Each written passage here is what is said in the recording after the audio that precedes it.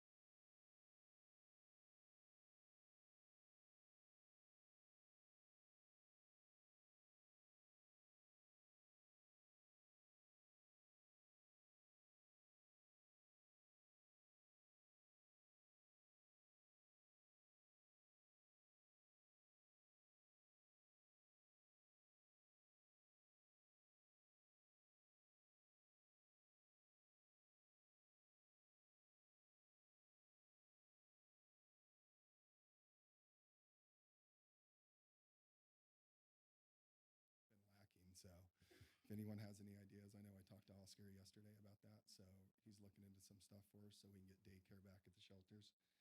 And then we're going to hold a job fair on June 21st in the parking lot. So some great things going on, and it's all thanks to a great group of people, the employees at Volunteers of America, and a lot of your staff here at the City of Reno have done an amazing job to help us improve the conditions at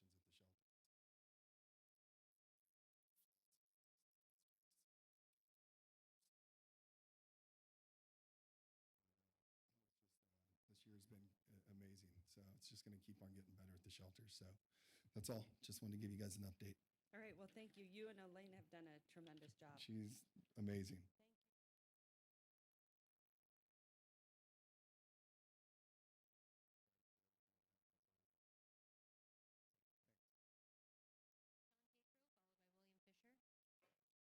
Hi, thanks for having. Promise I'll be under 3 minutes, but just wanted to quickly mention item J5, a new fee study that came out. Want to make sure that the industry paying the fees has a say in any changes to the fees made. I reached out to staff. They quickly responded and said that it would be brought up at the next BFAC meeting, but I just wanted to come here today to make sure that happened. As affordability becomes an issue, any changes to the $30,000 plus in fees paid per unit, I think should be scrutinized pretty carefully, and hope we can be a part of the process and come up with any necessary resolutions. Great. That's all I have. Great. Thank you so much. Thank you. William Fisher, followed by Mike Crowell. Good morning, everybody. Usually I haven't been coming down here too much, but I want to make sure my voice is heard because most of the time I stand up for children. Glad to see kids in council meeting because maybe they'll get involved when they get older. Most of you don't know me, but law enforcement definitely does. I stood up for the kids because some of the stores in this town were selling bath salts and spice, and there wasn't any rules and regulations for that. They could sell it to an 8-year-old. And those of you that don't know what bath salts and spice are, that's methamphetamine, cocaine, and pot imported from Mexico and China that destroy the brains of children. Well, the city council passed unanimously that it's illegal to sell it in Reno. Pornography used to be in public view. It's no longer in public view. Drug paraphernalia is now not in public view. You have to have a special license to sell it. I stand up for the kids. There's something I wanted to say. We just gave the Pledge of Allegiance to the United States of America. Everybody in this room stood up. I noticed that. Nobody sat down. I work with a lot of people that are undocumented. They're hard workers, and they follow the law. And I respect them. And these are different companies all over the city of Reno and Sparks. I have nothing against them working here. One thing I do have something against is people downtown, whether they're citizens or not documented citizens, if they're criminals, I don't want them on the streets. We want our safe streets for these children, for all your children, and for your future grandchildren. We want these streets safe. We all said the Pledge of Allegiance to the United States. I want the city of Reno, the state of Nevada, Washoe County, and the United States federal law enforcement agencies to all work together for our safety. I've been blessed to feed tens of thousands of people holiday dinners. I go to outreach centers all over the city, and I tell people that are undocumented, if they come to this dinner, they will not be messed with, period. The dinner is kind of like a small sanctuary. But I also have undercover officers and uniformed officers looking for people with guns, looking for people that are wanted, and taking them away from the dinner. Many of these leaders of our community have been to the dinner, and I want to make sure they stay safe, and I want to make sure the children that are at the dinner stay safe, and this city stays safe. I like the sound of Freedom City, but I want to make sure that our law enforcement agencies are respected and work together for our safety. God bless you all. Thank you very much. Mark Crowell, followed by Mark Markel.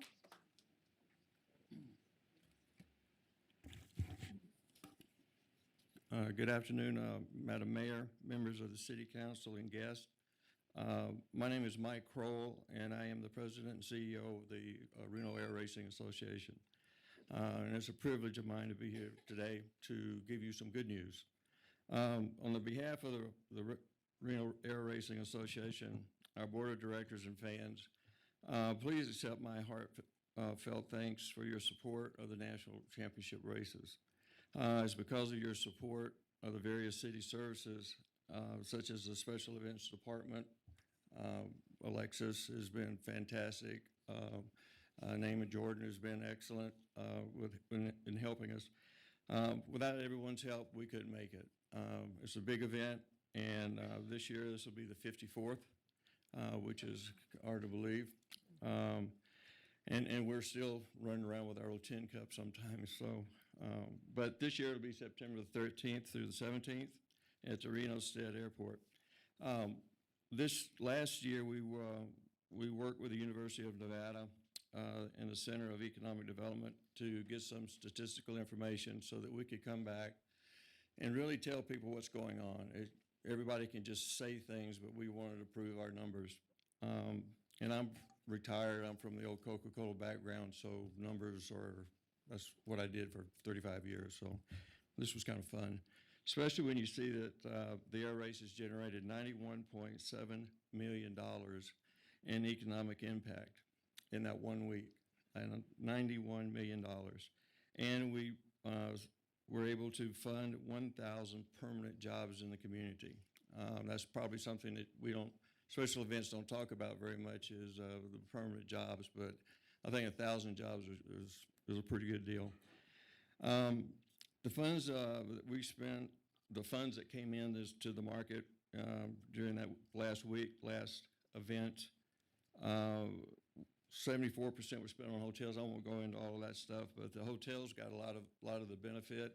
People came to town and they stayed for almost 4 days. So we were bringing in a lot of people from outside, like 70 million house nights. So 1,000 nights, room nights. So we were very pleased with that. And I got to hurry up, which is fine with me, believe me. So anyway, the funds are being put back into the community and in various ways. I brought some charts for the council to look at, and it will show you where we're trying to get to our millennials. We're following your leadership, and which we think is the right thing to do, especially for our event, for us to succeed.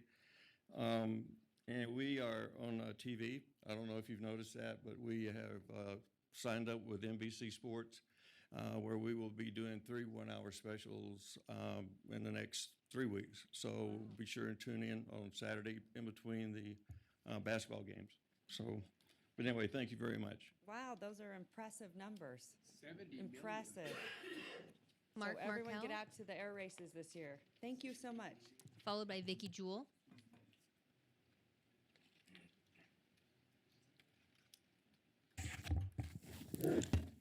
Hi, Madam Mayor. Your hair looks beautiful. Hi, council members and assistant city manager. My name is Mark Markel, and I'm a concerned Reno resident. I don't talk well, I know, but I have an important message: not to drive with drunk drivers, not to drink and drive. But I was a passenger in a drunk driving crash 27 years ago. We rolled 8 times and I was ejected and it landed on my head. And they put me in a coma for a month. And I was in the hospital for 6.5 months. And 27 years after I had this crash, about November of last year, I fractured my neck and I can't walk. Well, I had a walker and I used it, but anyways, I just want to be an example of what could happen if you ride with a drunk driver, and it's been 27 years and I'm it's still affecting me because I fractured my neck. But anyways, people, please don't drive or drunk drivers and don't drink and drive. Thank you. You speak very well, Mark. Very well. Vicky Thank Jewell, you. followed by an anonymous speaker.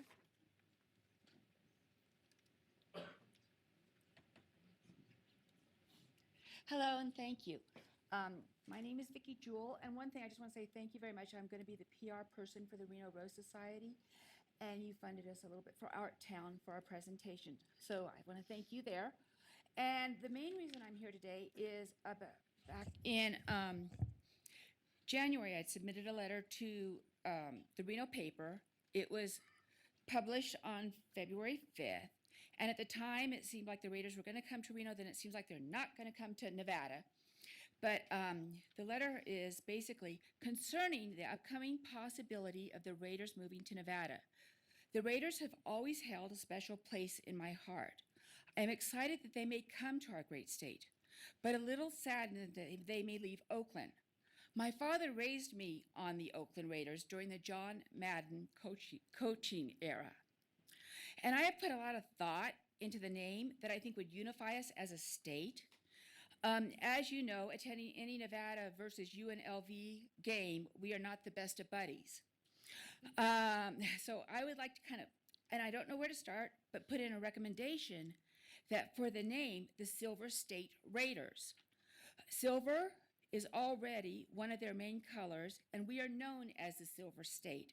And this would unite us as a state. And I know they vote next week if they do come. So it's something to put out there. I don't know exactly what venue to use, but I just want to put the idea out there to you guys. Because suppose if they come, I think they'll do some of their training at UNR. But, you know, it's just a thought, an idea, and I like it. Thank you. Oh, thank you. Very creative. I'll just Madam Mayor, next speaker is an anonymous one, followed by William Sock. Good afternoon, Mayor, Council members. The new city manager, Reno City Manager Sabra Newby, comes from Clark County. She was the assistant county manager in Clark County, and she was there for 4 months in that position. Her boss was Yolanda King. Yolanda King, as the manager of Clark County, entered into a purchasing contract with a shredding organization to pull shredding machines up to the courthouses in large trucks and shred all the court case files contained in the courthouses, including the domestic violence files. These files contain evidence of injuries to children, and they cannot be shred until the children turn 18, and then those files, which contain evidence of the batteries to the children, have to be returned to the children. So quite a few statutes are being broken, certainly NRS 205 under computer crimes, in which these files are electronic. The paper files cannot be destroyed, they have to be returned, and the electronic files also have to be returned to the victims. But all of this is occurring in Clark County. The Reno Gazette reporter, Anjanette Damon, worked for the Las Vegas Review-Journal during the time that all of this was happening, and she, although she was just reporting on road conditions with the Las Vegas Review-Journal, her company, of course, Stevens Publishing, was publishing about all of the crimes occurring to the children in Clark County. And Clark County is where the children's lawsuits started, and millions have been paid to the children in Clark County. So Reno's new city manager is very aware of all the criminal activity occurring to the children throughout the state. I don't have enough time, so I'd like to get this in. A child started legal proceedings against the government in the local court, and submitted documents. Within 2 days, the documents the child submitted we're lost.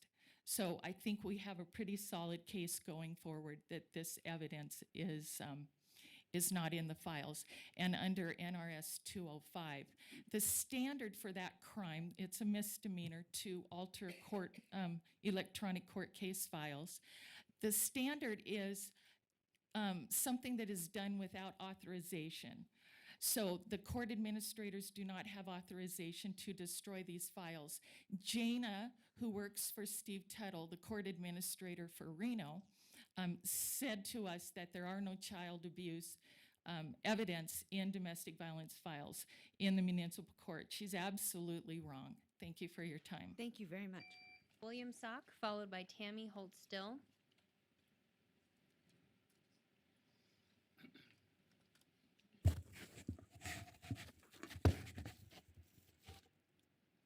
Madam Mayor, councilmen, and guests. I'm a bit concerned about the trend that I see coming out of the city council. To begin with, let's talk about the North Valleys and the flooding. Much of what you do helped cause some of it. And what you've done may very well cause more. The hillsides around the North Valleys are being developed. Is there a flood control channel? Nope. Is there any provisions to make a permanent new lake? Nope. 395 in Cold Springs almost flooded. Certainly large sections of Lemon Valley did flood. How much of that was due to the new development? Nobody knows because nobody's done a study. Nobody knows how much additional water and how quickly will fill those two lakes, White Lake and the one over in Lemon Valley, and potentially one instead. Now, this is followed up by a situation where the concept of welcoming city is being utilized as a euphemism for sanctuary city because sanctuary city has received such a bad odor. I would like everyone to know that the local jurisdictions in Maryland with the recent high school rape case used that euphemism. We do not wish to have criminals set free. We want these criminals sent back to where they came from. And it does not matter whether they're legal or illegal if they're criminals. But it's worthy of note that an illegal criminal convicted of an additional crime is actually convicted essentially of two crimes. One illegally entering the United States, and then whatever crime he's also committed. Please make it abundantly clear that Reno is not a sanctuary city. Thank you. All right, thank you. Tammy Holt Still, followed by Saul Bashano. We're going to be using the overhead.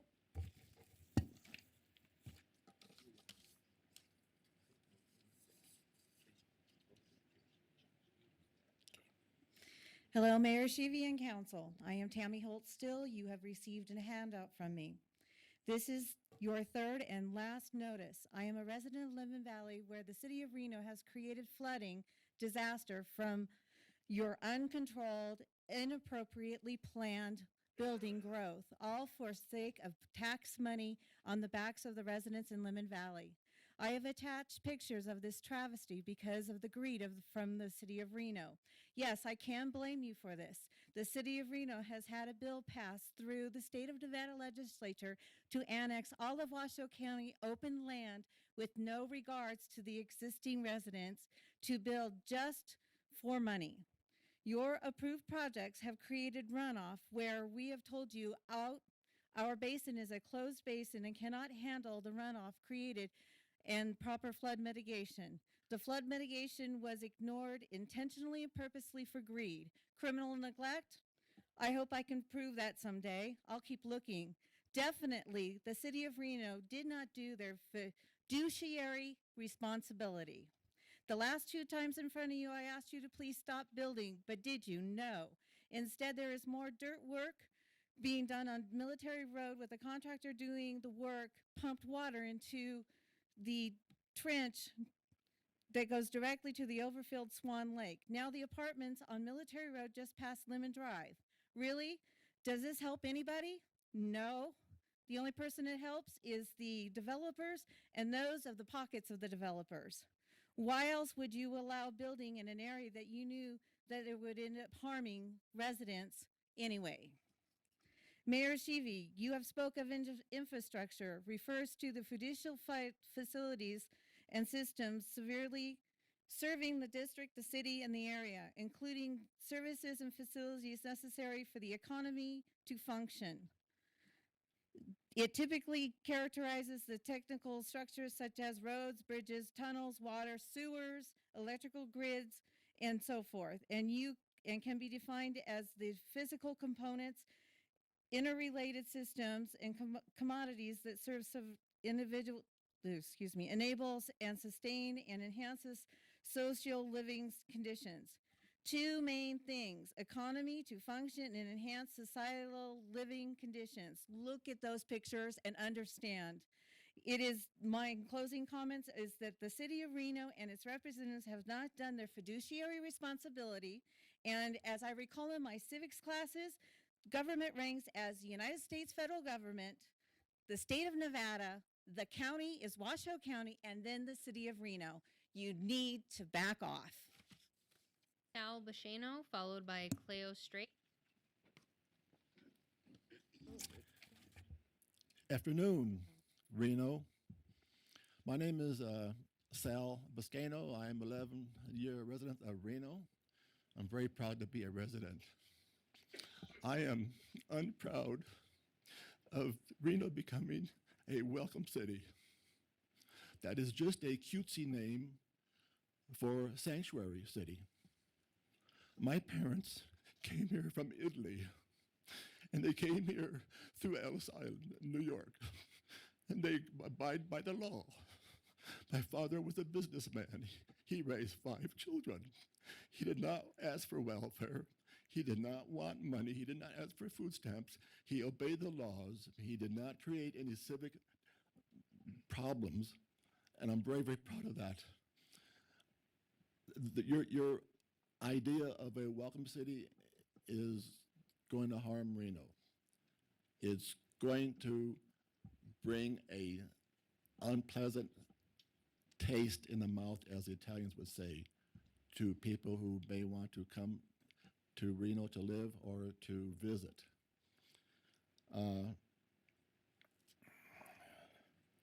I just don't understand, with the current information that we're getting from other cities, of the crime, of the violence.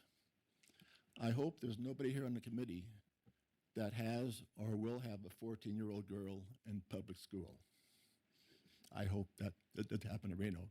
Hope that Reno City is not shut down for one day as London is today. And this is going to be a national news, and I think that your casino owners will be very unhappy if this occurs. I think that this is just, you're asking for trouble. I just can't understand why you want to defy federal law. Thank you very much. Cleo Street, followed by Courage Asawi.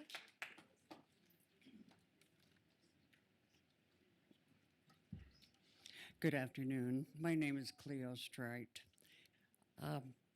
I'm here because I was told that you would be voting today on the sanctuary city.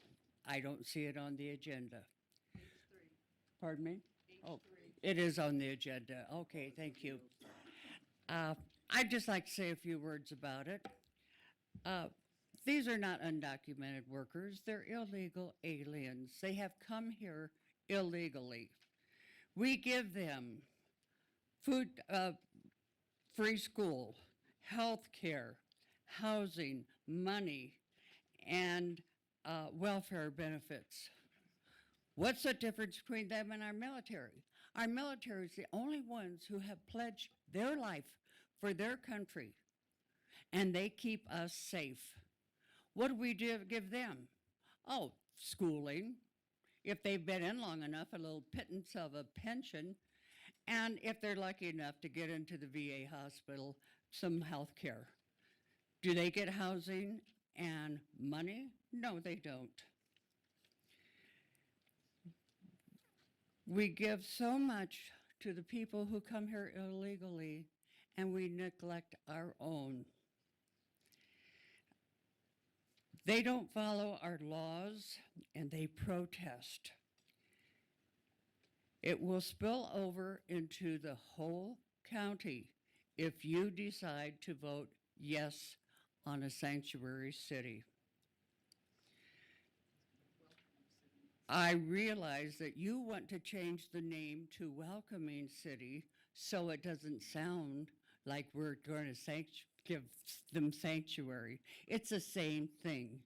And the President of the United States has said he will not fund a sanctuary city. And he is a smart man. He does understand that a welcoming city is the same thing as a sanctuary city. If you vote yes, I would like for you to go home today, remove the locks from your doors, put out your jewelry and any valuables you have, lock up your guns and your pepper spray, and pray that when they come to your house, your children are not raped, nor you or your spouse.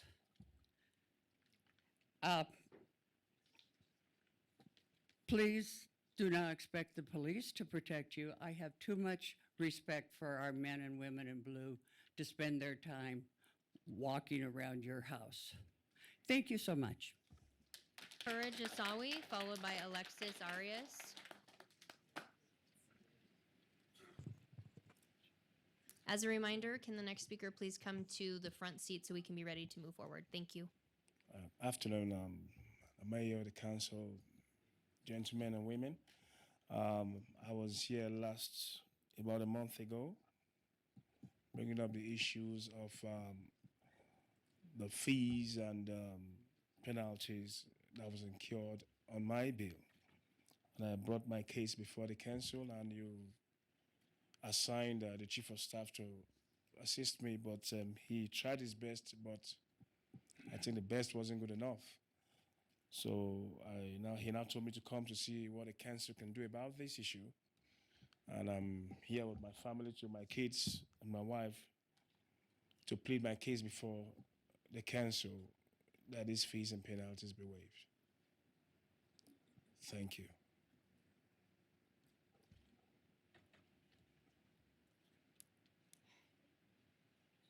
Madam Mayor, our next public comment is from Alexis Arias, followed by Daisy Rodriguez. Hello, my name is Alexis Arias. I'm from North Valleys High School. And as an athlete, I have been invited to participate in the Down Under Sports Tournament hosted on the Gold Coast of Australia. I'm honored to be an ambassador of not only my community and state, but also our country. I will be participating in this international event on the Pacific Girls Conference basketball team during the summer of 2017. I am looking for sponsors to make donations towards the cost of competing down under. A major source of funds comes through voluntary contributions of family, friends, and business sponsors. Your sponsorship will be a very important part of fundraising for me and my team. This donation will help us fulfill this once-in-a-lifetime opportunity. Included in this is a thank you ticket for taking the time to listen to me talk about this, and just fill out the ticket and send this entire form along with any contribution you would like to make to the Down Under Sports at this address listed, and you'll go into a drawing for a trip for two to Australia, Hawaii, and or a subsequent drawing for a 5-day cruise for two. And I was the only one selected for my school to go play for them, and it's just a very exciting thing for me in my life. It's for international recruiting too, so I can finally get out of my small town and do something with myself. So thank you guys. Thank you. Congratulations. That's great. Daisy Rodriguez, followed by Danny Cleus. Hi, good afternoon. My name is Daisy Rodriguez, and I am the outreach coordinator for a local nonprofit here in Reno. I stand here for the second time in support of Reno as a welcoming city. We continue to hold trainings, Know Your Rights trainings for the undocumented community, and we continue to see panic and fear in those communities, and it just keeps growing. We have also been informed of multiple reports where victims of domestic violence are no longer coming forward with or reporting the crime or the abuse that they're suffering, and that they also do not want to testify for court cases. So I don't think I have to spend too much time, since I only have 3 minutes, about how horrible and how awful that is for our victims, whether they're documented or not.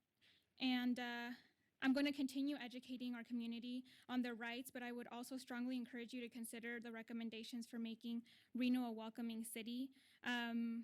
My parents came here undocumented. I have family who is undocumented. I have friends who are undocumented. And I can assure you that they will not be stealing your jewelry or breaking into your homes. Thank you so much. Thank you very much. Thank you Danny very much. Cleus. All right. I'm also going to ask to everyone refrain from clapping. At this time, there's a lot of people very passionate about this issue on both sides. I want everyone to have compassion and love for each other and kindness. So I want everyone to respect each other in this room today. All right, go ahead, sir. My name is Danny Cleus. I live at 11630 Tupelo Street in Lemon Valley. As you know, we've all been underwater. It's going on for 3 months now.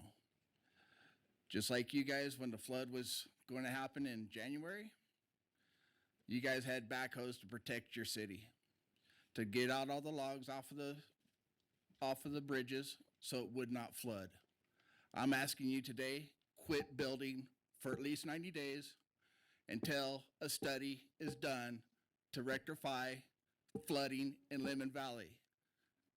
This morning when I drove by, the apartment complexes are stripping our sagebrush and dirt away again. The other one on Military Road, they started up stripping sagebrush and dirt again. We have a really wet winter. It's still going on. My house might be impacted for a third time. I do not want that. I do not want that for my neighborhood. You guys need to stop building. All the building you've done around there without the studies updated since 1986 needs to be done, a new study. That is a closed basin. It's not the Truckee River. It does have nowhere to go. Until somebody figures out what to do with that lake, where to do with the access water, everything needs to quit. I was also handed a letter today from a lady that can't be here right now, but you all have a copy of it too. In there, she says about the same thing I did, but her documents go back to clear to 1929. Her documents say the last records that she could find of the floodings out there were in 1986. Nothing has been done since then. I lived out there for 38 years. Nothing has ever been done to clean that lake, to take the sediment out of that lake, and you guys keep building. You keep taking our floodplains away. You keep taking our dirt away that normally suggests it melts into, and you don't build nothing to retain the water. What is wrong with this picture? You guys bring down backhoes to save your city. Why do you keep building to screw up my county? Why do you save down here, but out there in the county, we don't get it? You guys keep annexing things. More warehouses. Joe Hart. There was a runoff comparison before they built the big old warehouse between Military and Lynn Valley Drive. 50 CFMs of water was the runoff for that. Now, since they built it, 212. Right. Thank you. Thank you, sir. Kathy Meiser Drake, followed by William Puckort. We'll go with that. Yes, sort of. Thank you. Future. Hi, I'm Kathy Meiser Drake, owner of Meiser Enterprises. We are local, as born here, industrial property owners, industrial property managers, and licensed general contractors specializing in design-build industrial parks. In 1950, the gaming hospitality industry was the #1 source of jobs as it is today. In 1950, 5 local families perceived an opportunity for a second job source for the Reno Sparks in the industrial field. A Nevada state law, paraphrased as the Freeport Law, was passed, giving industrial renters the ability to store goods for shipment out of the Reno Sparks area without an inventory tax being paid. This untaxed inventory also meant that the sales of such inventory to customers outside Reno Sparks was also tax-free.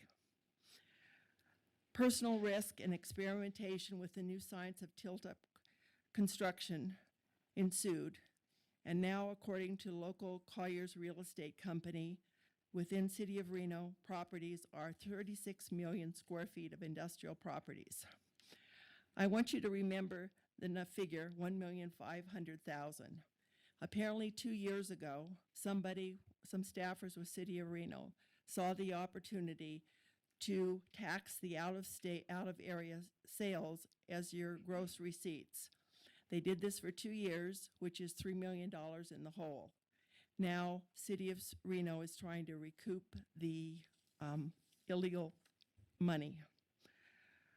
A lot has been done with this draft ordinance, making it A-OK with the Freeport tax.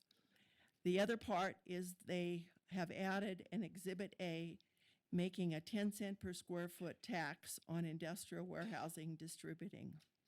The problem is that your city will not be tax competitive with other echelons with that added tax. The way the tax was derived by the city is they had 15 million square feet on their inventory of warehouse space, dividing the 1,500,000 shortfall was 10 cents. If we look at Colliers' figures of 36 million, that's 4.17 cents per square foot. I'm going to go back to the figure of $1,500,000 that you're short.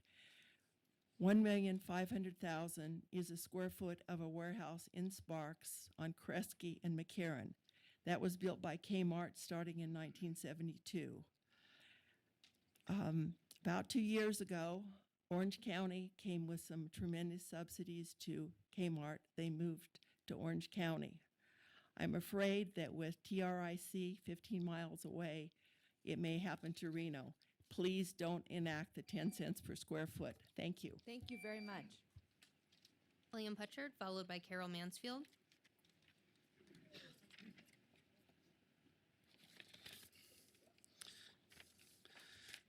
Mayor and council members, I've asked the city clerk to give you reference material of what I'm speaking on today. My name is William Poochert. Nice try. And I reside at 2725 Everett Drive in Northwest Reno. In mid-February, we noticed that a billboard was beginning to be constructed near the back of my home on the adjacent parcel of Mountain View Cemetery, which lies between I-80 and the Highland Ditch. The materials for the sign were staged during the day, and workers erected the partially completed structure in the non-daylight hours. After notifying both city and county officials, a stop order was issued on February 17th. And yet, work resumed into the weekend until I personally came out on my deck with the copy of the stop order in my hand and declared their actions illegal. No work has resumed since. The before-mentioned stop order gave the deadline of March 14th as the as the deadline for corrective action. That deadline has come and passed, and we are left with an ugly, incomplete sign structure that stares us in the face of our living room and bedroom windows and blocks our scenic views. To my knowledge, that sign has not received a proper permit, and in its current incomplete state, you will notice being held up by pins presents a hazard not only to my neighbors, but also to passing motorists on I-80, as we do get heavy winds in our area. Our understanding from both media reports and discussions with local officials is that the sign was erected by a rogue sign company, ironically named Strict Scrutiny Media, which has placed this and other illegal signs up and within our area. The intruding sign is part of a lawsuit between the company and the city of Reno that was initiated on December 17th, 2016, and the sign in back of our house was erected during the month of February, 2 months after the lawsuit was initiated. I wish to say it's an affront to us city taxpayer that as taxpayers that the sign company is deliberately building illegal signs just to promote endless litigation, and I thank City Hall, Attorney Hall for speaking out on this. My neighbors and I were never notified of the intent to build a sign, built without a permit, thus never had a chance to appeal. According to news reports, the sign builders must obtain a building permit from the city. We urge you not to issue the building permit, as our scenic views and our property values will be in peril. I wish to commend you, Madam Mayor, and fellow council members on your anti-blight initiative in our city, and ask that this unsafe blight, which shudder to think will stare us in the face for the foreseeable future. I want to commend your code enforcement gentleman, Joe Henry. He's been very responsive, and I understand that there's pending litigation, and this matter affects both city and county jurisdictions. But I think it's unfair that we suffer the consequences of the cemetery and sign company continuing in their illegal activity. Thank you. Thank you very much, and we appreciate the praise for our team. Very, very appreciated. Thank you, Willie. Carol Mansfield, followed by Patricia Poochard. Second time charm. I'm Carol Mansfield. I'm a resident on Everett Drive, and it's my neighbors who are affected by this sign that's going up. Now, I really have a bad feeling about this, and the reason is when you look up at those signs and you see them so close to the drainage ditch, which is the Highland Canal. Now, the Highland Canal feeds the cemetery, and it also feeds Rancho San Rafael. And I would hate to see those things fall on that canal. They are uphill from it. They have no anchor to the ground right now. They're just sitting on these cement barrels. There's a small area, very small area in there. The canal is lined with cement, and the city would need room up there to try to fix it if something happened.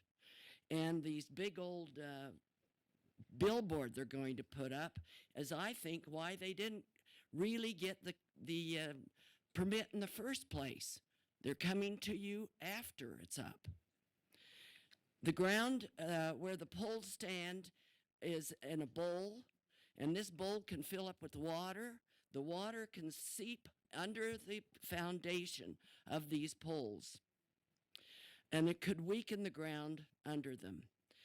I'd rather be safe than sorry about this canal, and there is an ordinance in there about it. It's 1816.301 on the Highland Canal, and it says the sign, you have to watch these signs that are located near drainage, near water.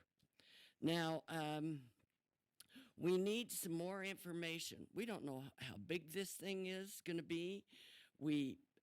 There's just no information out there because they didn't file a permit and we didn't get it. it will, if the water is out of that canal, the Interstate 80 is just below it. I mean, it's going to be a real problem. And in the future, and we're law-abiding citizens, but those homes are going to be sold to other people. If they're ever get up there and track around and try to pull it down, then you're in really big trouble with that canal. I think it should be just stay pristine and leave it the way it is. The cemetery already has the big cross. Everybody knows where the cemetery is, and it's the Senate. The council has to add to the quality of life, minimizing visual pollution, and that's what it is. It's a blight. Thank you. Great points. Thank you very much. Patricia Puchert, followed by Daniel Leonardi. Good afternoon. My name is Patricia Puchert, and I am the homeowner of the said property. The erection of a billboard is a serious matter. Billboards affect the surrounding areas. I have an illegal billboard outside my yard. It was placed there in February. The illegal billboard has caused nothing but problems. Because it's partially constructed, we fear that part of it will blow off in a storm. It is a danger for our area. The rods could hit us, our neighbors, or the freeway below. Because of this partially constructed billboard, I can no longer use my backyard. It has caused us to no longer enjoy our lovely deck. It is a complete eyesore. The structure was erected illegally in the middle of the night, in fact. Our property value has been deeply affected. I doubt I would be able to sell my home if I wanted to at this point. I feel my rights have been taken away. I want this illegal billboard removed now. I also would like to add that because this billboard is illegal, why aren't the people who are involved with this not heavily fined? If I did an illegal act, I would be heavily fined. I probably would be in jail. Why not them? I would appeal to the city council that you realize the placement of billboards to be extremely important. I would hope others will not have to go through what we've had to. Please, when considering billboards, have the courtesy of remembering those affected by their placement. Thank you very much. Thank you. Daniel Leonardini, followed by Sam Dene. Good afternoon, Mayor and City Council members. The American Civil Liberties Union of Nevada supports and thanks the City of Reno for hearing the resolution to affirm its position as a welcoming city and letting all of its residents know that they have a place to call home. Nevada is a state built on influx. Immigrants make up roughly 20% of its population. Immigration brings fresh ideas, new solutions, and the melding together of cultures and traditions, which makes communities even stronger. Entire communities and cities have changed their traditions for fear of the unknown. This resolution will go a long way to protecting the culture of Reno. All residents of Reno have the right to live in safe communities and to feel protected by those who have pledged an oath to protect them. The ACLU applauds the work and dedication of the Reno Police Department in building a bridge with immigrant communities and working to make sure they feel safe and protected. The community is stronger and safer when law enforcement works for all. The ACLU is working nationwide with cities to ensure that immigrants, whether they are documented or undocumented, whether they were forced to seek refuge in America or willing to uproot their lives for better living conditions, are protected and feel safe in their new communities.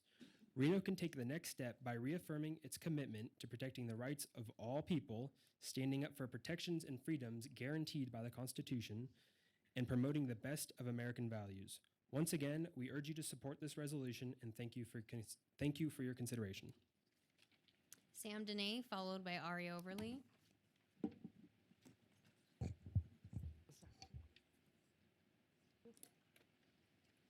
Sam, Dene, the DNA of Reno government.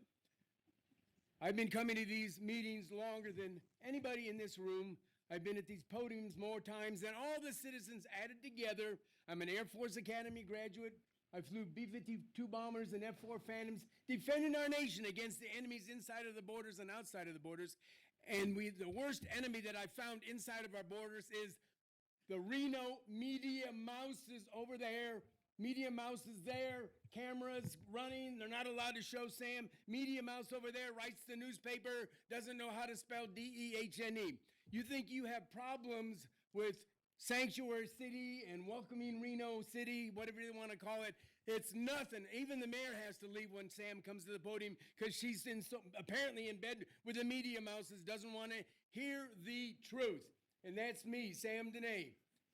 The media mouses are corrupt, mendacious, perverted, deceptive, rotten, evil, wicked, and they're a bunch of cowards, 160-pound senior citizen, wouldn't hurt a fly. They're afraid to write the truth that I brought to Reno all of these years since 1994. 2,572 attendances at these meetings, 7,840 public testimonies, but who's counting? I've given these people more good ideas about what to do for Reno, and most of the time they act like they're ignoring them, but if you wait 2 or 3 months, they initiate virtually every one of my brilliant. I'm responsible. Come on up here and argue with me, anybody. I'm responsible, Sam, that's me, responsible for 92% of the good things about Reno. Yep, 92% of the good things about Reno. And I've inspired that man over there to come up and talk. Look at him, he's gonna say something. As I catch my breath right here for a moment, I gotta stand back because the television's not working, so I have to do my own YouTubes. Anyway, I'm here to give some kudos and compliments to the Reno City Council, and the mayor had to leave just in the middle of it all. And you broke your camera, mister. Nice smiley face. Anyway, I want to give some kudos. You know what the kudos are? First of all, I want to give you kudos for following Sam's directive last week and hiring the new city manager. Sabra, the abracadabra woman, Nubai. And why did I sponsor her? Because the media mouses are scared to death of her. They hate her. And I support her, and I ordered them to hire her. And guess what? Her opponent just left the room after her Sam supporting that lady. He left the room and said, I can't do it. If Sam doesn't want me, I'm out of here. And he left. I was the driving force that got this wonderful medical marijuana to go. I was the driving force that got our Reno police chief over there, Jason Soto, who's doing a great job. Our fire chief over there, Dave Cochran, who's doing a great job. The driving force, but the media mouses should be dismantled. All of the media mouses, dismantle it. Thank you. Ari Overly is our next speaker, followed by Eddie Lorton. Thank you over there, too. Thank you.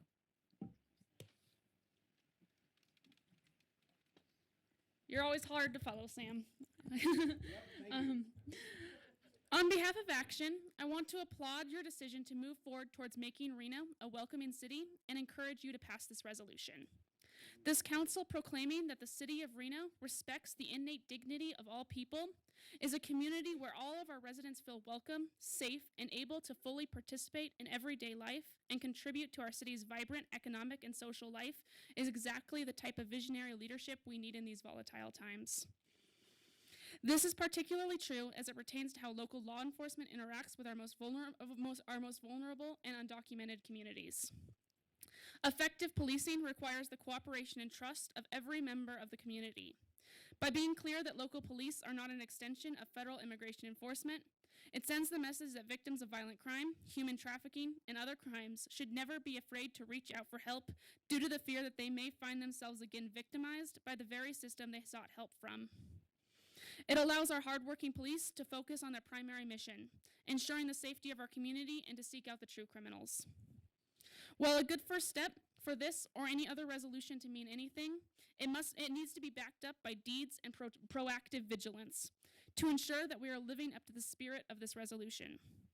Ensuring that a city that welcomes and supports all of its residents means that we must practice every day to fight for our neighbors through both social and political change.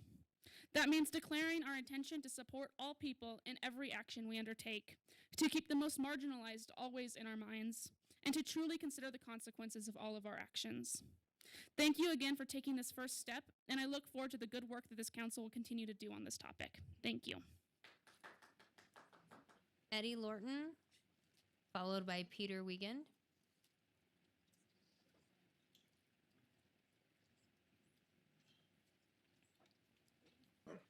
Sorry, City Council, how are you today? My name for the record is Eddie Lorton, and I was also looking at this H3. So it's a code word for sanctuary city. It's all the policies of a sanctuary city, except they left out the word. So we ended up in the newspaper the other day. They complained about how Trump was going to strip us of a block grant for the homeless shelter for $500,000. Let's see how they complain if we get our federal funds stripped through RTC in the airport and things like this. It'll be in the multi-millions. So I don't have an issue with immigrants. I just want you to be here legally. Okay, I say safety before sanctuary. So, you know, we ended up in here. There's been numerous crimes that have been committed, let alone that 14-year-old people were talking about earlier, a couple days ago, really unfortunate. But I do want to get into these things about how, you know, we pay billions of dollars protecting other people's borders. Why not our own? So I think we're in a time right now to where we need to look out for ourselves. I'm not against illegals, but I'm against illegals, but I want you to be here legally. And so to mask it through this way, to say a friendly city, I don't agree with that. And believe me, like, I'm close in the Trump campaign, and they know what code word for sanctuary city means. So we'll see one day and maybe pay the price. I hope that we can see past this. You know, it's unfortunate some of the circumstances people are in and get in. I have compassion in my heart, believe me. But unfortunately, there can be good and bad in everything. So I just think we should stick to federal law. And, you know, we're just trying to toe step around legal and what's not legal. And what's legal is where, bottom line, you know, we don't allow other crimes. You'll get a speeding ticket, so how can you be here illegally? You know, you can't pick and choose which laws you're going to enforce and which ones you're not. So we're well aware of what this means. And I hope today when you vote, you consider all these things, and election time will be coming, and things like this make me know why probably I'll be running again. And thank you very much. Peter Wiegand, followed by Sharon Owen. Hello. I never expected I'd be speaking here in this kind of capacity in support of the welcoming city proposal. And the reason I'm doing this, I've actually been working at the University of Nevada, Reno for 30 years. I'm graduate faculty in geography, geology, and in hydrology. Also graduate faculty at Cal State Bakersfield in the geology department and at UNLV in the anthropology department. I also have been a research professor at the Desert Research Institute and have worked there since 1987, okay? So I have a little bit of experience with working within the community. I've lived here for basically since '87, but also I have been working internationally. I've worked around the world. I've worked in Northeast Africa, in the Near East, in the Middle East, in Southern Italy. I've been working with both American students and international students, and everywhere I went, I was always welcomed. In Egypt, by the Bedouin, in Jordan, by the Bedouin. I taught in Jordan for a year as a Fulbright scholar. I was never harassed. I was never treated unfairly. And yet, 2 months ago, one of my PhD students, an Iranian student, PhD student, here legally as a graduate student, was bumped into, smashed into by someone in Walmart. They smashed their cart into her cart. And then when she said, "I'm sorry, I didn't mean to," she apologized. And this individual said, oh, you're one of those Syrian refugees. Why don't you just go back? We're going to send you all back and make America great again.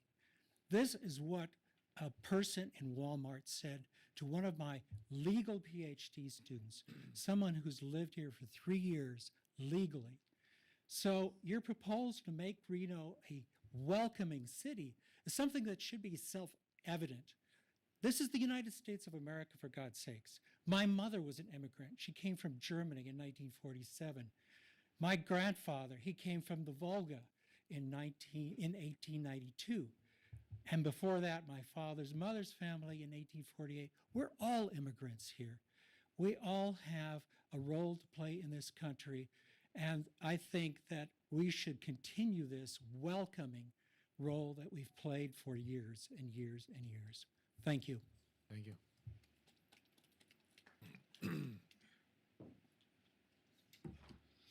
Hello, everybody. First of all, for the record, it's Sharon, not Sharon. Better than Sue, but you know.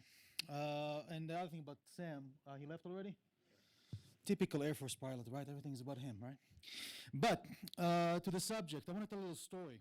A story about a guy who used to live in Los Angeles and for a period of time was an illegal immigrant overstaying his visa, working construction every day in Compton, Watts, Gates, being harassed, being picked on by his color of his skin, his religion, his accent. Then he married a refugee in this country, and he became an American citizen. His last name was not Delgado. His last name was Oren. That's me. I was an illegal immigrant or overstayed my visa for a period of about 6 months in this country. I was the one who had to go from San Diego to Los Angeles, being afraid of ICE picking me up at the checkpoint and deporting me. Here's the thing. Today I stand in front of you as a well-known leader in this community, a successful business owner, developer, and a U.S. citizen. And I'm here to tell to everybody, there is a way to do things. And when I was here illegally overextending my visa, I knew the risks that I was taking. And the risk was that the ICE agent can pick me up at the checkpoint and deport me. And this is the risk that each and every person who is in this country illegally, and yes, it is illegally, need to know and need to be aware of. Because we have rules in this country, we have regulations in this country. We all speed. Some of us get caught. It's part of the risk we take when we speed. We have law enforcement people over here in our society. When we have the interim chief sitting over there, sorry. And we need to make sure that his people, our tiers in this community, are safe. We need to make sure that all of us are safe. Now, here's the thing. An immigration problem is not a Mexican problem. It's not an Hispanic problem. I know plenty of Israelis, Germans, Canadians that have been here illegally. So that's a separate story. The other thing is, not everybody who is an illegal immigrant is a murderer, a thief, a burglar, or a rapist. But how do we make the definition? Since we don't have X-ray vision like Superman, I believe that we do need to have better checks and balances that we can follow through. And in that time, I encourage every person in this council or in this county or every person who is holding an office, you took an oath. That oath to remind you, like the pledge we just did earlier before when we opened this session. We took the pledge. Each and every person sitting in this seat has an oath that he took to office. I expect you to uphold your oath for the benefit of the citizens and the legal residents of this country. Because it's not about left, it's not about right. Right foot or left foot doesn't make any better. We have plenty of issues in our community. Crime is rising. We have a lot more of shootings going around. Whose fault is it? Are they illegal? Are they illegal? I'm not here to make this statement. But I'm here to make a statement that we have to vet our system better. Until then, we have the rule of the land, the law of the land that we must follow. Otherwise, what reason is to have any laws, period? So let's welcome everybody, but not welcoming city. It's not a different word for a sanctuary city. We are already welcoming. I was welcomed to this city in 2008, and I want to thank everybody for welcoming me. But let's keep the law. Thank you very much, everybody.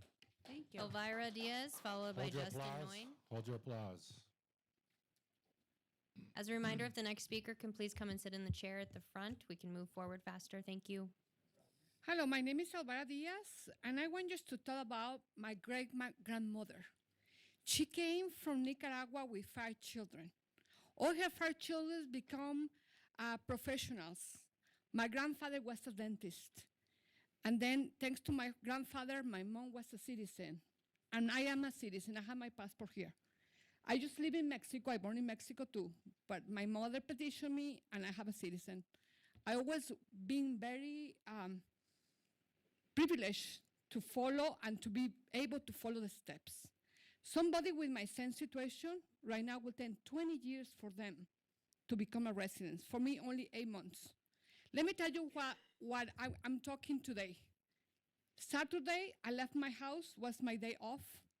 When I get out of my house, I get a citation, a ticket for my car. I live in Sparks, so it's not in City of Reno. This is the second time the Sparks police put me a false ticket. I went, was a mistake. I have a permit. They dismissed my ticket. What I'm trying to tell you is somebody like me that was following the rules that I'm following it, they're going to criminalize us. First of all, immigrants, nobody is illegal. People do mistakes like the guy just talked, and I don't understand why he was suffering the case, now he's against to be welcoming. We need to fix immigration reform. I want to thank you, City of Reno, because you guys going to do welcoming stuff. The last time I talked here, I just want to let you know, in March, March 6 to March 9, they detained 93 people. 61 has criminal things, 29 didn't have anything, and now they're facing deportation, just maybe because they were in the wrong time. And some of my friends that are business owners are already selling their business, are already going to move. So if we don't do welcoming and we don't fix our immigration system, it's going to affect our economy. I took pictures of restaurants that were empty, and it's going to affect our economy too. So we've been targeting. I can show you my ticket. They asked me for some status before, now they put me a ticket. So I know they're going to be after me in City Sparks. Thank you, City of Reno, you're not doing that. So that's why I want to say thank you for doing this welcoming for everybody. We need to fix immigration reform, and we make money, we pay taxes, we're not criminals. We are actually immigrants, they less crimes than people who born here. So that's a fact, I'm not saying that. So thank you so much for supporting Reno. Thank you and have a good day, thank you. Cesar Manera, followed by Karina Black.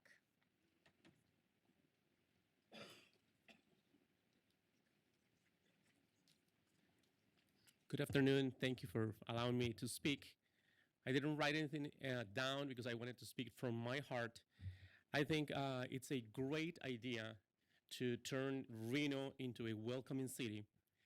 I think that there is a lot of myth between our community and probably the nation when people think that illegal immigrants, they just come here and they are just getting social and benefits from the government. Actually, when you're an illegal, you cannot get any type of help from the government. On the contrary, every illegal alien that works, they pay taxes. So in a way, they are contributing to the economy of the city and the nation. And if I can share a little bit of my testimony, I arrived to the United States in 1981 and started working like everyone, attended school, graduated from Worcester High School, attended community college and UNR, and became a useful citizen of this community. I have lived here for over 35 years. I have raised a beautiful family. Both of my kids, they are professionals, graduated from UNR also. And at the present time, I represent a network of over 15 Hispanic churches in the area that are working really hard to make a difference in our community. I don't think every person in our community is a criminal or a rapist or a thief. I think we get those in each community regardless to which one we belong. So I really encourage you to make Reno a welcoming city and give everyone an opportunity to be a part of this great community.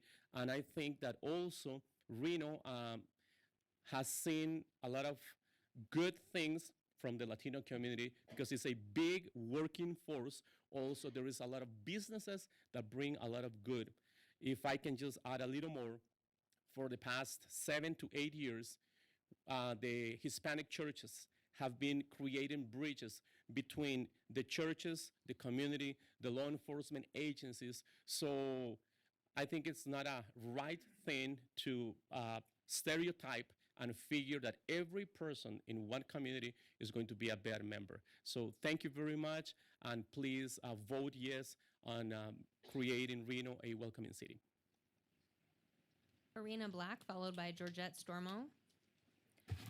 Good afternoon. My name is Karina Black, and I'm with the Northern Nevada International Center. We are the local refugee resettlement agency. Like many speakers here, I'm an immigrant. I've lived here for 30 years, and I found many different opportunities in this community. But I wanted to address just two major components that I think there are a lot of misconceptions about. From an economic perspective, Nevada has about 1/5 of our population is made up of non-native born people.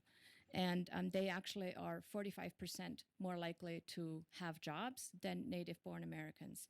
They actually, undocumented people as a group have more businesses than any other group, and that includes documented and native born Americans. So to say that we need to welcome, be a welcoming city, that just means we need to welcome our own community members. In terms of public safety, it is absolutely critical that everyone feels absolutely comfortable with going to our local law enforcement agencies. And I'll give you an example of one of our refugee clients who was going to work on Christmas Day on an RTC bus and was attacked by an older woman who wanted to take her headscarf off. Like so many other immigrants, she was afraid of going to the police, and she refuses to testify that this has happened to her. If this is the kind of pervasive sense that is among our immigrant populations, they're afraid to go to law enforcement, then we as a community are less safe. So I really want to say I applaud the city of Reno for being a welcoming community and for hopefully becoming a welcoming city. And I thank you very much for all your efforts on behalf of immigrants and refugees. Georgette Stormo, followed by R.A. Drew. Thank you for having these open comments.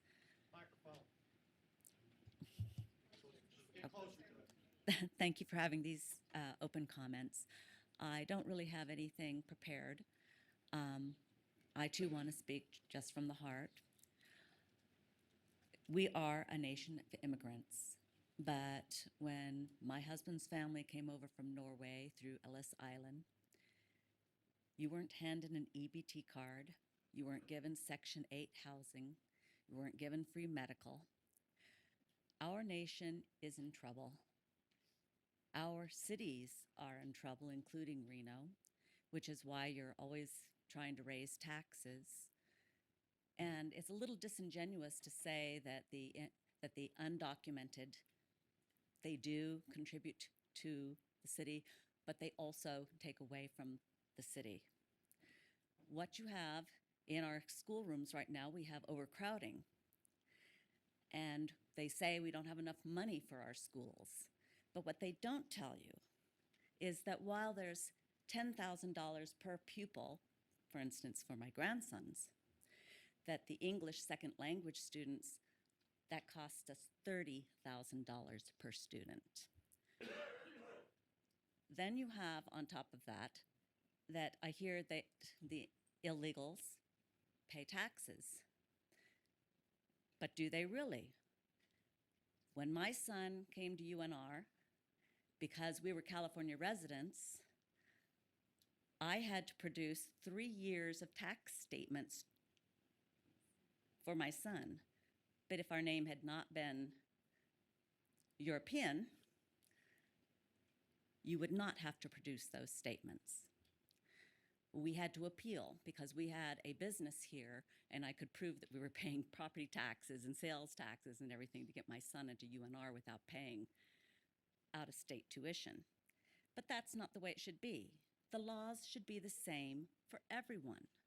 Don't pick out one group and say that the laws are that way for them and then make the rest of us behave differently. It is a nation of laws, and the federal government has every right to expect our police to cooperate with federal law. And if they don't, they have the right, the federal government has the right to pull those funds. And where will that leave the city of Reno if funds are pulled? Thank you very much. Thank you. R.A. Drew, followed by Paul Lenart. Good afternoon. Since I spoke to the city council on the issue of becoming a welcoming city, I thought I didn't need to speak again, but I heard a lot of the comments from some of the people, here today, and I wanted to make sure to try to address those comments. Reno should be a welcoming city, not just by resolution and by name and by changing some practices or continuing to remind various agencies in Reno about practices that have been decided upon. Reno should literally be a welcoming city.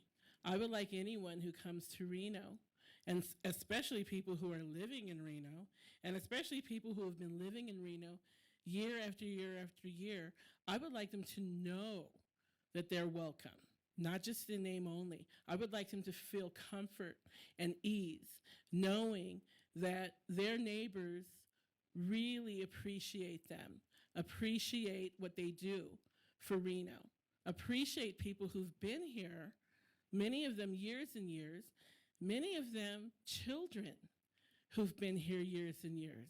What are we supposed to say to the children if Reno is not a welcoming city? If there are children living here and going to school with your children and your grandchildren and the children who are loved ones in your life, what are we supposed to say to them if you do not vote for Reno to become a welcoming city? Do you, Mayor Shivi, do you want to look into the eyes of a 10-year-old and explain why Reno is not a welcoming city to that 10-year-old? That 10-year-old would not be welcome. That's all I want you to do. I want you to think about the 10-year-olds who are side by side with your children and your loved ones, and I want you to talk about what you will say to them. I've heard the concerns of people who've spoken today. I'm not minimizing their concerns. We're all concerned about anybody who commits a crime. I really don't care where you're from if you commit a crime, especially a violent crime. We need to be safe and protected from anybody who commits a crime.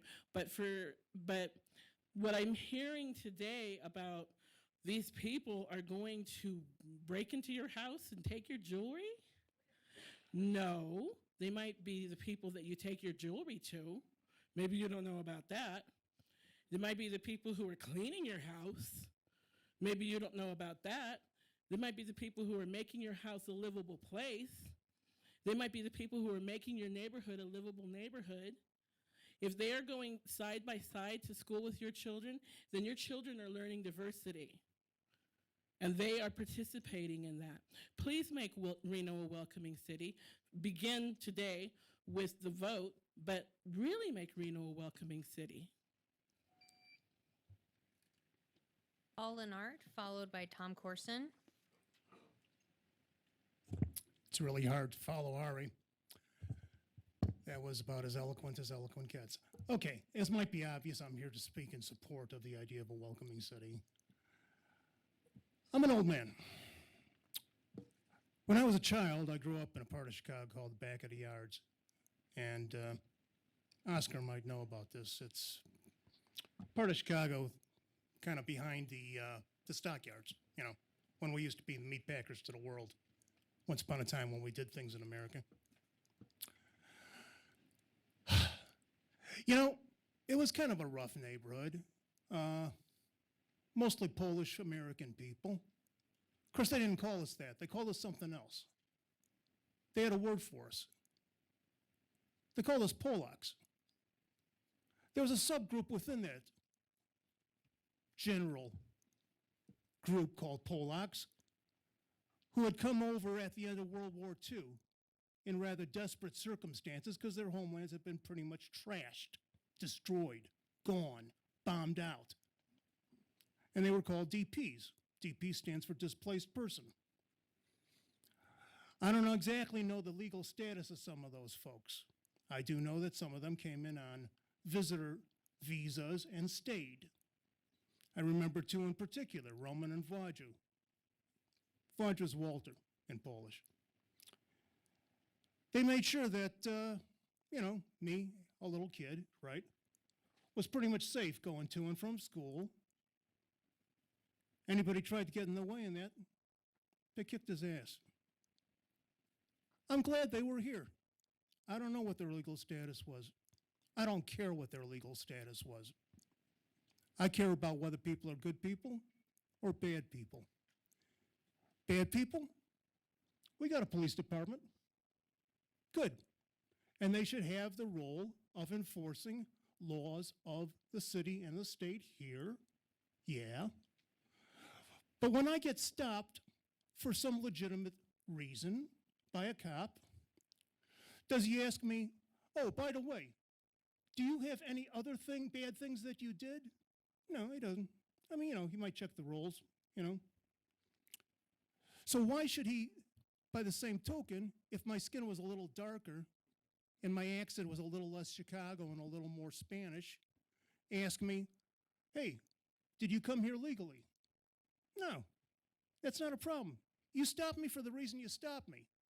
You run a scan on my record, okay? If I did something, you bust me. No problem. And there's nothing in the Welcoming City resolution that keeps the police from doing that job. That's all I got to say. I'm no genius. I don't study statistics. I don't know all that stuff. I know about people, though. People are basically good. And I think the people of Reno are basically good, and I hope they go with a Welcoming City. Tom Corson, followed by Tanya Hayes. Hi, thank you for hearing me today. Welcoming City, same thing as Sanctuary City, gives everybody a warm and fuzzy feeling. But I'm sure you have good intentions for it. Just like Chicago, South Side had good intentions with public housing. We see how that turned out. Once you get over the fuzzy feelings, what you really are encouraging is more people to move here that are legal. You're encouraging people to bring their children here to put even more strain on our overcrowded schools. You're against the working poor by keeping wages suppressed, by people that are working for cash under the table, that are not paying their federal taxes. They may be paying sales tax, they may be paying a little bit of property tax in the apartment, but the school system is overburdened by people that are here illegally. They don't pay near as much in taxes to cover what it costs to educate their students. So, I mean, you have your good intentions. I hope you feel good about it, but the only thing you're doing is poking the bear with this resolution. You're threatening the federal government to cut off federal aids to Reno. And when they do that, you're going to be out in the press saying, we need more taxes. We need to raise property taxes. We need more taxes. That's all I've heard since I've moved here from the school district, is we need more money for the schools. But we feed people in the summertime. We don't ask them if they're even a student. We feed adults. So you guys need to really think hard about, are you representing the people of Reno, everybody in Reno, and not just a small group, because you guys want to feel good about being a welcoming city. Thank you. Tanya Hayes, followed by Ken Kopi. Good afternoon, Madam Mayor and City Council members. My name is Tanya Hayes, and I am in favor of the resolution for Reno to be a welcoming city. I am an immigrant. I have lived here for about 20 years, and I have 3 children who are American citizens. Every time that I hear about an immigrant mother or father being deported and torn away from their kids, I cry. Because that could have been me. That could have been you. Could have been any of us if we had been born into different circumstances. I came here from Sweden on a student visa. I went to UNR and then to Columbia University, and then I came back to Reno to work here and to contribute to this city and to this country that had given me so much. But that's when I realized that getting a work permit to be here and work legally was almost impossible. In fact, the most realistic way for me to stay was to get married to my boyfriend, who was an American. As it turns out, we celebrate our 15th wedding anniversary tomorrow, so it all worked out. But it just goes to show that the laws are not very welcoming to immigrants who want to be law-abiding and contributing. If my boyfriend had not been American, maybe I would currently be here illegally, like so many people are, fearing that I would be getting deported away from my children and my family, and that my kids would lose their mother. Children and families should not live in this kind of fear. They should instead be focusing on work, school, and the joys of life. The vast majority of immigrants are hardworking and law-abiding, and they just want a nice, safe, normal life for themselves and their kids.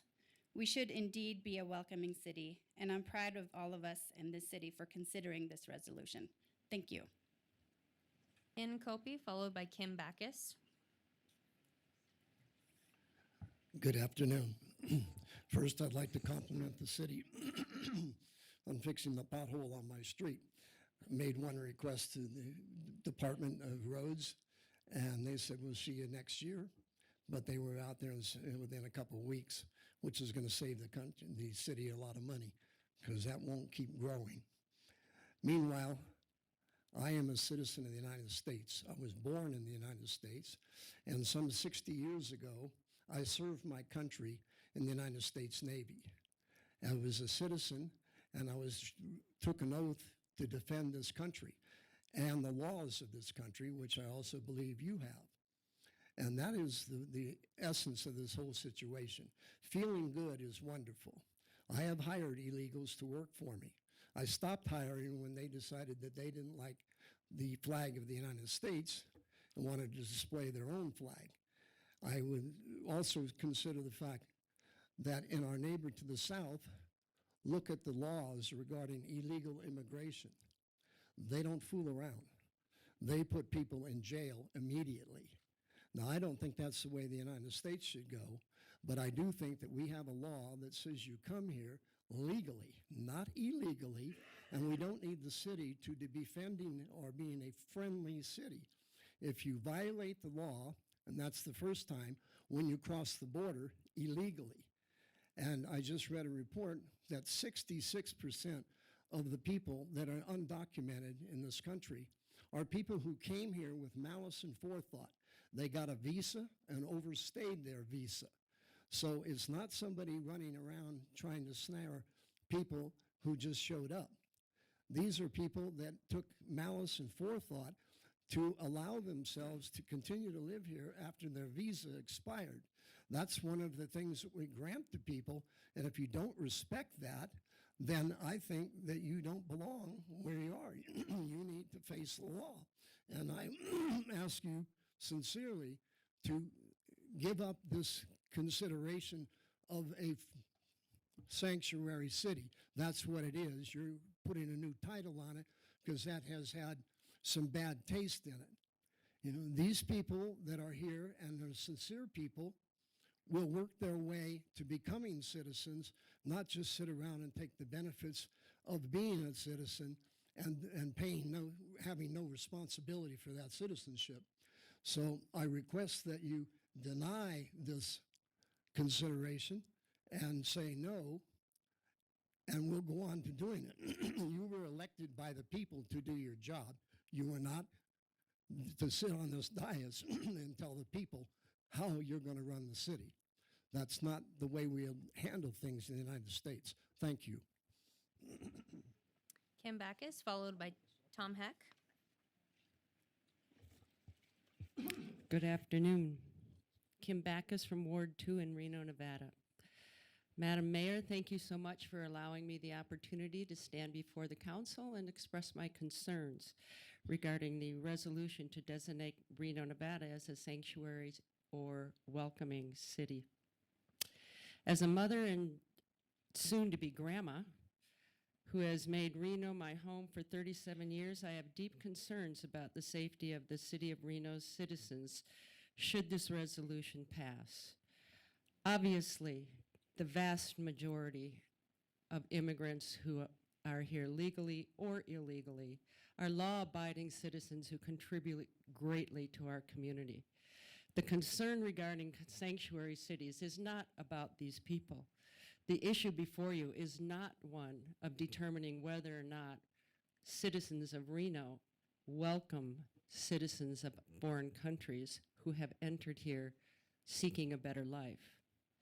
The concern that I have as a parent and a soon-to-be grandma is for the well-being of our citizens based upon the open door you are presenting to illegal immigrants who do commit felonies. Those felons are looking for cities where they will be safe. San Francisco is no longer a place I visit. Not because San Francisco isn't a great place, but because I get harassed when I'm there. I have no idea who the people are who are harassing me, but I don't care to find out either.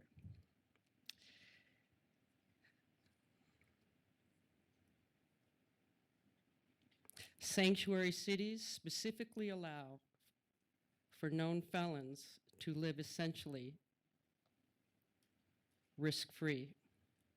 Can you assure me that you have a method that you could use that will determine which immigrant who enters our community wishes us well and which don't? Is it not enough that an illegal immigrant has committed a felony? Is not the fact that an illegal immigrant has committed a felony enough to ask our law enforcement officers to cooperate with the federal law enforcement agencies? One can only imagine the nightmare that Jim Steinley endures, remembering his daughter Kate's final words as she lay dying in his arms. "Help me, Daddy." Kate was slaughtered by an illegal immigrant, a felon who had been deported 5 times. He returned to his safe haven to perpetuate more crimes. And what of the 14-year-old who was brutally raped in Rockford, Maryland this week by 2 18-year-old men? Our next public comment. Yep, thank you. I would like very much to urge you to vote against this resolution Thank for you, the ma'am. sake of the 250,000 residents in Reno, Nevada. Thank you. Our next public comment is from Tom Heck, followed by Jared Stanley. Afternoon, Mayor, City Council, and guests. This is a very difficult problem. And it's hard for people to understand. We had a recent election, and I believe most people say there's 2 parties or 2 types of people, Republicans, Democrats. I'm respectfully disagreeing with that. There's really 3, and I'm neither of the first 2.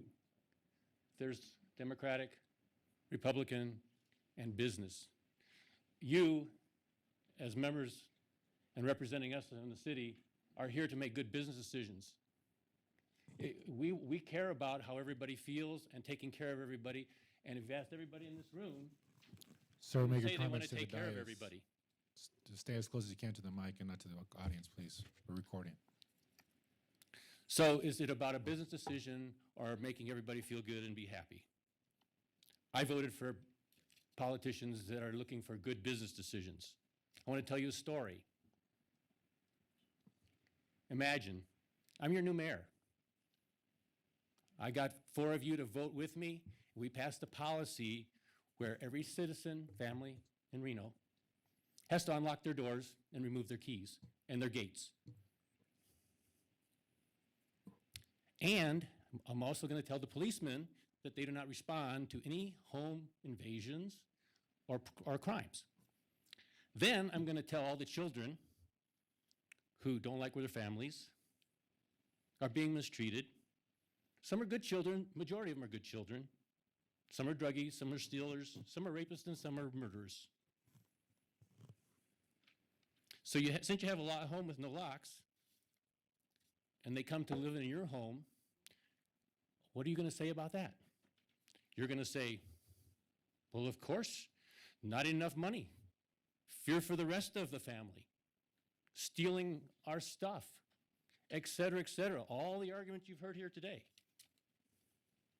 We keep talking about, I had 3 illegal immigrants, not illegal, 3 immigrants came and talked to the Men's Republican Party. Basically, they did the research and said that every person that's here is not a citizen and that's here illegally, really a criminal, costs $32,000 for every community, per person per year. I looked up the definition online, and what it said was, under criminal, lawbreakers, If you come into this country illegally, you are a lawbreaker, and the logic, if you follow logic, says that they are criminals. I support all the honest, hardworking Americans, from the people that are janitors to the people that are President of the United States, but we can't take care of the world, and we can't solve the world's problems. So I urge you to support and make a good business solution and a good business decision, because it's not about taking care of people, it's what's in the best interest of the community and making a good business decision. Thank you. Jared Stanley, followed by Jim Falk. Thank you, members of the council, for letting me speak. My name is Jared Stanley. I live in Reno. I don't have any comments prepared, but I wanted to thank you for supporting the Welcoming City resolution. I also support it. I wanted to see if I could just tell a couple stories really quickly. My great-great-grandfather was an illegal immigrant. He jumped off of a boat in Galveston, Texas, and later went on to a career as a Houston police officer. So I have illegal immigrants in my family. I may not look like I do, but I do. And he was a wonderful man, great person, someone that I think anyone would be proud to know. I also want to talk about from my own life. I grew up amongst refugees, in my case, refugees from the wars in Southeast Asia. And I still count some of those people as some of my greatest friends, and the experiences of spending time with them and their families is some of the greatest experiences I had in education in my whole life. As I think about raising my daughter, who's 3 years old, and having her grow up in a community and experience the kind of diversity and variety of people that live in the world, to me that means welcoming to everyone. And I want her to grow up in a place where people feel safe, where people feel like they can have refuge here and they do have sanctuary.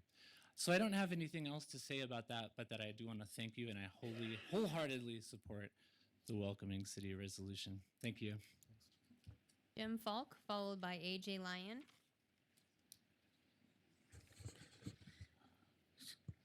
Good afternoon. Thank you for giving me this opportunity to speak in opposition to the resolution.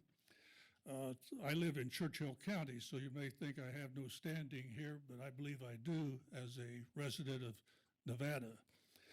And I believe that making Reno a sanctuary city would further sully the good reputation that this state should have. Thank you. AJ Lyon. Hello, I'm Jane Lyon, and I live here in Reno and have lived here since 2005. I am very concerned about practicing having people come and accepting illegal immigrants. As long as they're here legally, we all are happy, and we should be encouraging them to become legal. But I don't see how any of you, can follow law and ignore it. I mean, I am sorry, but that's just the way it is. You do not allow illegals to live in your city. It's against the law. Just please follow the law. Thank you. Madam Mayor, I have no further general public comment today. I have additional public comment forms submitted for other agenda items, but if you'd like to come forward, we can move them around. This is for general public comment, but you're welcome to go now if you'd like to. Okay, just please state your name for the record. Good afternoon. My name's Holly Davidson. I am a Washoe County second grade school teacher. I currently teach at Mamie Tolles Elementary School up on Kings Road, but before I taught there, I taught at Smithridge Elementary School on Neal Road, and I taught at Glen Duncan Elementary on Montello and Carville. I've had first-hand experience seeing what happens to children when their families are broken up because their illegal parents are taken out of their homes and their jobs. It's a very sad and it's a very horrendous thing to see. Right now in my school, we have a very diverse population, and I really enjoy teaching a diverse population. But as of November 8th, a lot of the population at my school is showing signs of stress and trauma. And shortly after the election, I decided that I was going to start wearing a safety pin every day. I'm wearing it today. I wear it every day. I wear it because it was a symbol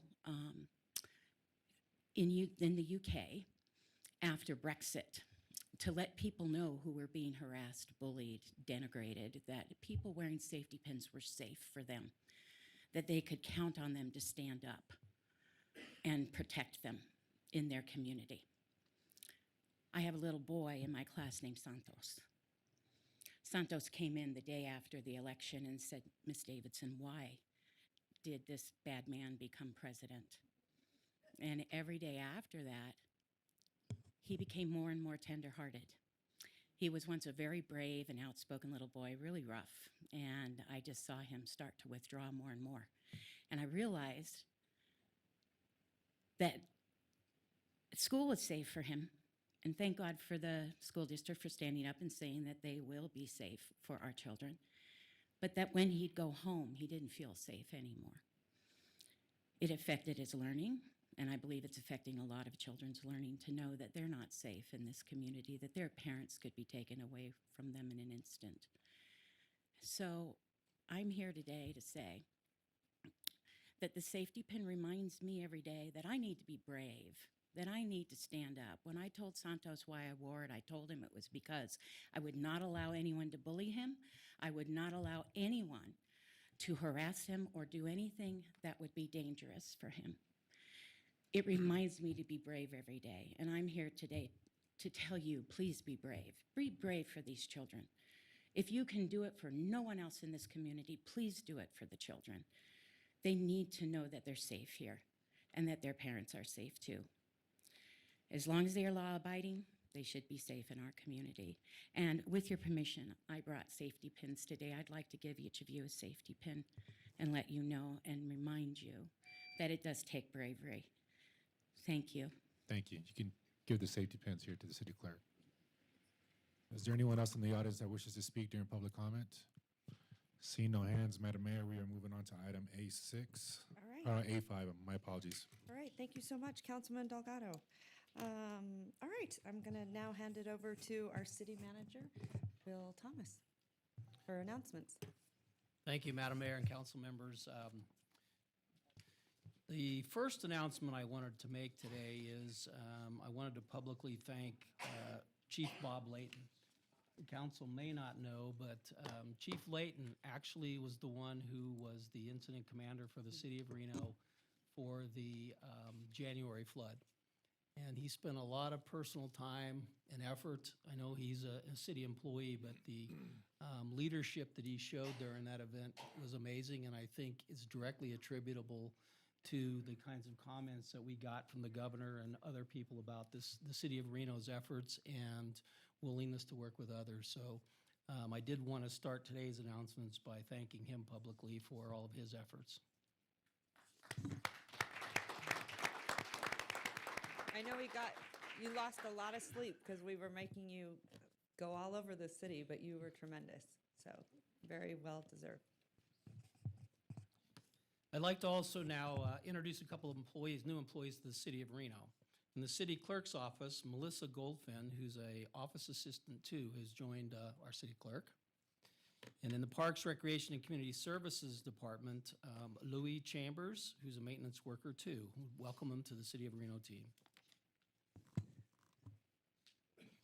I wanted to take this opportunity to update the council and the public concerning the floods in the North Valleys areas. I know we had some people talk about it earlier today. The city of Reno last week signed a declaration of existence of a local state of emergency due to flood threats in the West Lemon Valley watershed. This is the watershed that feeds Silver Lake. It's not the watershed that fills Swan Lake. We have 3 terminal lakes up in the North Valleys, Swan, Silver, and White Lake.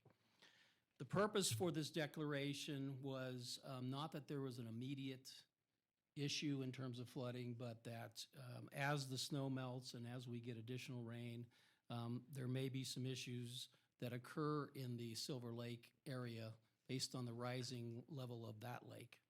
So this resolution actually allows the city to move and work more closely with some of our partners, including the state and the county and ultimately FEMA.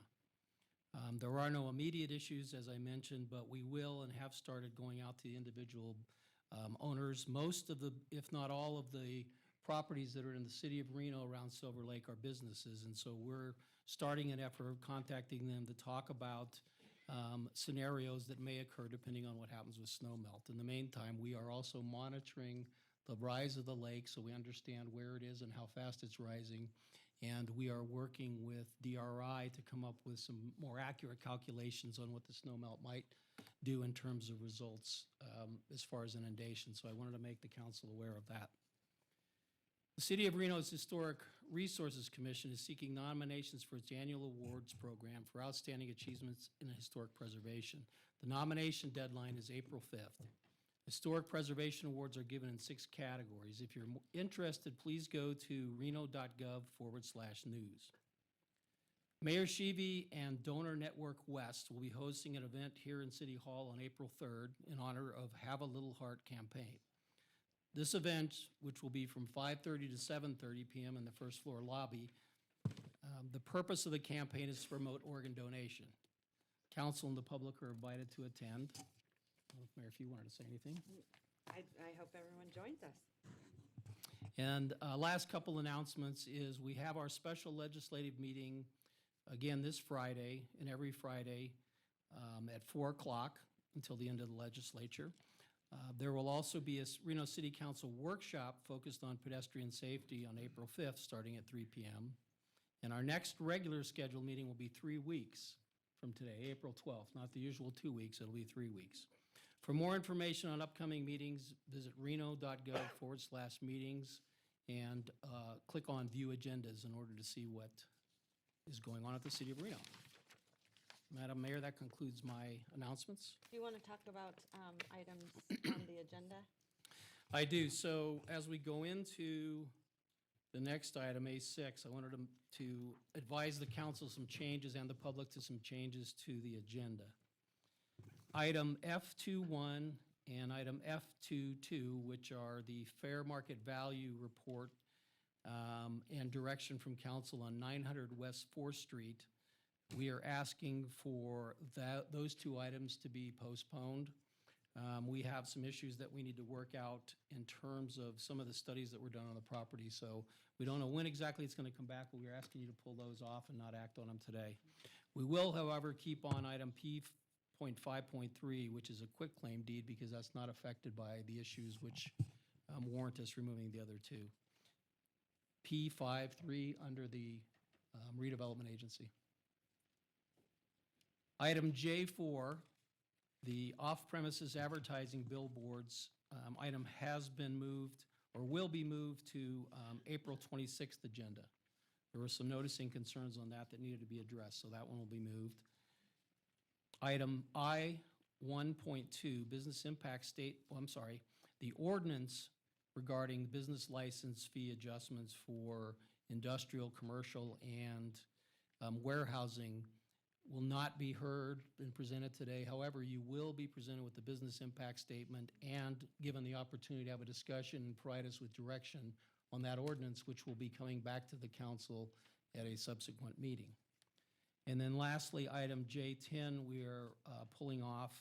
We wanted to look, there's been some questions about what other parcels in that general area, and so we're going to pull that back to look at a bigger picture of what's going on with the city parcels. So those are the items that have been pulled, and it is also recommended that we go to item J8 at 2 o'clock, which obviously we're past that, but that would be the recommendations. And, one last thing. Tonight we have a public hearing on item M1 Sierra Manor Ordinance, annexation ordinance. The applicant has requested that that be withdrawn, so for those of you out in the audience who are paying attention to that, or we're going to come to that, that won't be acted on tonight. We will need to actually have a quorum of the council here at 6 because it was noticed. But the intent would be, since there's not an application in front of us, that we will not be considering that annexation. All right, Madam Mayor, for clarity, go right ahead. city manager, is that withdrawn, so it's not going to be moved or rescheduled?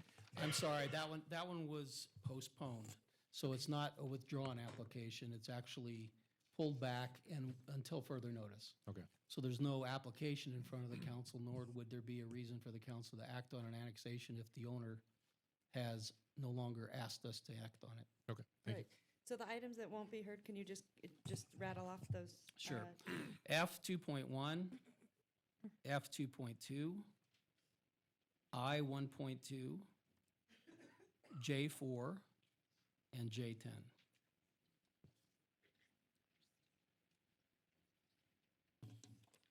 Madam Mayor, with those changes, I move to approve the agenda. All right, thank you very much. I have a motion. Do I have a second? All those in favor say aye. All those opposed? Motion carries unanimously. All right, approval of the minutes. May I get a motion? I have a motion. Do I have a second? All those in favor say aye. All those opposed? Motion carries unanimously.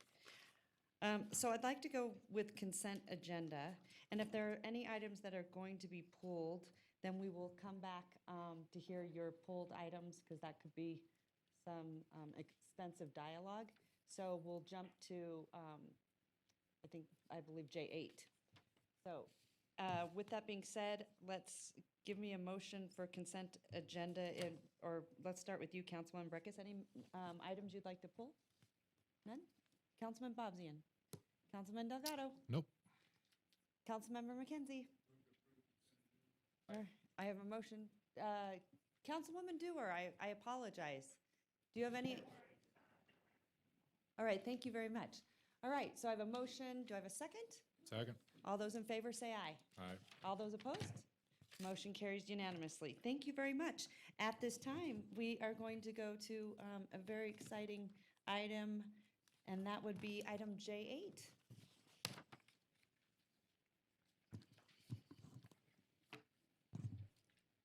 Before you begin, Madam Clerk, how are we doing on the technical side of our issues? I believe they have been resolved. We are Okay. back online. Okay, great. Recording and monitoring, and Okay. we hope that continues. All right, I thank will you let you know very if that much. changes. Just wanted to make sure that we're still good. All right, go right ahead, Ms. Learman. Well, I'm excited to be here. Thank you. And I do want to let you know that Sabra Newby is with us in the audience. You have the staff report in front of you, as well as the executed copy of the employment agreement that Ms. Newby's already signed. The recommendation is simply that you approve the motion. All right.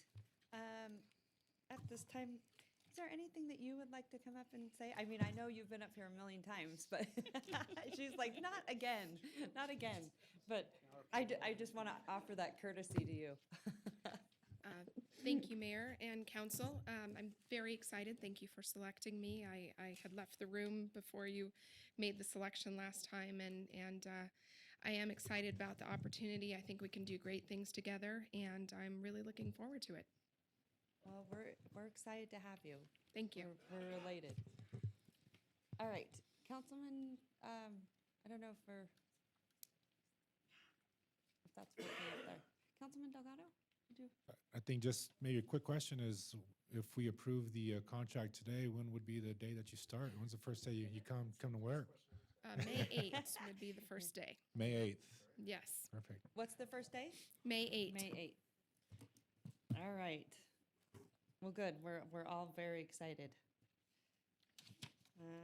That being said, may I get a motion? Madam Mayor, I move to approve the approval of the city manager employment agreement with Mrs. Sabra Newby. All right. So I have a motion and a second. All those in favor say aye. Madam Mayor, real quick. Go right ahead. I'm gonna vote in opposition to this motion because I don't believe that all of the items that are in this contract were disclosed to me prior to the finalization of it. The first I was aware of several provisions was when the staff report became public, and I don't believe that was appropriate. So I'm going to be voting in opposition to this motion. Did staff not meet with you, council member? Did staff meet with you? Councilmember McKenzie? So you were aware you received a phone call? Madam Mayor, I got a phone call talking about some conditions that were being negotiated, but not all of them were disclosed to me that were in the final agreement. Okay. And All right. I wasn't given an opportunity to voice my opinion on those provisions. And given that fact, I'm not going to vote in favor of this contract. All right, thank you very much. So I have a motion and a second. Go right ahead, Councilman Bobzian.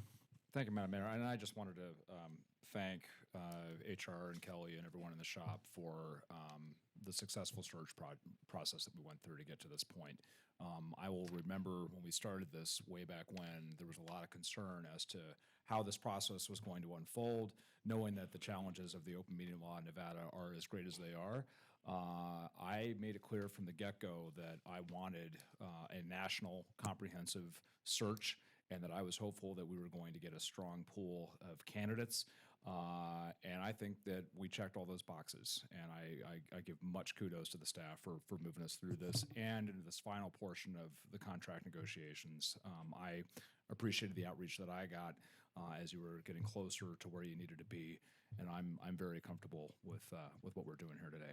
Thank you. All right, thank you so much. Councilman Delgado. Yes, Madam Mayor, thank you again. Quick question for you, Mrs. Newby. Congratulations. Let's see if we're moving forward with your contract and offer May 8th. Question for you and maybe for our staff is the involvement with the budget process. I know we're going to be in the midst of the budget. When you come on board, just about be done and over with. I want to make sure that you appraise as to what those appropriations are going to be, seeing that those are going to fall on your lap. And so what involvement will that be a part of? Will you be involved with that? I know you're moving from Vegas, from Clark County with your family, and you still got to leave that job, et cetera, but thoughts and ideas? Well, I have been in contact with Mr. Thomas about that and about being apprised of the budget and the budget process. I have to say it is sort of difficult to be really hands-on involved from however many miles away that is. But I will certainly talk with him and with the budget director and be apprised of that, and then put my 2 cents in where I believe that it's necessary. Okay. Thank you. All right. Any other? All right. With that being said, I have a motion and a second. All those in favor say aye. Aye. All those opposed? Motion carries 6-1. Congratulations. I am elated. You are going to do great things for the city, and we couldn't be more proud, and it was a unanimous vote with this council, so I want to make sure that everyone's clear that we're all behind you 100%, and you just have done a phenomenal job up to this point, so I'm super excited. Thank you, and thank you for putting me through that process. I think it was I know. it was really helpful, and no, actually, it really was. And I got to, I joke a little bit about it, but I got to know a lot more about the city and about your employees and your organization. I thought it was really a good process to go through. I got to know a lot more about you, and I'm really excited about the opportunity. I'm excited about starting here, and I'm deeply humbled that you have put your confidence in me. So with that, I'll sit down again. All right. Anyway, congratulations. Give her a huge hand.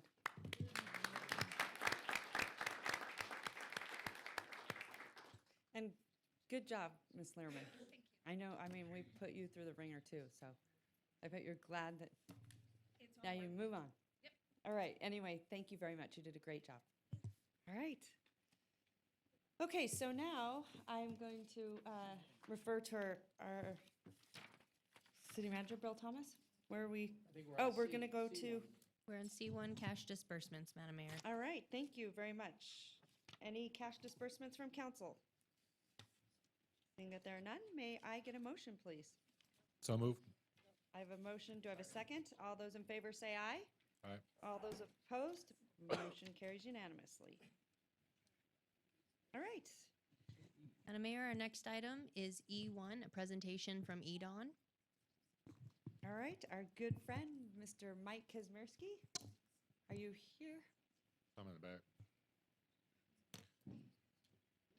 All right, well, we're delighted to have you here today.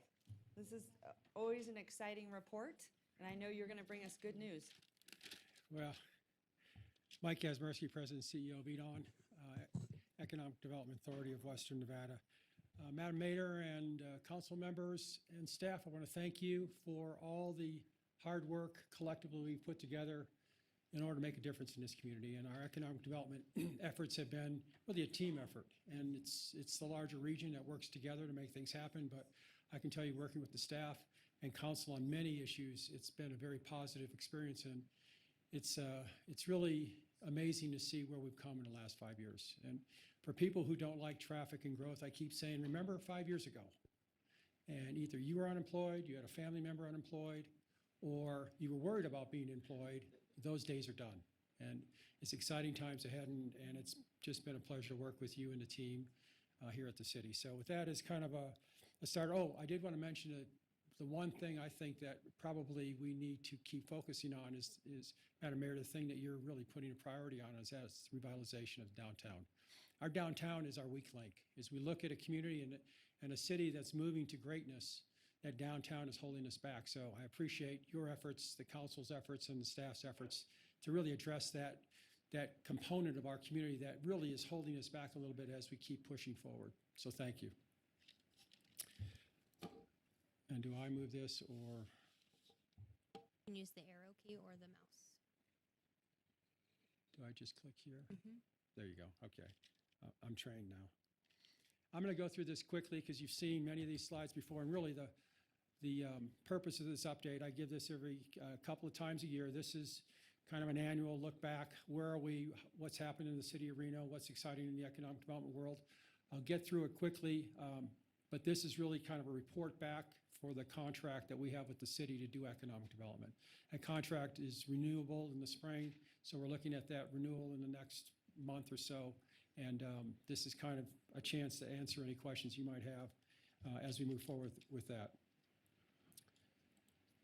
We talked about the stool and our focus. A lot of people say attraction is all we do, but the reality is it's only one-fifth, one-third of our focus.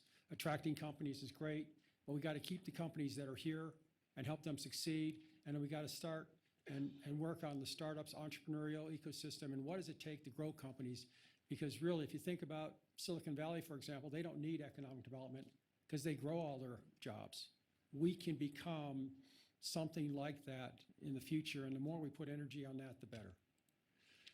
On the attraction side, we really work to get companies to look at us. We do a fantastic job of selling this region. What we do as a region is impressive. When people come here, they love it. Our job is to get people to come here, look at us, and that's really what you see here over the years. We've managed to maintain our goal, which is 8 to 10 prospect visits a month. If we can get a company to visit us, we close 80% of those deals. And when I say we, EDON is a part of it, but it's the community team that closes the deal. And when that happens, you see the job numbers that we've had to report. Each year, as the numbers of visits have gone up, the job numbers have gone up as well. These are just the projects that landed in Reno in the last calendar year. And you can see a nice mix of manufacturing, software, e-commerce, logistics, and a lot of them from places other than California. We talk about California, we can see that list of where they're from. And 16 companies of the 27 companies we worked with and announced last year, the city of Reno became home to 60% of them. So pretty exciting when you look at ROI on what's happening from a regional perspective. A lot of people talk about TRI. It's really Reno that gets the lion's share of the growth in the region. Pending announcements, these companies are very close to announcing that 400 job services one at the bottom will land in the city of Reno. We're not sure necessarily on all the others. By the way, that's a software company paying $60,000 to $80,000 a year. Pretty exciting kind of job growth as we look forward. Our distribution of jobs, again, manufacturing, advanced manufacturing has a very significant portion of technology associated with it. We're excited by that. Manufacturing is not manpower intensive, it's equipment intensive more than ever. And then distribution, part of our ecosystem, we're strategically located for the growth of distribution, more technology, data centers, and e-commerce continues to be a part of that. I mentioned the 60%. You can see of the 144, it's now 150 companies plus. Reno still is about 60% of the companies that come that we work with. Now that's attracting companies, and a lot of great news on the attraction side. Retaining them is equally important, and Nancy McCormick and her team do a great job visiting. We visit almost 200 companies a year. In fact, of the 174 companies we visited, the feedback is 80% of them plan to add jobs. So you see the job growth of the companies coming here, but the companies that are here are growing as well. And sometimes there's a business-to-business synergy that occurs when a company comes to town and helps the other companies. So that's pretty exciting. I think most business people would agree their business is a lot better now than it was 5 years ago. And just some other results from our visits. We do work a lot with the educators and try to get the educators to understand the kinds of job opportunities that are going to be available in the years ahead. So we actually set up bus educators out to TRI. We show them in manufacturing facilities. We show them logistics, distribution, some technology, and then that helps them understand where they can kind of orient the future workforce as they talk to our kids. And of course, this is probably not a surprise. Workforce is now the top concern of the people we talk to. We put together an employer workforce resource guide, an important component to helping our employers retain and add great employees. And we've been talking about workforce would be an issue. It's becoming more of an issue now than ever. We've got a team of people we work together on to address the workforce issues. And then the third leg, the entrepreneurial development leg, how do we grow companies? And this is something we put a lot of energy into. In fact, our entrepreneurial team is just as large, 3 people, as our attraction team.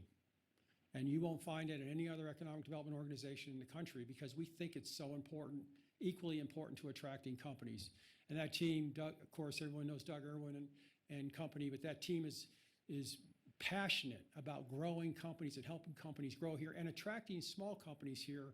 I mean, Flirty is a small company we attracted 2 years ago, and it's now becoming, funded and really growing. So that's an example of bringing in small companies in and then helping small companies that are here already grow.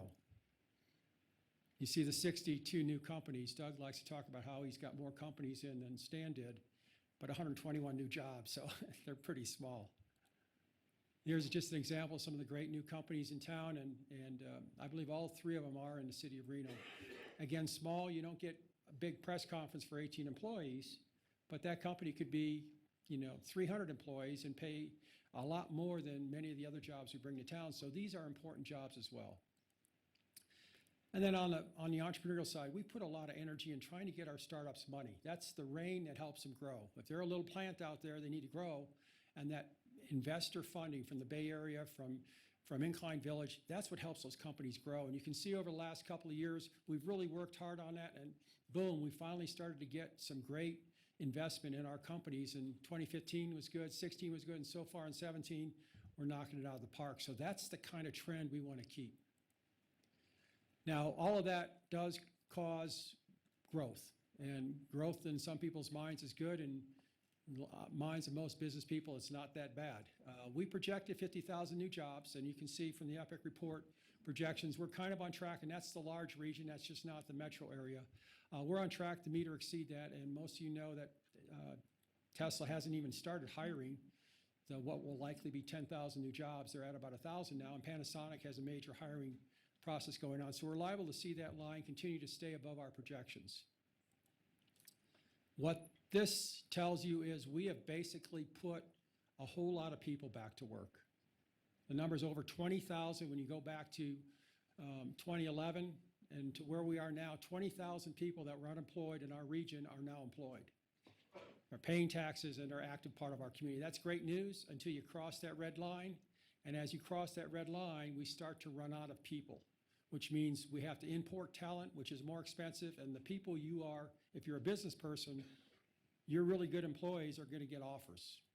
And let's hope they're not offers they can't refuse, or you're going to be scrambling to replace them. So workforce is an issue, and this really tells a story. So all of this growth leads to issues. You've heard, testimony here.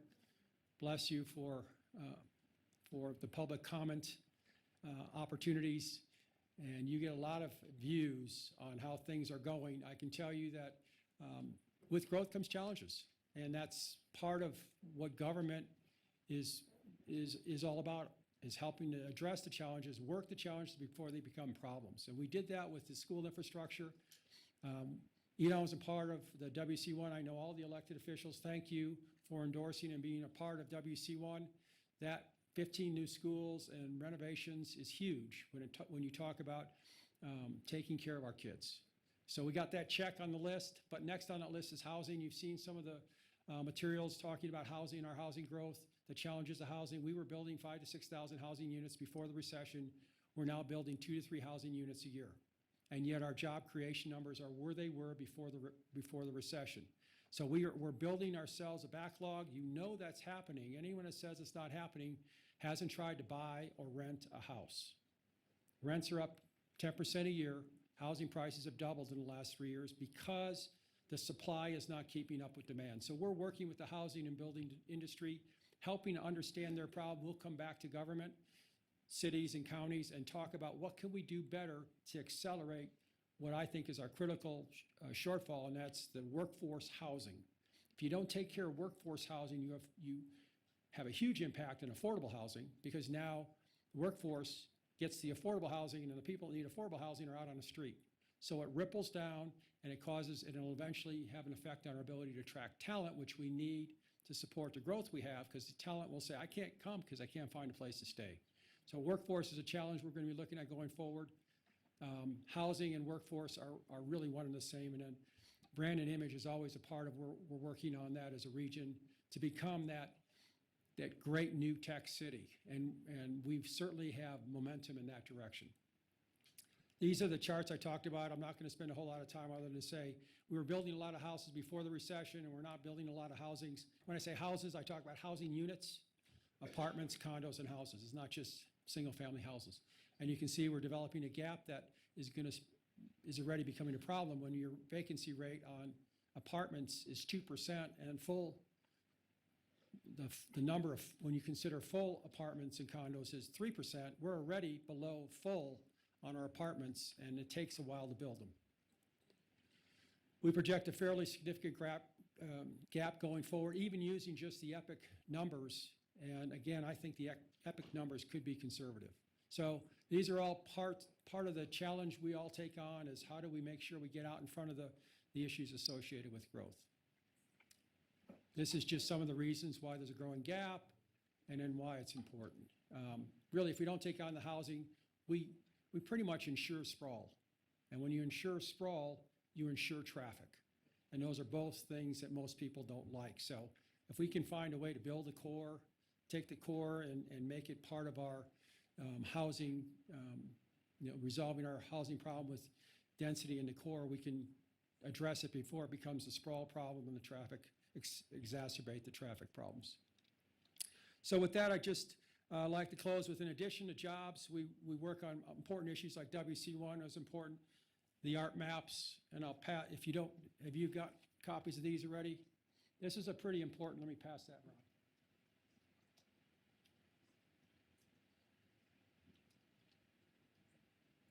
We worked with the art community. Again, the art community is wonderful, but they don't work as well together as we'd like, so we kind of got them together, put this together. We use this as marketing, how important the arts and culture is and why it's so special in Reno Sparks.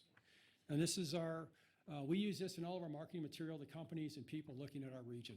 And a lot of people helped us put this together. It was in concert with, in fact, the city's,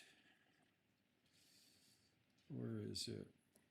Arts and Culture Commission was part of that too. So the back page, there's someone you'll recognize, and a lot of good work went into this. It's an important part of what we do is to help promote the region, and that was something that we helped put together. We talked about housing already.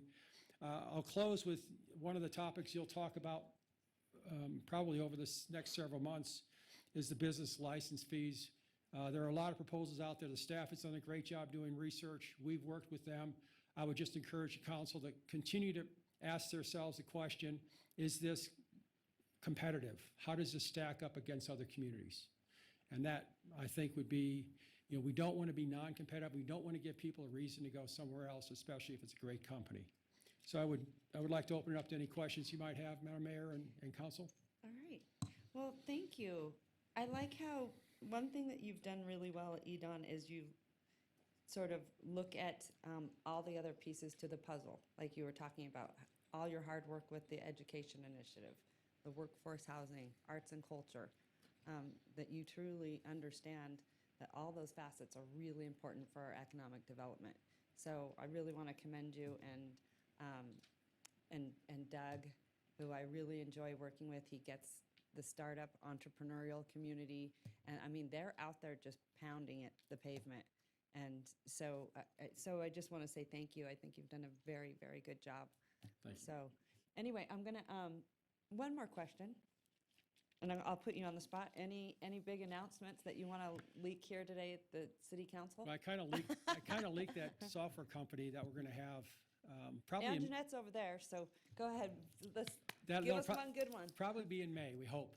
Okay. And it's not a done deal yet. They're never done until they're done, but pretty exciting, and that'll be a wonderful press conference, and we expect it likely in May, so thank you. All right, thank you very much. And again, like what you sort of reiterated, it is really challenging. I mean, all this growth is great, but at the same time, it puts a lot of strain and stress on infrastructure, housing, and this is something this council is very focused on, is continuing to look at affordable housing, workforce housing, and you know, we really grew so fast and so quick. Remember, we were one of the highest in unemployment and in foreclosures in the country. So Reno has really come a long way, but at the same time, we have to manage that growth very sensibly, and that's something that this council really cares about, and I'm glad at the same time. And we want to be very careful about how we do that, because it can affect so many different facets of the city. So, and I know that you are sensitive to that and have done a very good job in understanding that, you know, the more you grow, then we need more police officers and roads and infrastructure. And so those things are all really, really important to the quality of life for our citizens.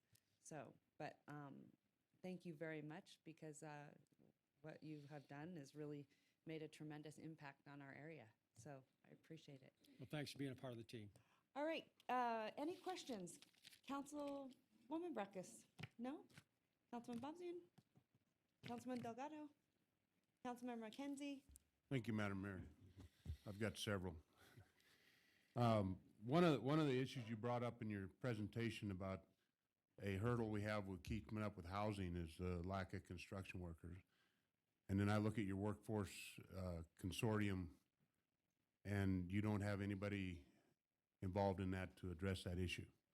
Is there a reason that EDON is unwilling to partner with the organizations that create construction workers in the state? We work, Councilman McKenzie, we work almost on a separate council. We've had all the agencies in my office, AGC, NBA, and the other one. And actually, 2 years ago, started to work on how do we attract and grow construction workers in our region. We've worked that issue as the top priority for the region, because if we can't address construction, we've got a problem. Have you reached out to the Western Apprenticeship Council that trains construction workers? I've worked with the three agencies. Have you reached out to the Western Apprenticeship Council, which trains the construction workers in the state of Nevada? I would think we have. I would have to ask Nancy McCormick, who actually does that. 'Cause I'm pretty sure if you'd have reached out to them, that they would have been more than willing to join your consortium and help you address that issue. But I can probably answer your question that you haven't, because I happen to know the president of that association. We will reach out then if that's someone that's missing. I can tell you, if they're not involved with the agencies, the three major construction agencies, then we'll add them to the equation. Well, name me one of these agencies that you've got AGC? listed on here that actually trains construction workers. It's not on that list. That list is a consortium. We work construction workers separately.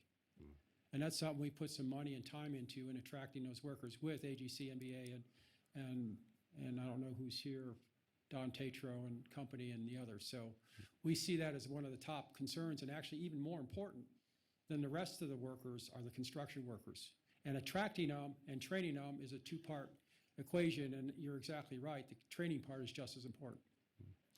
The other issue, when we talk about affordable housing, I was looking at the GOED's report over the last 7 years, the one they gave the legislature, and for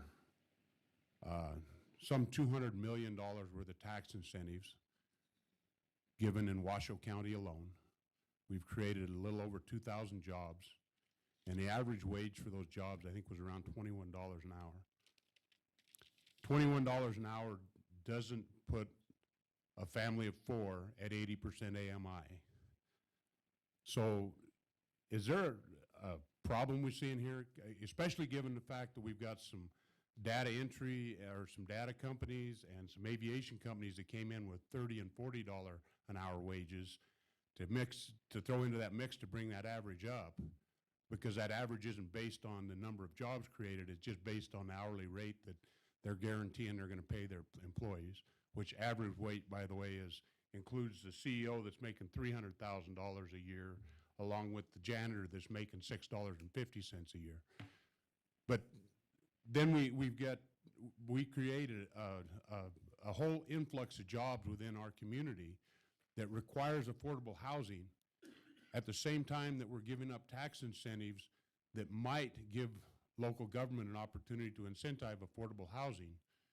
Don't you think there's a little bit of contradiction in those two plans? If we're looking to build housing for the workforce that you're bringing to our community that's not making barely livable wages? It's a little bit of apples and oranges, but I'll start on the incentive side. For every dollar of incentive that the city of Reno was participant in offering, the city received the state received $5. The city received a portion of it in extra taxes over a 10-year period. So for every dollar, we got 4 additional dollars. So incentives by themselves are not bad. They spur activity that ultimately creates economic impact. So incentives aside, should we be giving incentives for low-income wage jobs? Absolutely not. And I can tell you, especially as we come out of the recession where we were giving incentives, if you look at the average wage for incentives in each year over the last 5 years, we've gone from $16 an hour to up to $26 an hour. The average for the incentives given in the city of Reno were at $26 an hour last year. So we are moving in that direction. We absolutely agree. You should not give money to a company unless it absolutely adds the right kind of value to the region. Now, back to your what's a living wage, that's a whole nother discussion. I would hope the person making $26 an hour is not the only wage earner in a family now, with houses averaging at $320,000 a year. That's not a great number, but again, many of those, in many cases, they're jobs that they work themselves up, so they do become the executives that get paid more. So it's a complicated issue. I would agree that incentives should not be given for low pay, and they're not. The average wage is the key criteria for giving incentives at the state level now. Not the number of jobs, not the number of capital investment, which is why we are seeing and we get many calls from companies that say, we want to come to the region, we're looking at X, Y, Z, and they say, first question, what's your average wage? And if it's 10, 12, 13, even 14 now, $15 an hour, we say, you probably don't want to come here because we're looking at housing demand or workforce demands that require pay much higher than that. So we are addressing that. All right, Councilmember McKenzie, I apologize to cut you off, but I'm going to move on since we've exhausted your 3 minutes, and I'm going to move on to Councilmember David Bobzian. Thank you, Madam Mayor. And Mike, 2 things I'd like to put out and have you respond to. The first is in this discussion of affordability and dealing with the local challenges of growth that we are faced with this economic revival, I just want to put on your radar that I think EDON can be very additive in the conversation about the issue that's sort of just over the next hill, over the next horizon, and that is the issue of property tax reform. This legislature is going to be taking a look at efforts to finally address our broken depreciation system and try to find a way to get around that. I mean, I would submit that we can all agree that we should have a tax structure that tracks with the growth, that the services can be funded and provisioned to meet the demands of growth, because otherwise it's great that we have a flash in the pan of growth and economic resurgence, but then of course over time with depreciation, the ability for the property tax system to pay for the services needed to maintain the quality of life that we're selling, that you're selling, is not going to be there. So I think in the spirit of us being able to look companies in the eye and say, hey, come here, our community is ready for you, and this quality of life that we have here, we'll be able to sustain it going forward. So I would just ask that you consider partnering with those efforts in Carson City. Senator Julia Ratty is pursuing some ideas and some solutions, and I hope that EDON can be a part of that. The other one that I want to put out there is at a slightly smaller scale, but talking again about different partnerships that maybe EDON can look at that are a little bit out of the norm. The mayor and I have been working with Phil DeLone at RSCVA as they're preparing to put in a bid for the Outdoor Retailer Show. And obviously that's a tourism and a convention effort first. And certainly EDON, wouldn't be taking the lead on that. But as we're looking to bring that show here, and certainly as Las Vegas is looking at it as well, I would hope that, everyone from Steve Hill down to, at your level at EDON, will look at that effort, that recruitment effort, not just for the show and the value of getting the show here, but as a branding effort for our community. I mean, our big theme of our master plan update is the focus on Reno being a center for outdoor recreation, and the ability that we can make a strong effort on recruitment for outdoor retailer, I think also sets us up for being able to bring manufacturing jobs in that space. I mean, we talk about Moment Skis being here, we talk about Patagonia being here, but there's other companies that frankly we can be bringing here from Utah. So just one other thing to put on your radar, and I hope you'll respond. If I could just say, I met with Phil yesterday. What they're doing and what we're doing crossover in many ways. We're bringing people to the region. We need talent. Many of those people bring companies. So the more we work together, the better. And that's one of our commitments, is to be, more aggressively involved with each other.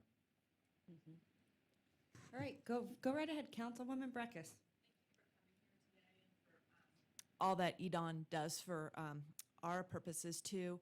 I guess I'm looking forward to the next year of working with you and your organization, particularly as our master plan that we've invested so much into progresses. I think there's going to be some need for some coordination of those efforts.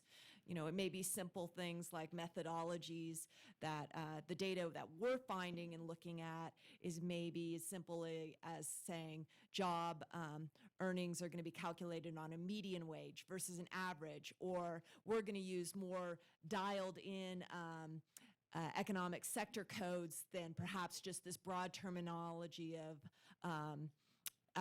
advanced manufacturing that may include, numerous codes. So, I don't know how far advanced you are in your thinking or reading and reviewing of our master plan efforts, but we're spending a lot of time looking at data, and we just want to make sure that our efforts and our policy that we're building is moving forward with yours. And then where there's exclusive areas for economic development that we'll be doing in-house also. So, we want to keep you apprised of that through our master planning efforts, and look forward to working with you on that. And even, some of the narrative about the growth. I think sometimes I see and hear dualistic talk. I read it last night in Northern Nevada Business News. It wasn't from you, but it was someone who's saying there's some who are anti-growth, no growthers. I don't see a lot of that from informed discussion because the demographics are so strong that there is growth.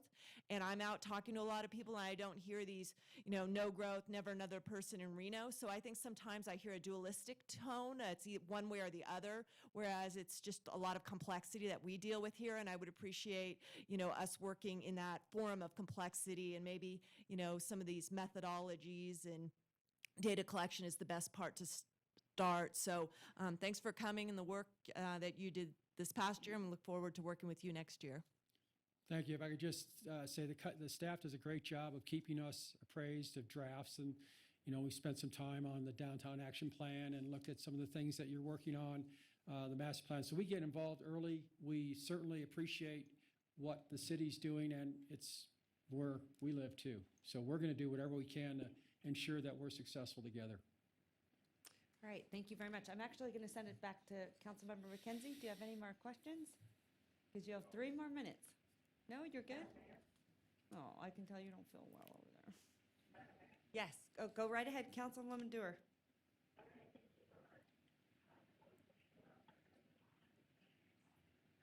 just highlight two or three things.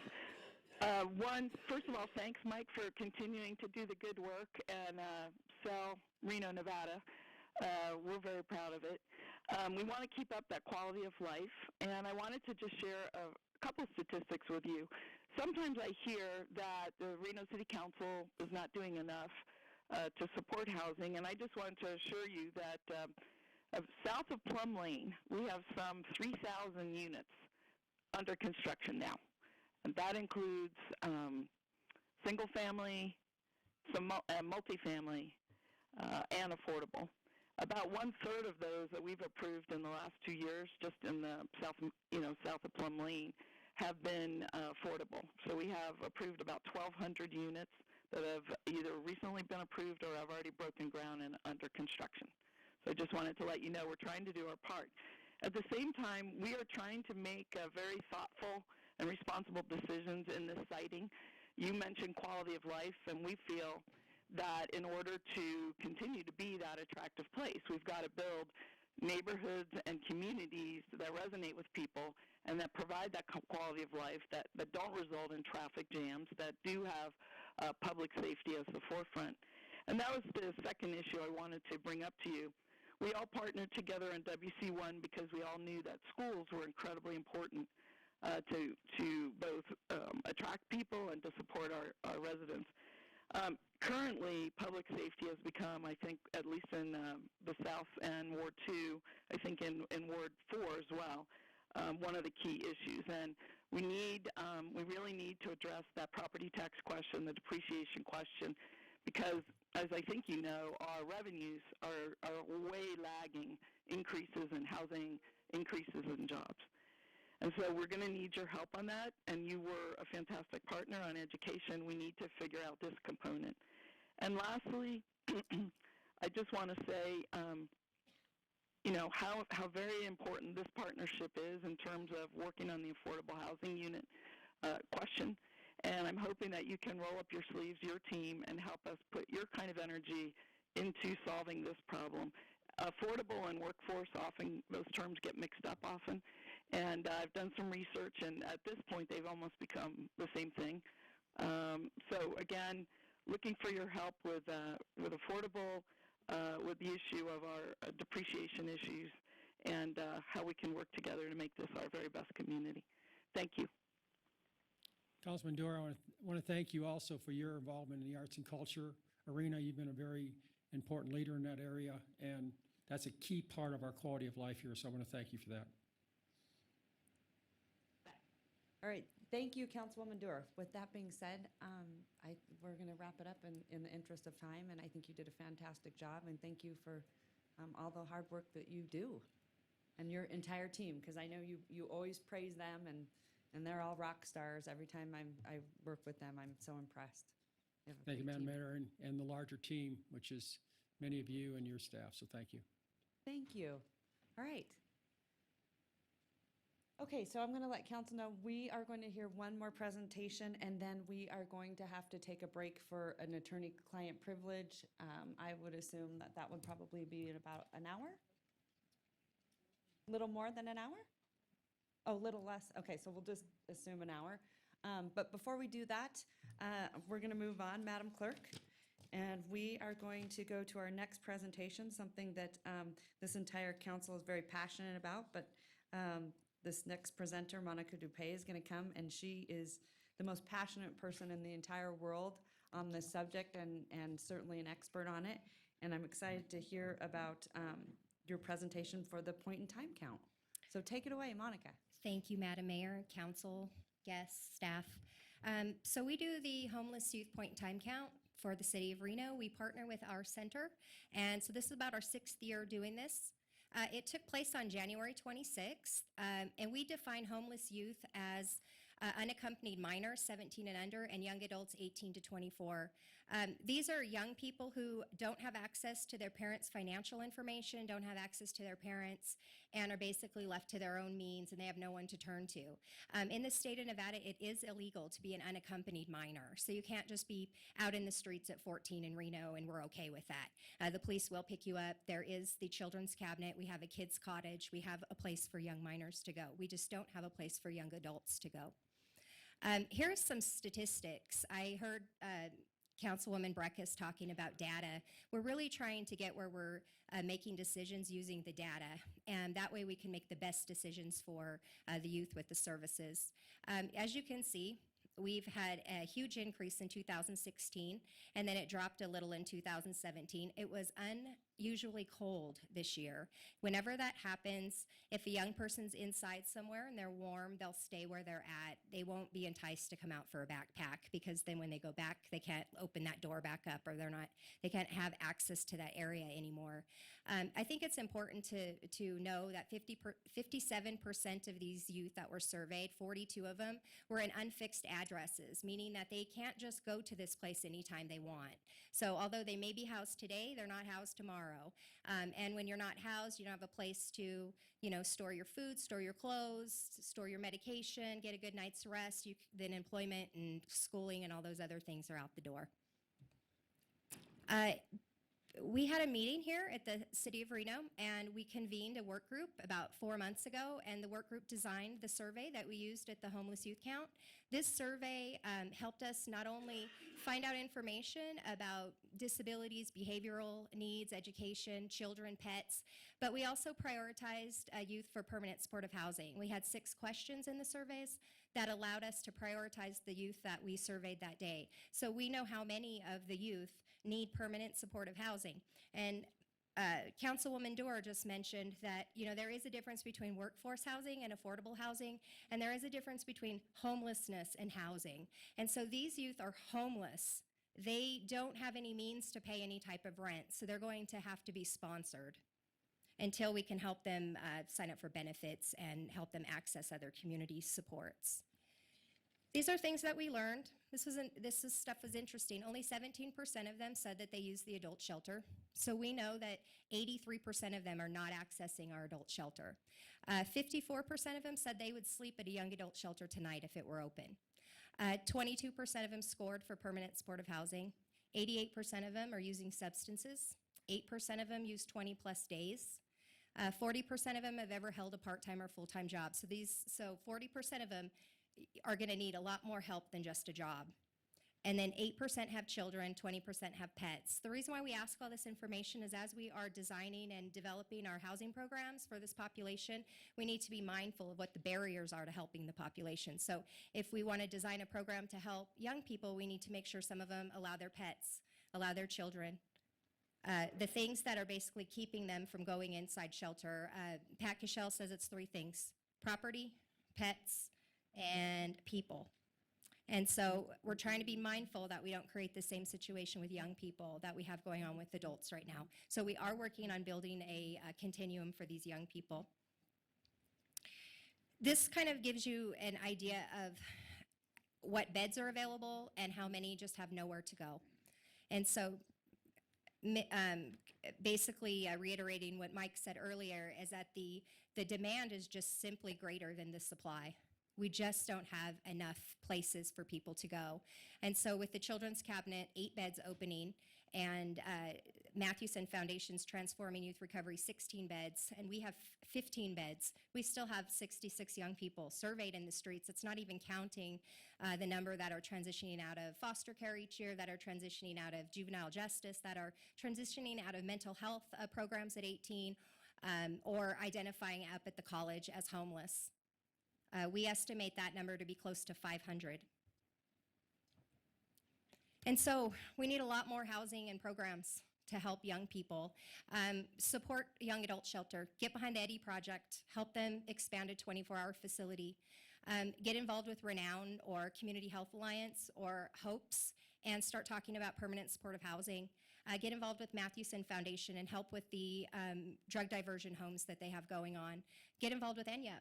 Get involved with the Children's Cabinet. We need your help. We need your money. We need your brains. We need your connections. We need help with everything. We have to go from the property to putting the services in, to doing the programming, to doing the reporting, so that we can get a better manage of this population. It is manageable. We could really end youth homelessness in less than 5 years. It's very, very manageable. So if there's any questions, I'd be happy to answer them. I'd be happy to meet with people after. We did ask 44 questions. I only gisted some of them, so I have a lot more data. All right, fantastic. I think this information is so incredibly valuable, and you're really the sort of the driving force behind it, because we've never had that in the city until you brought it. Well, I'm very passionate about it, but I'm also 100% focused on it. And so our entire agency is an 18 to 24-year-old agency. Or, we focus on 18 to 24-year-olds. So I can spend 100% of my time doing that. Whereas some of the other agencies, if they don't have a youth-intentioned funding source or designated person, then someone has to start carving time out to develop youth programming. So we are a very youth-intentioned agency, and so my 100% of my focus is spent on trying to figure out how we can address this in the city of Reno. And so I'm here to help, and we will be coming forward probably in the next 2 months with a plan for homeless, and then also for housing and some affordable housing that will pull some data forward for you so that can help you understand what's going on with the young adult population. Can you just explain to people that probably don't know, because I think it kind of sounds not confusing, but people probably wonder why aren't they using the regular shelter? Sure. And so maybe you can kind of give a little bit of background why they wouldn't be using that shelter and why it's so different with this population. Sure. Adolescent vulnerability runs in young people. And so they, of course, know that something terrible can happen to someone, but they never think it's going to happen to them. They feel unsafe at the shelter. That's what's been reported to us. They have people, because our shelter does not operate as an emergency shelter, there may be someone with schizophrenia laying next to a young person that's 20. They may act out, lash out, yell out. A young person will pack up their stuff and leave and go rather sleep under a bridge or somewhere more isolated into themselves. They also like to group up with people and stay in hotels together or in buildings together or in parks together. And so they do more what they call family. They're camping, they're with their family, they're with their friends. Keep in mind that these are not the best friends. These are friends that will take your wallet when you're rolled over. It's just what happens when you're down and out and you're desperate and you need things. You become an opportunist and you start noticing what opportunity is happening around you. So these are studies that have been done across the nation. Youth just do not feel safe at at adult shelters. They just don't feel safe there. Mm-hmm. And so in any major city, they have a young adult shelter. Because I think people ask the question, well, why can't they just go to the shelter? Mm-hmm. So a lot of people don't understand. There's a big reason why they don't utilize those shelters. And our shelter is not set up to reward people to get employed. And so one of the things that's happening at the adult shelter is that a youth will stay there, go out and get a job, and when they come back from their job, the bed's been given away to the next person in line. So our adult shelter is not operating in a developmental way that young people respond to. And so a young adult shelter would operate in those ways, where you would be able to sign up for your bed in the morning because you have a job, and the program would be mindful of the developmental level that young people are at, because we're trying to push them to the next level. Whereas some adults are chronic, they're where they're at, and we're looking at managing the costs of that chronic person. Right. All right, fantastic background and great presentation. Hold on one second, Councilwoman Dewar. Councilman Bobzian, do you have any questions? No? Councilman Delgado? Go right ahead. Thank you, Monica, for that presentation. Quick info. You said you guys do the point in time count, so you guys, kids voluntarily show up to get counted and say that they're homeless. How does RAW do it? I know, and this is youth homelessness, and then we do the adult homelessness count, right? There's differences between the two, and they're done differently. Can you talk about that a little bit? Sure. RAW does more of an observing and marking, and so they'll go out at like 4 a.m. in the morning and go to the shelter and do and collect over there. They meet at the shelter. They disperse from there, and they'll do a walk, and they have camp areas that they've designated. They plan about 2 or 3 months ahead of the count of where they're going to use their teams and And I think this year they even added in some rapid rehousing help that they were able to, like 10 or 11 units or something. But they do it much differently than ours. Theirs is brief in the morning for a few hours. Ours runs for 24 hours. We do it at a spot where young people are known to go to.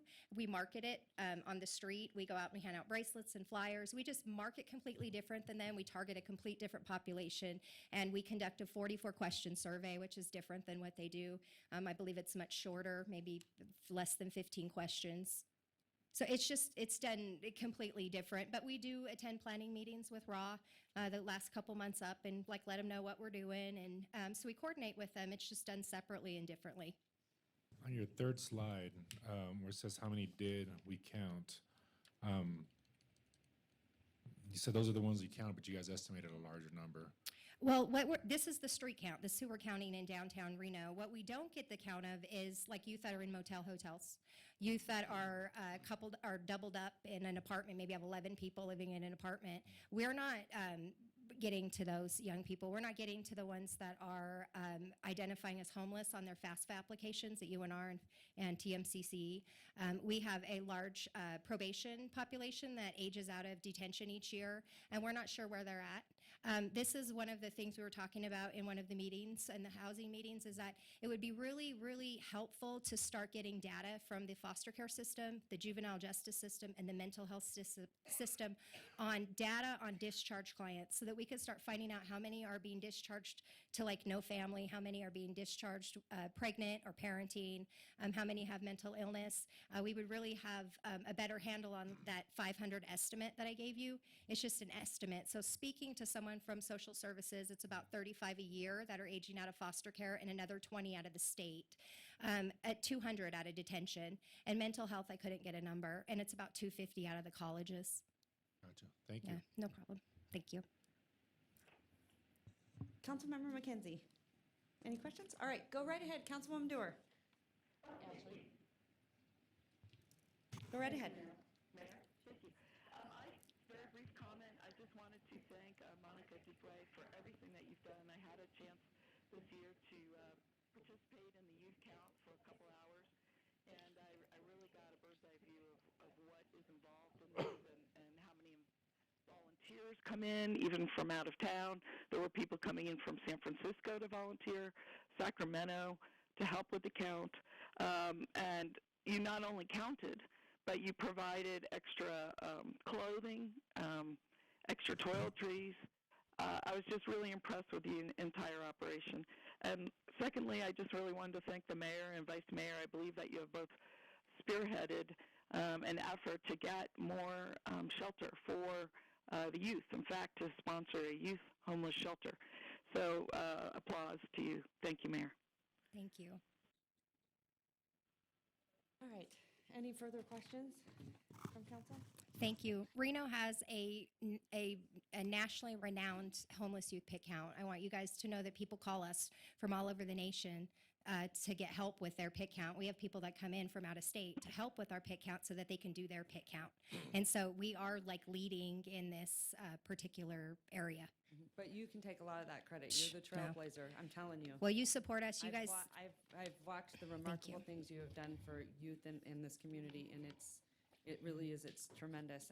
And your board, I know you have some board members here who work really hard and are so passionate about this population. And I also think starting early is what makes such sense, right? It's so much easier to start early. It's easier to help someone at 18 than at 40 when the streets, the chaos of the streets gets in you, and it gets really difficult to get it out. And I can't thank you enough for your support. You sponsor the count every year, and so thank you very much. And we'll just keep bringing you some information. Thank you. And by the way, Monica's one of our super city heroes. Thank you. Right behind us, there's her picture right there. She won't tell you that because she's very humble. Thank you very much. But I'll certainly brag. But anyway, thank you so much.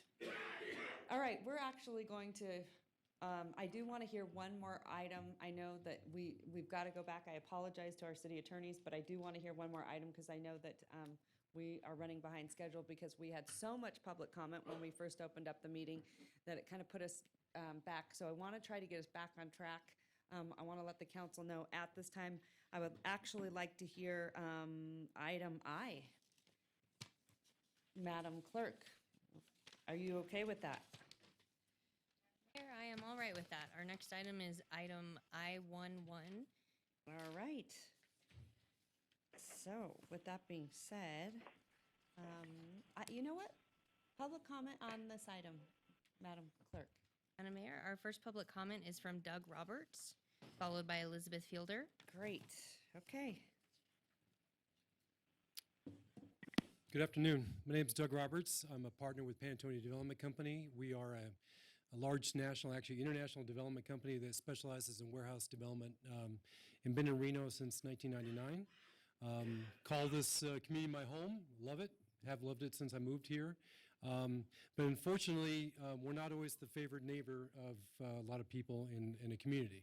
The buildings we've built, and I've been in the business for 27 years, moved into it actually from social work. Basically, I worked with Conservation Corps, worked with a juvenile hall in Sacramento, and I did a lot of stuff that kind of prepped me for development, of course. To be a sociology major building buildings was kind of unusual, but it was kind of interesting training.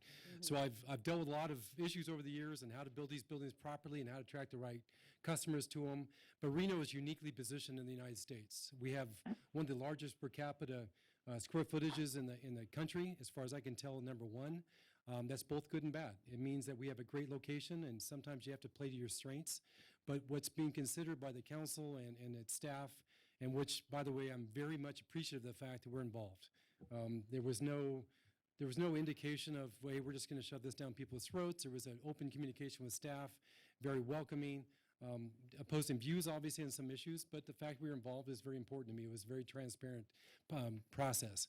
But because we're a unique location in the United States, we are going to attract people who want to be in the West, want to distribute to 11 western states in the major population areas, and that means warehousing, distribution, and now manufacturing. More and more of our buildings that we build on spec are becoming manufacturing facilities. For example, Mary's Gone Crackers will be doing rice crackers. Zazzle, a great new company, and I think Bridget's here from that company to talk. They're going to be doing consolidation of their operations here and doing some really fantastic things. So the buildings that we see going up aren't necessarily distribution and aren't full of wares heading different directions. They may be doing manufacturing here or employing several hundred people in their facilities. So it's a unique animal. It's different buildings and different uses. But my concern is, we argue over pennies on our rent. It's not like we strike these huge deals and so it could be a penny. It could be, a couple pennies. It could be half a penny that we lose. And if we're not competitive in the environment, they're going to come to Northern Nevada. They just may not come to Reno. And that's going to exacerbate a couple different issues. And I live here. My family's being raised here. We'll have traffic problems because people need to go elsewhere. They're going to live in North Valleys or live in South Reno and travel to TRI, which is a great park, but it's 15, 20 miles away from here. They may go to Sparks. They may go to Carson City, but they're going to come to Northern Nevada. Unfortunately or fortunately, California's business climate has forced a lot of companies to come over to Nevada. We build buildings here because of that demand. We don't just build them because we need to. We build them because people want them. And these buildings are going to be constructed one way or the other in Nevada. Let's take advantage of the fact we have a great distribution point. People can work and live in the same neighborhood. They can cut their commutes down, help on pollution, help on traffic, and help on fees for the city. There's numerous areas where the city gains fees from this, are what we do, and I just hope you'll take advantage of it. Happy to talk to staff in the future and appreciate your time. Thank you. Thank you very much. Elizabeth Fielder, followed by Bridget Smith.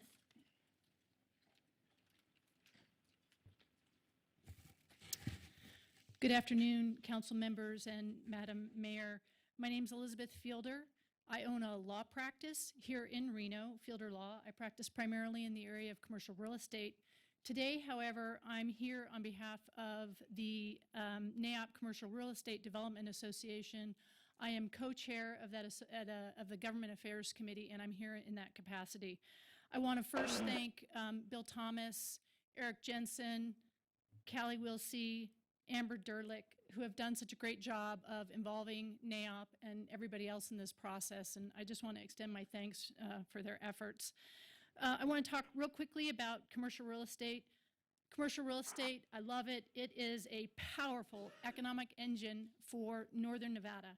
We create jobs, we generate lots of revenue for the state, and that should not be ignored in this discussion. In 2016, commercial real estate contributed $3.9 billion to the Nevada economy. Wages and salaries, $1.3 billion. almost 30,000 jobs created and supported. And I don't think anybody can dispute that the manufacturing, distribution, and warehousing sector has been a leader pulling Northern Nevada out of the recession. So I would just like everybody to keep that in mind. As far as the specific ordinance goes, I'm going to assume that everybody knows what it is. We want to first say we support the change to the gross receipts definition, and thank you for the efforts in that. We do not support the square footage prong right now in its current form.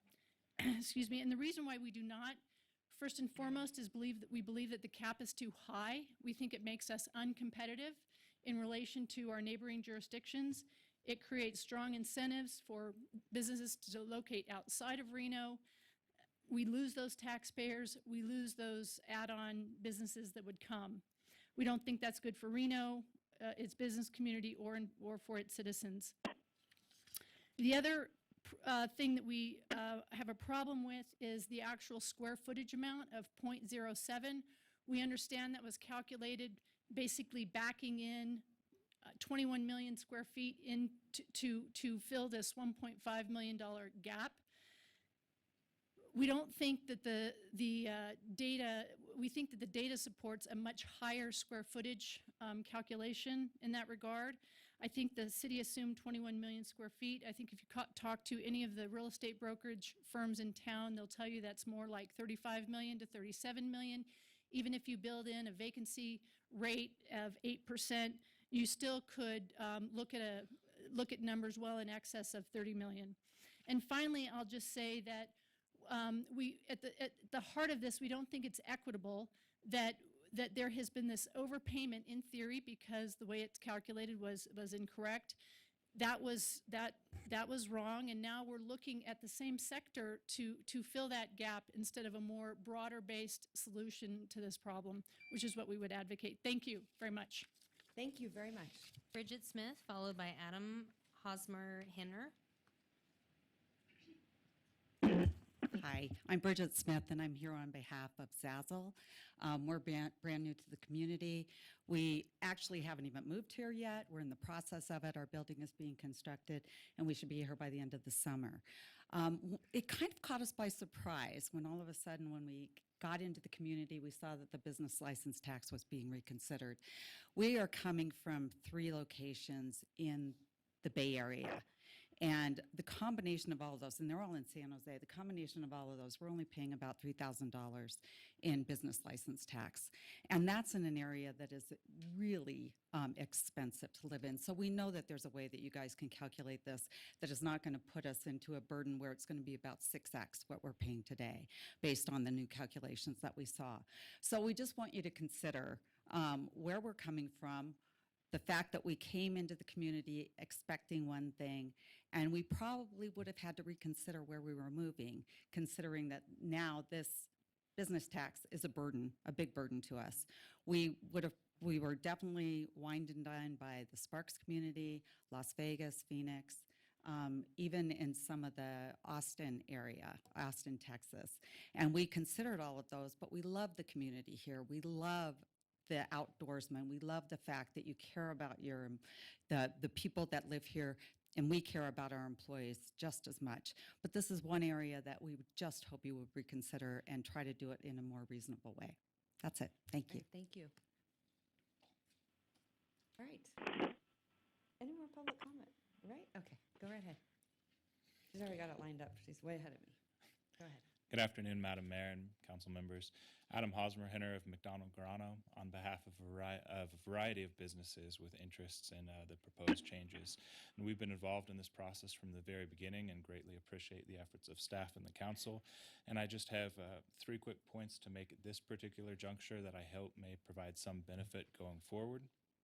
First, the business impact statement states that the license fees of some of the businesses will decrease and the license fees for some of the other businesses will actually increase. And we believe that that statement's not strictly accurate because there are actually going to be no businesses whose license fees will decrease.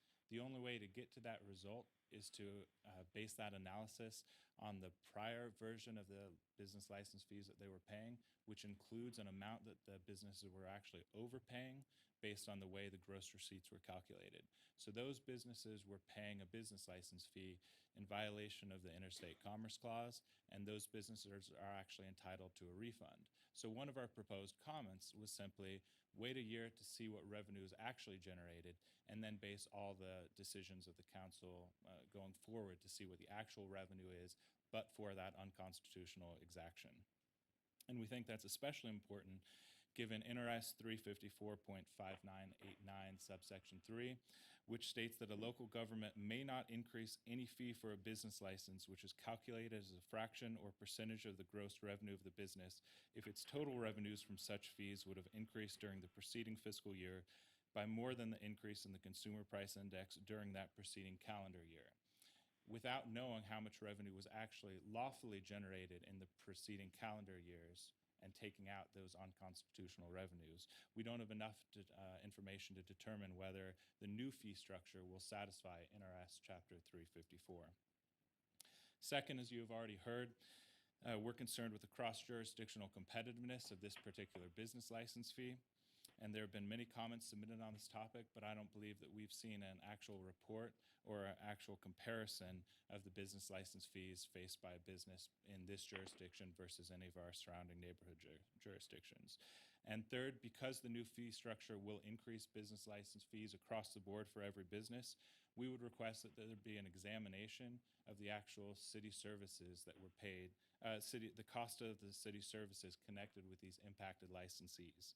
In the absence of a public finding that there's a nexus between these higher fees for this particular segment and the cost of services provided to these licensees, we don't believe that the higher fee structure is necessarily warranted or justified. Thank you very much. All right, thank you so much. All right, Madam Clerk. Madam Mayor, our next public comment is from Justin Known, followed by Steve Reed.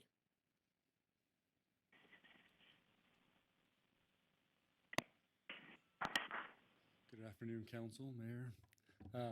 I'm Justin Owen. I'm with Mackenzie Properties. We're a local developer, family-owned, been here for about 50 years. Just here to reiterate what some of these folks have said about maybe the adverse effects that this may have on absorption from local folks and even out-of-area groups. One of the, a lot of these folks have talked about the big picture here, but one of the groups I'd like to bring up is the small guys, the 5,000 and 10,000 square footers that are kind of being hit a little harder than the big guys on the proposed fees, and maybe something to consider in the future as well. That's all. Thank you. Steve Reed.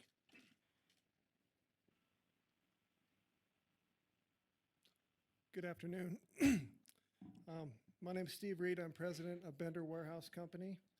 I'm a Northern Nevada native and a graduate from UNR. Thank you for the opportunity to participate in this process. First, I want to be clear that our company is on board with the need for revenue to provide city services, primarily in the fire and police protection areas. A little bit about Bender and our company. Bender Warehouse Company has been a tax-paying business in the city since 1945. During the formative years of the 40s, 50s, and 60s, members of the Bender family played an instrumental role in developing a business and tax climate foundational to the greater Reno area becoming a logistics hub and ultimately paving the way for some of our recent economic diversity and success with both logistics and manufacturing. We want Reno to continue to be a competitive option for new and existing businesses going forward. Bender Warehouse Company generates almost all of our revenue from outside companies, both nationally and internationally. All this revenue that we bring into the community is largely spent on wages for tax-paying citizens who in turn spend money in the local economy. For decades, Bender has employed 50 to 150 local employees. Aside from ownership, our average annual wage is $48,000. Last year, Bender paid 4.8 times more for business license fees or taxes in Reno than we would have paid in Sparks, Washoe County, Story County, or Carson City. Almost 5 times more last year. Something is inherently wrong with this picture. as it currently exists. Under the proposed amendment, Bender would be paying 7 times more than we paid last year, or 26 times more than what our competitors in Sparks or Story County would pay on a relative basis. We used to worry about competing regionally and nationally. Now we may be further disadvantaged locally. Bender is a service business and has two basic cost revenue streams, space and labor. The proposed amendment would increase the space side of our cost basis and therefore our price basis by 20%. 3% margin in our industry is a good result. Under the proposed amendment, we would be paying the cap of $40,000 in business license taxes, which would then be about 25% of our net income on a good year. It has been stated, I'm going to run out of time. It has been stated that the goal of this process is to result in a business license tax assessments that are predictable, simple, and equitable. Predictable is anything quantitative. Simple, it is simple to create a simple formula, and I get the benefit of creating something that is just simply auditable, just simply to audit. So, can I keep going? Yeah, you have 10 seconds. Or also you can submit anything you want to the clerk and make sure that we all get it if you want to. Yeah. I will put it in writing. Thank you. Thank you very much. All right. Madam Mayor, our next public comment is from Eddie Lorton.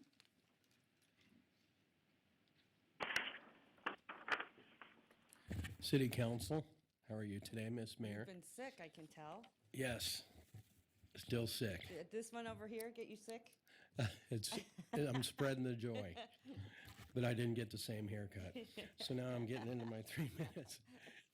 Go right ahead. Well, I went to the workshops on this issue, and I have some warehouses myself. And, I saw some of the models that they'd shown, and they had, some people paid $200,000 for the business license because it's done by gross receipts, and some are $60. Well, it was cherry-picked because they forget to tell you the ones that paid $200,000 one of the ones, the giant Walmarts and everybody that makes multi-million dollars. So it's just a small fee on that scale. And I think that by going the way that they've been doing it is fair and equitable as to why do you think people come here? It's because of our tax structures that are in place. I couldn't believe the commerce tax. And now to hit them with stuff like this too, it's just continuous lately. So therefore, if you're doing it by the square footage at the 10 cents a square foot, that's like another inventory tax like they charge in California. These kind of things isn't business friendly. They look at the tax structures and like these people said, they're wined and dined, they come here, boom.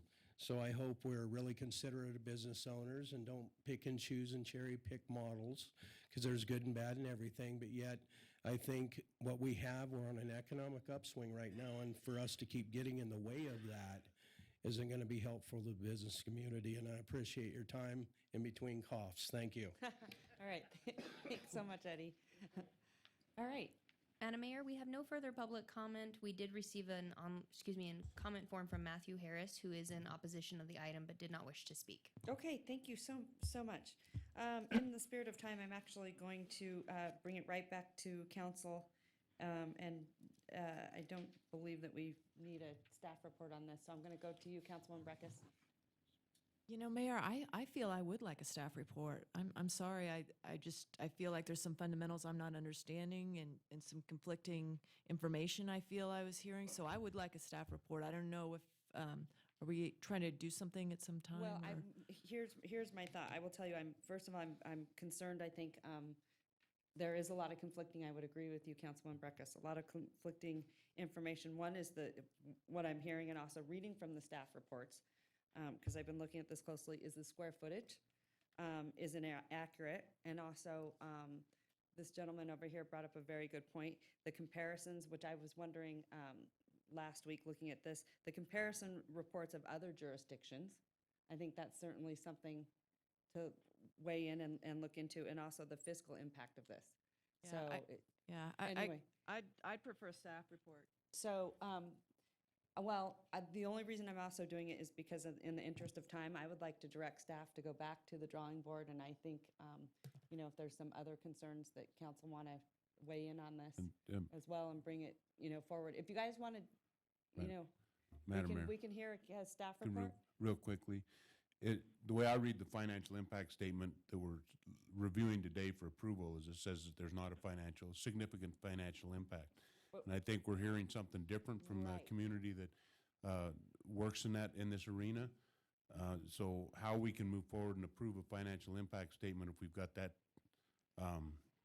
disagreement between staff and the people that work in that area, we need to get that issue resolved I would before we agree. can. Madam Mayor, I would go- Carl Hall, City Attorney's Go Office. right ahead. Yes, on item I-11, it's not the appropriate time to accept the business impact statement until ordinance introduction, so we're not going to take action on that item. Okay. Right. All right, thank you very much. There is, Madam Mayor, just to also chime in from this side, there is item I-13, which is the presentation from staff, I believe. I don't know if council would like to hear that presentation because they're not taking action on I-11 or I-12. All right, well, let me get the desire of the rest of the council. Councilman Babazian? Madam Mayor, knowing that we have that other agenda item, it's hard to do air traffic control with all the issues that we have on the agenda. I mean, you know that we have a number of things that we got to kind of move through the queue here. I can defer on a staff report on this particular agenda item, knowing that the next one is coming at some point today while we're here. So I would like to, Councilman Delgado. Yeah, I'm in agreement with Councilman Bobzian, Madam Mayor. All right, thank you very much. Councilwoman Dewar? Yes, I would like to comment at the right time. I just have 3 comments on the actual proposal. So I don't know if that's now or later. Well, I think I'm going to ask City Attorney, can I make a motion then? Continue? Yeah, we can continue this item. Okay. All right, go right ahead. Councilman Delgado, I'm going to then ask for your motion. I'm sorry, Madam Mayor. Just to continue. Yeah, so we move to continue this item. All right, so I have a motion and a second. All those in favor say aye. Aye. All those Aye. opposed? Motion carries unanimously. All right, thank you very much. Okay, that being said, I believe now we are going in, do we have to do that on the other, I wonder, City Attorney, do we have to do that on the other? That was I.1.3. That was I-11, so now we're on I-13, and I understood council wanted to continue that item as well. Yes. Wait, we're not So- going to get a staff report on that today? No. No That- presentation by staff? Right, that's what we were just So- talking about, because it's all related. What direction is staff being given to this proposal that's before us? So Does staff understand their direction? So I just asked City Manager, Mr. Thomas, to come back with what is the financial impact, the comparison report of other jurisdictions, and also the square footage isn't, to me, doesn't seem to be accurate whenever I looked over those. So is that enough direction to staff? That is, and certainly if there are other questions that council members have based on the information they heard today, it would be good to know. Is there something you would like to add, Councilman I do Beckett? have a few questions, and, without the advantage of a staff report and understanding the proposal from staff's perspective, I'll just pick up on what the commenters are saying. I heard Mr. Bender provided, I think, the most specific information to me in terms of tenancy, and it sounded like there was an increase of, I don't know, like 7 times as much, and it took into at the cap was 40,000 square feet, and I backed that out at 7 cents a square foot, and that looks to me like those are about $500,000. Is that $500,000 square foot buildings? So $500,000 square foot buildings go to $40,000 a business license. Is that correct in your understanding?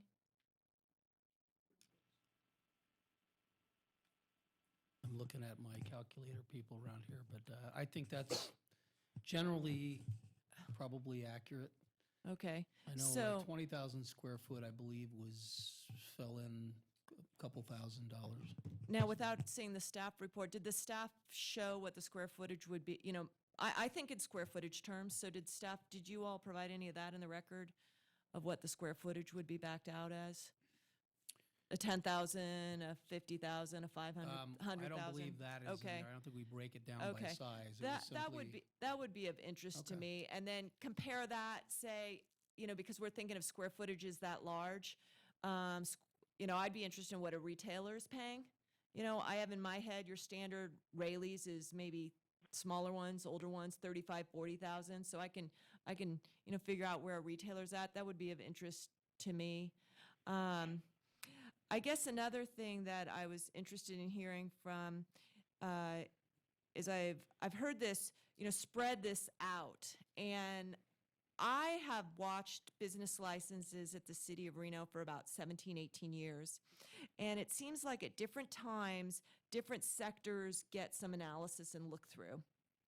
And I know right before I came on, and I was grateful for it, that the council had done a whole workout on the bars and the drinking establishments.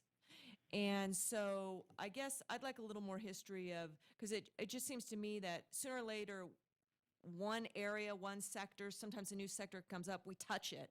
And how long has it been since we've looked at this warehouse distribution and manufacturing sector? Has been my issue. And what's the next sector that we're looking at? I remember many years ago there was a big workout on home-based businesses because it was plugged into the code, and home-based businesses, which are a large number. So I just like to know, you know, maybe a schedule of what we've looked at over the years. I'm not so concerned about the comparisons in the local economy because, you know, Sparks Industrial, you know, they've got their industrial and they have their challenges with their industrial. You're out at Tri-Center, you've got your challenges getting workforce out there. That's not so compelling to me. But perhaps some of these businesses like the Zazzle or whoever, let's follow those threads. But then let's also follow those threads to see what tax rebates they've received also from the state of Nevada and how those touch us also, or the state. That would be helpful to me. All right, thank you, Councilwoman Breckus. Councilman Bobson, you want to weigh in anything? Councilman Delgado? No, Madam Mayor. No, all right. Councilwoman Dewar, we have Yeah, thank you forgotten very about much. you. I apologize. Go right ahead. No worries. I did have an opportunity to attend a couple of the workshops, and staff I know have been working really hard on this. I also had an opportunity to meet with a number of the businesses and also some associations. The things that I'm a little bit concerned about at the moment, there were a lot of concerns expressed that we have not been calculating. We've been basing our business license fees on what we know, which is maybe about half of the manufacturing and distribution square footage inventory. So we're looking at setting a business license fee based on what we know, not on what we don't know. And so one idea is we could do a little bit more research, working with NAOP or some of the other groups, Colliers, et cetera, to actually calculate what is out there. Even if we're conservative, it might get us to a better number. Number two, the problem is I'm very concerned about cushioning the shock of change, both on the businesses where we might go up. Somebody might have been paying $60 mistakenly, $60 a year, and they may find their business license go up to $3,000 or $6,000 or $10,000. And how do they deal with that kind of increase in 1 year? On the same hand, we may have businesses that go down significantly because maybe they have a high generation of revenue, but their square footage is lower. And so I want to be sure that we also figure out a way to cushion the impact on the city, as maybe someone's been paying $20,000 or $40,000 may go down to a much smaller number. And then I am concerned about the comparison with nearby communities. I don't think that we want to have a huge disincentive to do business in Reno. I understand we might be higher, but I don't know that we want to be that much higher, 2 and 3 and 4 and 5 times higher. And then lastly, the new proposal includes a calculation. It's a dual calculation, similar to depreciation situation, the property tax calculation, similar to IRS, where you calculate your taxes one way, then you calculate them a second way, and you pay, in this case, the greater of. So the two that are included here, one is applicable gross receipts with no cap, and the other is the base fee of $1,500 with 7 cents per square foot. I'm concerned about the impact that would have on a business having to calculate their fee two ways. I mean, you have to still calculate what your gross revenues are and calculate your business fee that way, and then calculate it on square foot and pick the greater of.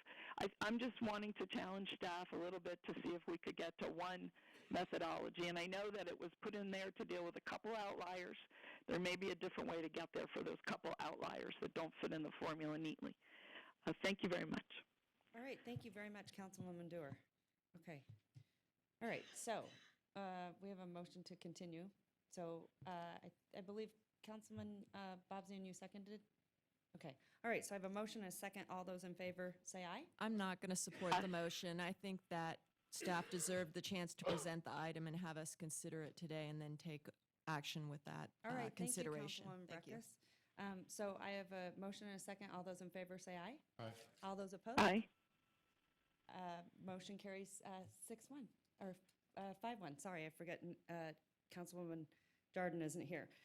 I do want to say that warehousing and distribution is incredibly important to this region, so I have confidence that staff will look at this diligently, but it's a huge economic driver in our region, and we need to be very sensitive to how, we are relating as being business friendly. So I want to make sure that staff really pays attention to when they go back over some of this information, that it's pretty accurate.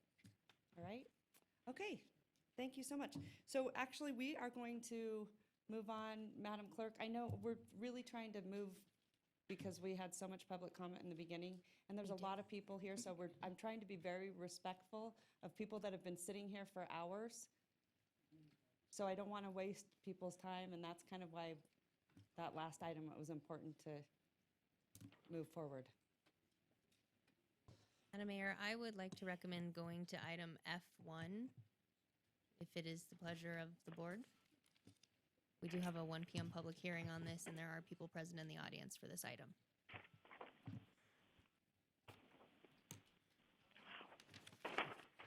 This would put us back in order of the agenda. Right? Got it. Back and forth and back and forth. And then after that, Councilman, I think we should also hear, hold on 1 second.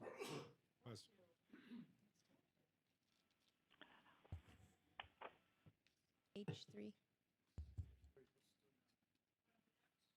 All right, so actually, we're going to bounce around even more. Let's go to item H3. Next one. Trying to do Sorry, I something else. apologize. Okay. Go ahead. All right. This is resolution number 8331, resolution affirming the city of Reno as a welcoming city that respects the innate dignity of all people.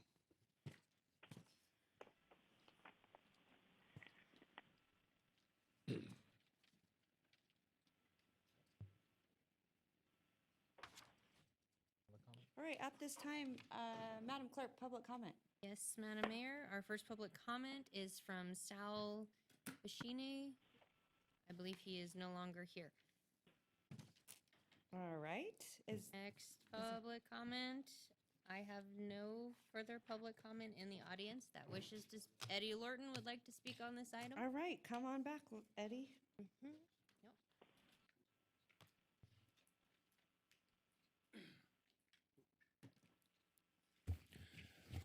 All right, Miss Mayor, City Council, we had a lot of people speaking against this today, and I hope you consider that for the future.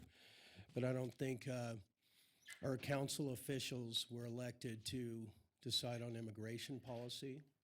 We're supposed to supply safety issues like, fill the fire stations, make sure we have all of them open and full, not just with medical units, and maybe start building this new police station or something.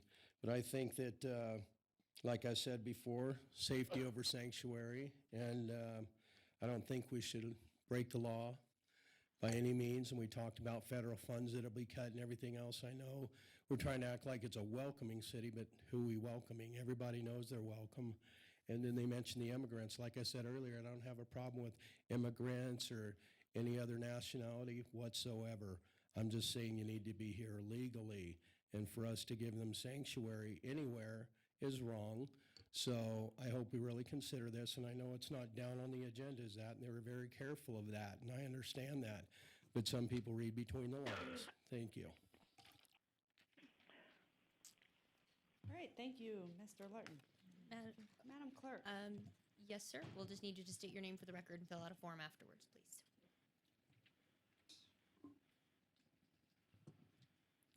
Hello, my name is William Salk. I live up in Cold Springs. I've listened to the pro and con, and I spoke earlier about the sanctuary city. I realize you're using a euphemism, but the bottom line is it is what it is. So, and I've also listened to the argument that folks don't want to go to the police for fear they will be deported. But let me let you know of another scenario I'm aware of. And I lived in Southern California for a very long time, where Los Angeles was the big sanctuary city. And I worked near there with folks that were all legal because we were all sent through the FBI computers for security checks. We had people working there from the East LA area that were citizens, that witnessed crimes, even had family members as victims that would not go to the police. And the reason they wouldn't go to the police is because they knew those guys, when they got out, would be back on their streets. They would not be deported. So you have to be very careful that the very people you're trying to protect, you may end up doing the most harm to. Now, I can assure you, where I lived, I didn't have that issue. However, the folks I worked with, many of them from foreign countries, did have that issue. So please, don't support this resolution. All right, Madam Clerk, any more public comment? Madam Mayor, we have no further public comment. However, I should note that between our online public comment form and those who submitted forms but did not wish to speak, we received 15 in opposition of the item and 37 persons were in support of the item. And with that, we have no further public comment on this. All right, thank you very much. Okay. All right, with that being said, I am going to bring it back to council floor, and I want to, first I would like to commend Councilman Delgado and Councilman Bobzian for bringing this forward, and your compassion and your caring nature for this community. I want to say thank you.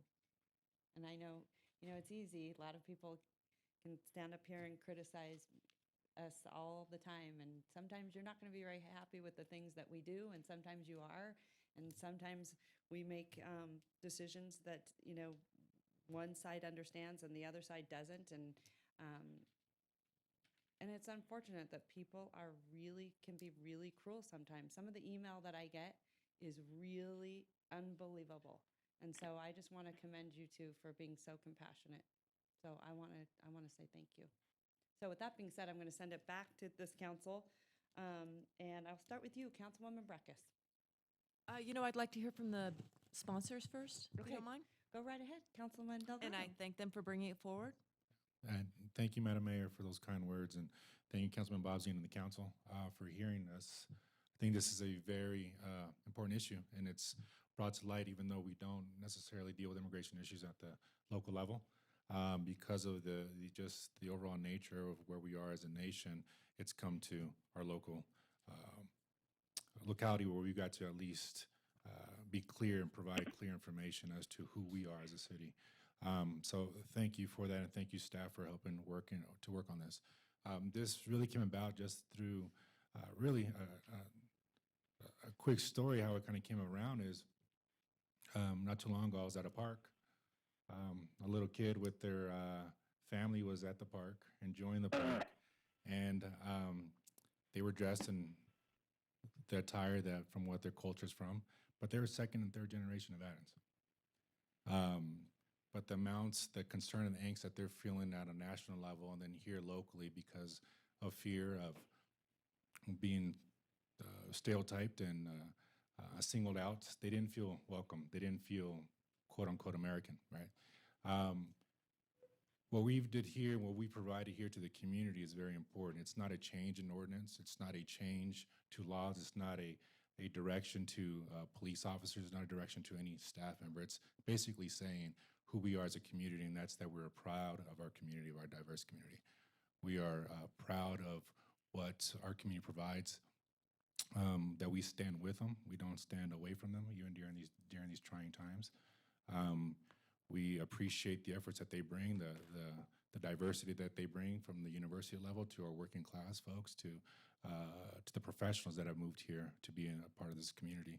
I think this is clearly shown to them that they can continue to count on the city of Reno to provide services for them without judgment, that they can come before the city council and the police department and fire department and parks and enjoy our city without being harassed or felt different. And what we've known over time and time again is that if you start to isolate certain groups for whatever reason, it's ineffective and inefficient. For many, many years, the police department has done a lot of work working with these communities, and they've shown the return on investment is that much more better off than feeling as though we've got to now add on additional enforcement measures for that are really ineffective and inefficient. Right? We sometimes forget because of these times that these are our communities, our neighbors, our families, our colleagues, and our friends. And I think ultimately that's what this is a moral kind of moral opportunity to go to our city and say we stand with you. And I think they're very appreciative of that. The last thing I want to see is anyone ask that question, that you're not American because you don't look a certain way, you don't act a certain way, you don't dress a certain way, you have a certain accent.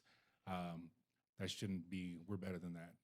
And I think this resolution covers many of those aspects. And I thank the council for allowing us to bring this forward, and I look forward to hopefully your guys' support on this. Thank you. All right, thank you very, very much. Councilman Bobzien. Thank you, Madam Mayor, and thank you for your kind words at the start of this. And I do truly appreciate everyone that's come out and given their perspectives on this. I've certainly learned a lot about just how much people can project onto something, right, wrong, or indifferent.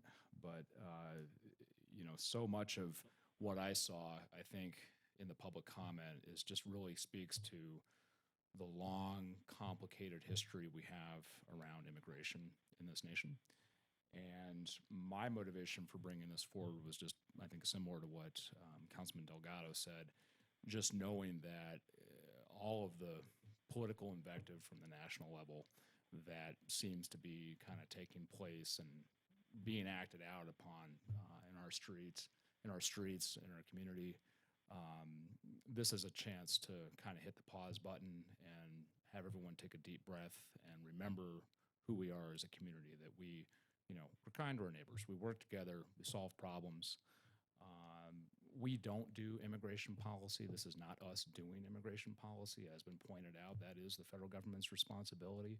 I think this council has made some pretty strong statements about not wanting to be preempted in terms of our local law enforcement priorities, given what's happening in Washington, D.C., and we'll kind of see how that plays out. But, as Councilman Delgado has pointed out, we have a tremendous history with our police force in building a community policing model in which people can come to the police and feel safe and report crimes and report threats and be able to work proactively to try to keep our community safe. And so this is also an attempt to kind of keep that moving. But again, on the long history of immigration in this country, I mean, I always appreciate hearing people's stories about how they came here and where they came through and what the circumstances were. And I've learned new things even today about people's backgrounds. I mean, my own immigration history, I mean, I've got, folks going way back to the Revolutionary War. And, for me to say, well, my ancestors came here illegally, well, guess what? A lot of them came here before we even had national immigration policy beyond you had to be a white male and you had to be in good standing. I mean, that was the earliest part of how we did immigration at the birth of this country. But I'll tell you, the one part of my family tree that I know very little about, maybe one of the strongest ones, and that is my Irish grandmother, last name of Flynn. We know so little about her side of the family because she was ashamed. And we've often thought she's deceased now, almost 20 years, but we often have speculated that the reason why she never wanted to talk about it was because of the shame and the possibility that maybe she didn't come here through the proper channels. And so when I think about the kids today and what they're going to do to contribute to our nation and the stories that they may or may not have to tell, I think about my grandmother and the history of our country. And I also think about, when we were talking about refugees, and I'm surprised that we didn't hear more information and comment about that, because that's something that's in the resolution. One of my first bosses when I was in high school, working, was for a Vietnamese refugee who escaped conflict in Southeast Asia. And I learned from him the value of hard work, the value of how to make a sale and close a deal, of how to give good service to customers. And those contributions repeat themselves over and over and over again. And I know that we're going to continue on the course of being a collaborative society where we can move forward together. So this is our statement. It's very simple. It's very straightforward. It doesn't change anything that we're due currently. It's just letting folks know and reminding people that we should be a welcoming city. All right, very well said. Councilmember McKenzie. Thank you, Madam Mayor. And as I listened to the public comment this morning and on into the afternoon and just recently, I've heard many comments made about this resolution that I've read and reread and reread and reread, and I can't find any of those comments in here. I cannot see where this mentions illegal immigrants. I don't think the words in the resolution in its entirety, the word illegal, I don't believe is in there. I don't see where it talks about not following federal guidelines for immigration. I can't see where it says anything about not cooperating with the federal government on law enforcement matters. I can't see where it says anything about releasing or giving protection to felons just because they're illegal. All of the things that were commented here that were anti this resolution are not involved in this resolution. So I would have to ask if any of the people that commented against the resolution actually read it, or if they just read the snippets on Facebook and in the newspaper about what the intent of this resolution was. Our police department has a very strong community policing background. And the basis of that background is to make every person that they encounter understand that they're not going to be persecuted for anything but the crimes that they may commit, which our police force is enforcing. That is all this resolution continues to say. We're going to welcome you to our community, law-abiding citizens that you are, until you have violated our local laws, and at that time we'll enforce those laws. That's the gist of the resolution. We're not going to single you out because of your race, religion, or national creed and persecute you as an immigrant illegal until proven otherwise.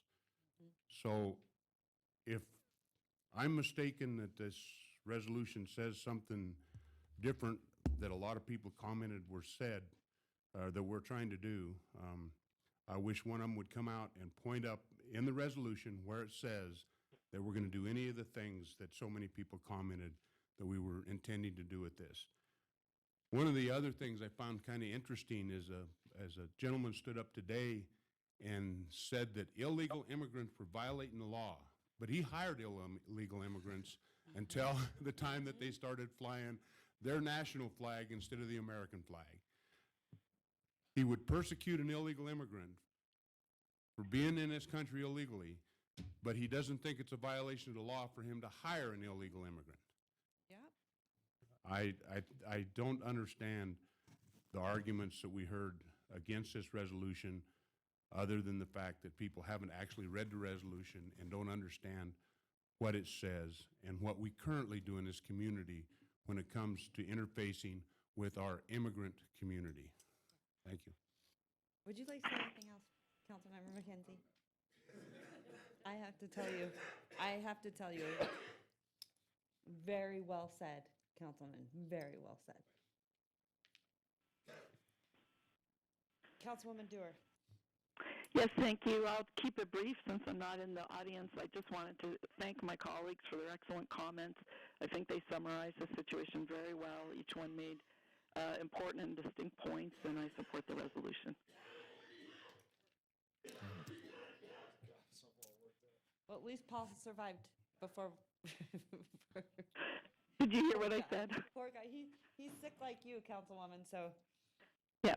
So go right ahead. I think she was done. Oh, are you done? Okay, I don't know if you, what I said that I appreciated the excellent comments made by my colleagues. I think they covered the ground very well, and each made different points that are important in this context, and that I support the resolution. All right, thank you very much, Councilwoman. Councilwoman Breckus, are you ready to speak now? I am, thank you. I thank my colleagues for bringing this forward. I'm going to support and vote for the resolution. I'm not going to read too much into it. You know, it is what it says. I'm going to read it textually, but I'm going to put a copy of it in my purse, and I'm going to carry it around. And I'm on the Worcester High School grounds almost every day, and I'm going to have it there when I'm with that community, and I'm going to carry it in Uri Grove neighborhood. And I'm also going to carry it around Ward 1, where a lot of these folks from these economic development jobs are coming in. If anyone accuses me of a no-growther, I can show it to people moving into the leafy neighborhoods of Ward 1 and tell them they're welcome, just like I can tell other folks that they're welcome. But when we talk about police resources, you know, during the budget or in dialogue with our chief, those are the times when I represent what I hear from Ward 1 constituents, which are they want more patrols, they want traffic enforcement, they don't want Reno police officers to do other jobs that we don't get paid for. And also, when we talk about federal resources and the threat of federal resources, it's a changing environment. A lot of those resources that have been said, you know, some of the testimony said you might not get those. Well, last time I've heard about how the executive budget is marking up, those are gone anyway. So I'll reserve some of my comments on some of these issues when they come up, and I think we did that with our federal platform bring forward, and we'll do that when we set our budget. But until then, I'm proud and happy to have a resolution that I'll be carrying around that says we're a welcoming city. All right, thank you, Councilwoman. Councilman Bobzian.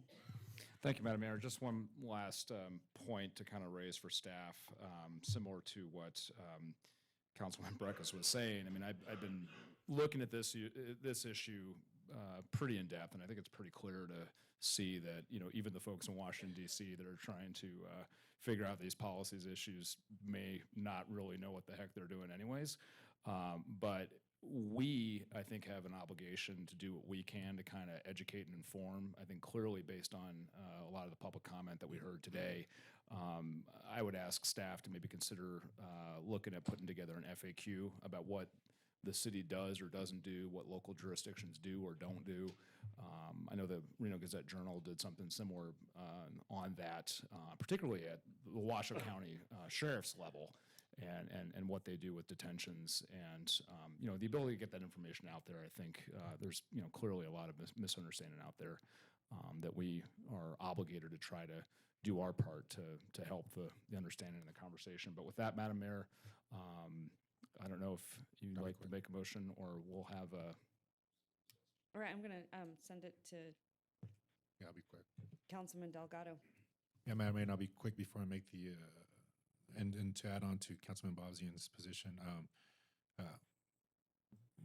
I'm happy to hear that we will be pushing this out, information out even that much more to give clarity to the community for comfort and security. And again, for us to hopefully as a community push out to those that weren't as well informed and are pushing out a lot of this fake news about what is it that we're doing here, or creating this fear mongering, this xenophobia in the community, to really realize what this resolution is all about, and to actually look and read past the headlines. And I think that'll be answered through a lot of the FAQ. So appreciate that very much. And Madam Mayor, with that, want to make the motion to approve the resolution affirming the city of Reno as a welcoming city. All right, so I have a motion, a And second. can I just make one comment also? I forgot this. Councilwoman Breckus, go right ahead. Is having this resolution, I think, is helpful to me too, to do my job. You know, a lot of the focus has been on the police, but I want to make it clear that I represent everyone in Ward 1 who resides in Ward 1. And so they're all welcome to interact with me, and I'll do constituent work on their behalf also. Thank you.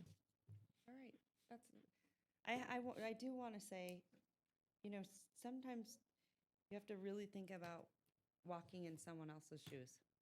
You really do. I have completely gotten off, sometimes I'll use Twitter, but I've completely gotten off Facebook. And it's really easy for people to sit behind there and get on their computer and hide behind that without really seeing what's going on in this community. And all of us up here are on the front lines, and we see every single day, day in and day out, how this can affect a city on so many different levels, and how so much compassion and kindness are so critical to what we do in the city. And it's really easy for people to get up here and judge us and say, you don't care, and you didn't go through this, or you didn't go through that. It couldn't be further from the truth. Every single day we are living it. And unfortunately, we make decisions that you might not like, but you might like. And sometimes those are really difficult. But I want you to know one thing about this council. And sometimes we do have our disagreements, and that's a good thing. I don't want this world to look like everything else. I want it to look different. So that's a good thing to have these disagreements. But one thing about this council is you are all very kind and compassionate people. And so it makes me very proud. Well, yeah. Well, Paul is one of those whose bark is worse than his bite. So I always give him a hard time. But I want to say, sometimes think about walking in someone else's shoes, and of course, there will always be one more issue, one more Facebook post.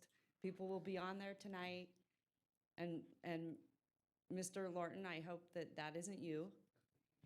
No, I think it should be submitted to the Immigration Department to see if they approve this. I think what we're trying to do here today is show that we are a welcoming city. We all live here together.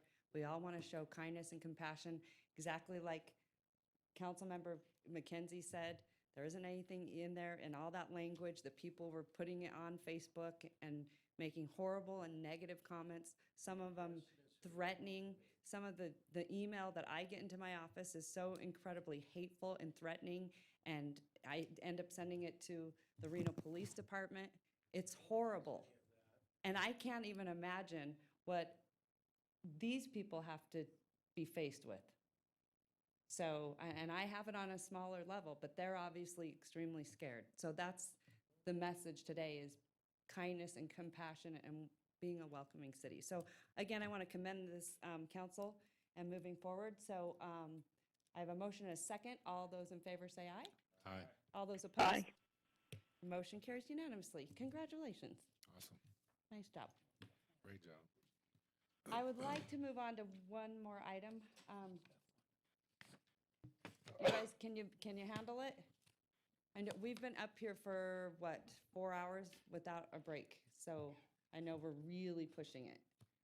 That's fine, as long as it doesn't shorten discussion if, people have relevant questions for it. Mhm. Are you guys okay? Yeah. All right, let's do it. What item? Item F1. I want to make sure, too, people that have been sitting here for hours we move on to their items. So Madam Clerk, do you have any idea? I do know that we have people in the audience for F1. F1? F1. All right, Madam Clerk, any public comment on item F1? We have no public comment, Madam Mayor. I have a disclosure on this. Okay, go right ahead, Councilwoman. I have to bring it up. It'll take me a second. Okay. Can we have the Um, city attorneys I'm going to have, open and read? yes, I'm going to have, we'll now open the public hearing. Madam Clerk, was proper notice given and any correspondence received? Yes, Madam Mayor, proper notice was given and no correspondence was received. And no public comment? No public comment I'm at this gonna time. We do send have a requester who may like to speak after the presentation. Okay, I'm going to send it over, do I have to send it over to, I have my disclosure. oh, go right ahead, Councilwoman Breckus. Okay, Madam Mayor, I need to disclose the fact that my husband and I have an ownership interest in M-Lodge LLC, a Nevada limited liability company. M-Lodge LLC owns a property located at 316 Vassar Street within the Wells Avenue Neighborhood Planning Overlay District. On this matter, I've sought guidance from the City Attorney's Office. I do not have a significant pecuniary interest in the revised parking standards, nor any commitments, financial ties, or obligations to anyone with a financial interest in revising the parking standards in the Wells Avenue Neighborhood Planning Area Overlay District. The revised parking standards will not materially impact my property either way, beneficially or detrimentally, nor will the revised standards materially impact my ability to impartially review and render a decision upon this particular agenda item. In light of the foregoing, the independence of judgment of a reasonable person in my situation would not be materially affected by my pecuniary interest, and because this is not a clear case of disqualifying conflict of interest, I will be voting on this matter. Madam Clerk, please accept this disclosure and lodge it on the record for this meeting and subsequent meetings pertaining to this agenda item. All right, thank you very much, Councilwoman Breckus. Do I need to send this to you, Mr. City Attorney? Yes, this Carl? is ordinance introduction, bill number 6997, case number TXT 17-00003, Wells Avenue Neighborhood Plan Parking Standards, ordinance to amend the Reno Municipal Code, Title 18, Annexation and Land Development, Chapter 18.08, zoning, Section 18.08.406F, Wells Avenue Neighborhood Planning Area Overlay District to amend the parking standards within the Wells Avenue Neighborhood Planning Area, together with other matters properly relating thereto. All right, thank you very much. Does council desire a staff presentation? No more comment than All right, presentation. go right ahead, Councilman. Claudia, so I brought this forward a while back as an old item with a lot of discussion with the West of Wells neighborhood group and the Wells district, business district. There's concerns, generally speaking, there were concerns, and we all know those concerns regarding parking, especially with the VA on the east of Wells. So in talking with the community about some of the issues, those with a lot of the support there and just kind of understanding opportunities of economic opportunity on the Wells corridor, that we look at taking away the parking so restaurants can start setting up shop. That's been one of the things that have been hindering business opportunities from restaurants opening up, having tables outside, et cetera, that we see on main streets. We see that as an opportunity first, and then possibly looking at phase 2 in the West of Wells area, and then phase 3 into the East of Wells. We know that from conversations with the VA hospital, there's a lot of development opportunity there. So to move there first wouldn't make too much sense, knowing that there's a lot of the current doctors, physicians, et cetera, that park among the residents now, and the issues that would bring to the neighborhood and to the employees of the VA. And the West of Wells is very open. They know about what's coming forward. So the idea is, of course, if we take away the parking restrictions on Wells, that maybe people start parking in the neighborhoods. And the residents are very aware of that. And speaking to staff, they are aware of that too. So looking at the next phases moving forward is what we see. But the economic opportunities are ripe for an opportunity to see some action start taking place on Wells. So I'm excited to see this move forward versus kind of holding up potential opportunities, see businesses start setting up. Getting a lot of calls from outside, just from here within the city of Reno for opportunities, and also from outside of the city of Reno to like at purchasing properties there to bring some new business, local businesses and small businesses to the Wells corridor. But if you would add on to a little bit of that, Claudia, I'd love to hear Sure. Thank you very much. Claudia Hansen, Planning Manager, for the record. The map in front of you shows the area where this change would take effect, and this is the mixed-use corridor within the Wells Avenue Neighborhood Plan area. It really reflects the zoning or the parking reductions we have in other similar mixed-use areas, such as East 4th Street and the Midtown areas. Essentially, if there's an existing building, the parking requirement would be determined by the property owner, and that's how we have it written in the East 4th Street area, which has worked very well over the past 10 years that we've had that in effect. It also allows new construction. If they just come in for a building permit for new construction, they would have to meet current code standards, but would be available for up to a 50% reduction with the parking study as deemed appropriate by the administrator. So that gives us a little wiggle room there on the on new construction. And it also would adopt the parking standards for retail, restaurants, and bars in this area similar to Midtown and downtown, where there is no parking requirement for those uses in this area, shown in the purple here. We did receive, at the time of printing, it was 55 calls. We're up to probably in the 75 range phone calls on this one. And I would say 98% of those were about parking from the VA. So we're not putting that away. We're still going to be working with the VA. We speak with them regularly, but that is the major concern in the area, is parking impacts from the VA. We're also working with the city clerk's office and exploring a potential parking permit program for the residential area within the Wells Avenue district, and we're still exploring that with the clerk's office. We did hold a neighborhood meeting and went to the NAB with this, and both groups were very much in favor of the changes. And I'm available for questions. All right, great. Any questions, Councilwoman Breckus? I guess, direction hasn't been given to start a residential parking program. Madam Clerk. I think that's a bigger discussion. We don't have it over in Midtown. I've been, saying for a long time, I think we need to stand up a parking department or division here at the city of Reno. And I'd hate to see us go down and on a thread of starting a new one without having that comprehensive discussion that I've been wanting to have for some time. So I hope staff would come back to us for a parking discussion at some future date, rather than, here's your new division. Right, no, definitely. And I didn't mean we have one drafted already. It's just when you bring forward a parking reduction into an area, that question comes up. So we have those discussions. We've explored the potential with the clerk's office of what that path would be, but we do not have anything drafted at this time. All right, thank you very much. Any other questions? Councilman McKenzie? Thank you, okay Madam over Mayor. there?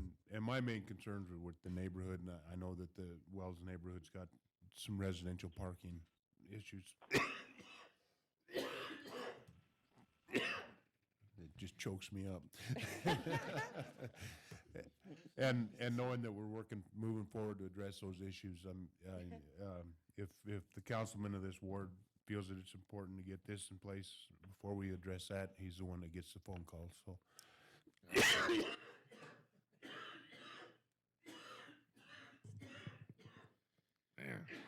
Oh, you poor thing. Yeah. All right. Don't call me with that one. Councilwoman Dewar, anything? No, we could have dueling coughing sessions here. Yes, you could. If I took it off mute. No, I wanted to just echo something that Councilwoman Breckus said, which is that I had been thinking about bringing forward something not exactly similar, but something to address parking in Midtown. I'd like to talk about it at a future council session. But it would incorporate this concept of shared parking, but maybe in a slightly different way. So I do support, moving forward with this based on Councilman Delgado's recommendations. All right, thank you very much. All right, with that being said, I'm going to send it back to Councilman Delgado. Yes, Madam Mayor, move to approve. I have a motion and a second. All those in favor say aye. Aye. All those Aye. opposed? Motion carries unanimously. Thank you. Okay, one more item, and then that's it. We're going into, Just do all of it. I've Just been do saying that for all of it. 2 hours now. We are going to go into our attorney-client, right? Is that right? Okay. So the next item, what are we doing? J3? J3?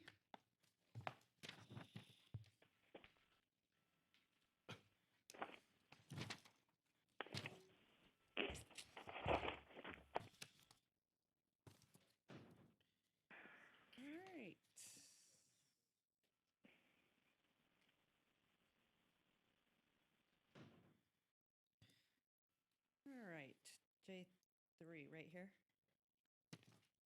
Okay, let's look at this.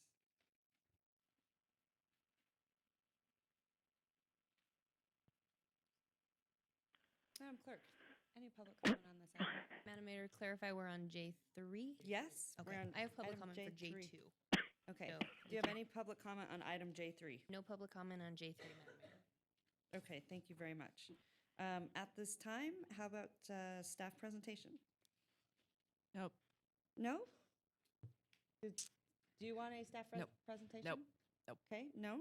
Seeing that there are none, I'm gonna bring it back. Any questions from council? Before we do that, the one thing I do want to ask, why how much are all these riffs? How much are these? A lot. Well, and so here's my question, but here's my question. Why isn't there a dollar amount associated with this? Because usually, in the spirit of transparency, going back to the city attorney, we did have items that if we don't put the dollar amount on here, then it is actually noticed wrong. So I think, and then what's the impact? How much fiscal impact is this? Hi, Go right ahead. Julie Masterpool with the Regional Transportation Commission. And the credits that are included in these agreements are redeemed at credit values. The program was initially set up so that they were redeemed at whatever the current rate is. So as the rate changes, the dollar value of those credits also change. So I believe that's why they were not, they don't have a specific dollar value until they redeem them at the permit counter. For the folks that had applied for the extensions, I think that totaled up to about 590,000 credits were asked to be extended the additional 10 years. And it just depends on when they are redeemed will determine what that value is. That's So I'd like to actually ask what that value is, if staff would come back and So and that if- provide that. So if you were deemed a credit in the north section right now, what's the value of a credit in the north? I believe Because they're that- different in the north and the south. Correct. I believe the north value is $292.50 per VMT. So about $300 times each one of those credits. The it's south is a little higher than the north is. Correct. I mean, as So far it's as right around that time. As far as I see it, on March 23rd of last year, I voted against the overall. Okay, so I at that time, the numbers, the dollars, the fiscal was in front of me, and I voted how I voted on that. And at the last meeting, I felt it wasn't noticed properly, and I raised the issue, and the attorneys agreed. And so, I think I'm prepared to support the motion. I don't know do we have a motion on the table? Okay. I'm ready to support the item, noting that I was opposed to it for fiscal reasons a year ago. And but I have to respect that this is just implementing the will of the council, so I'll make a motion. All right. any Unless other you questions? feel like you need to move it off another 2 weeks. I always, No, I'm if just, people aren't happy. well, there's other items that if the number's not on there, then I'm just curious, when do we, in the spirit of transparency, have to put numbers on these reports when we don't? I guess I'm also curious to the fiscal impact. I think March 23rd, there was a lot of fiscal on there, right? Remember of last year, 2016, when we adopt the GAM, was it the GAM? Right. The First Amendment of the GAM? Correct. The only difference between, the Fifth Amendment, the Fifth Edition, the First Amendment, the only thing that changed was allowing this extension of these agreements for an additional. That was the First Amendment. That was the First Amendment. Yeah. The Fifth Edition increased the fees were just about the same. They recalculated between the Fourth Amendment and the Fifth Amendment, just recalculated a little bit differently. I don't know, I just feel like we should get more info, certainly on the fiscal impact and Well, if the you'd like. dollar amount. And basically, I think there's a whenever lot of variables in the fiscal impact too, depending on, The timing. where they're used, when they're used, whether they're used in the development of record, whether they're there's a lot of different variables that were approved when that extension was approved, and that the council has accepted as part of that. For the record, Bill Gall, Senior Engineer, I would agree with you. Also, the fiscal impact really only impacts those credits if they were to actually expire. This extension allows them to use those credits for a longer period of time. Any credits that are going to be used prior to expiration, those credits are already in place. The impact has already been addressed as part of our program. I guess I'm just curious as what the value is. How much value is right here on this piece of paper right now? Millions. I mean, it literally took millions of dollars out of the road building funding mechanism. Yeah, that's, and that was a problem for me a year ago.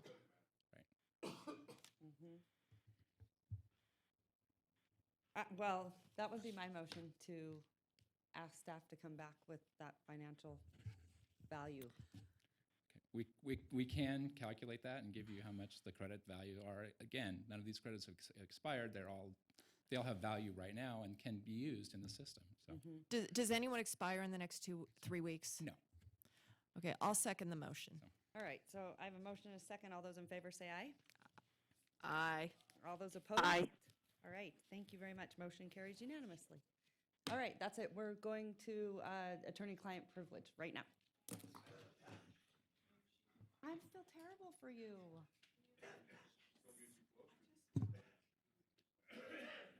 Where are you? Nice to meet you. Look at this, the belt buckle. How cute.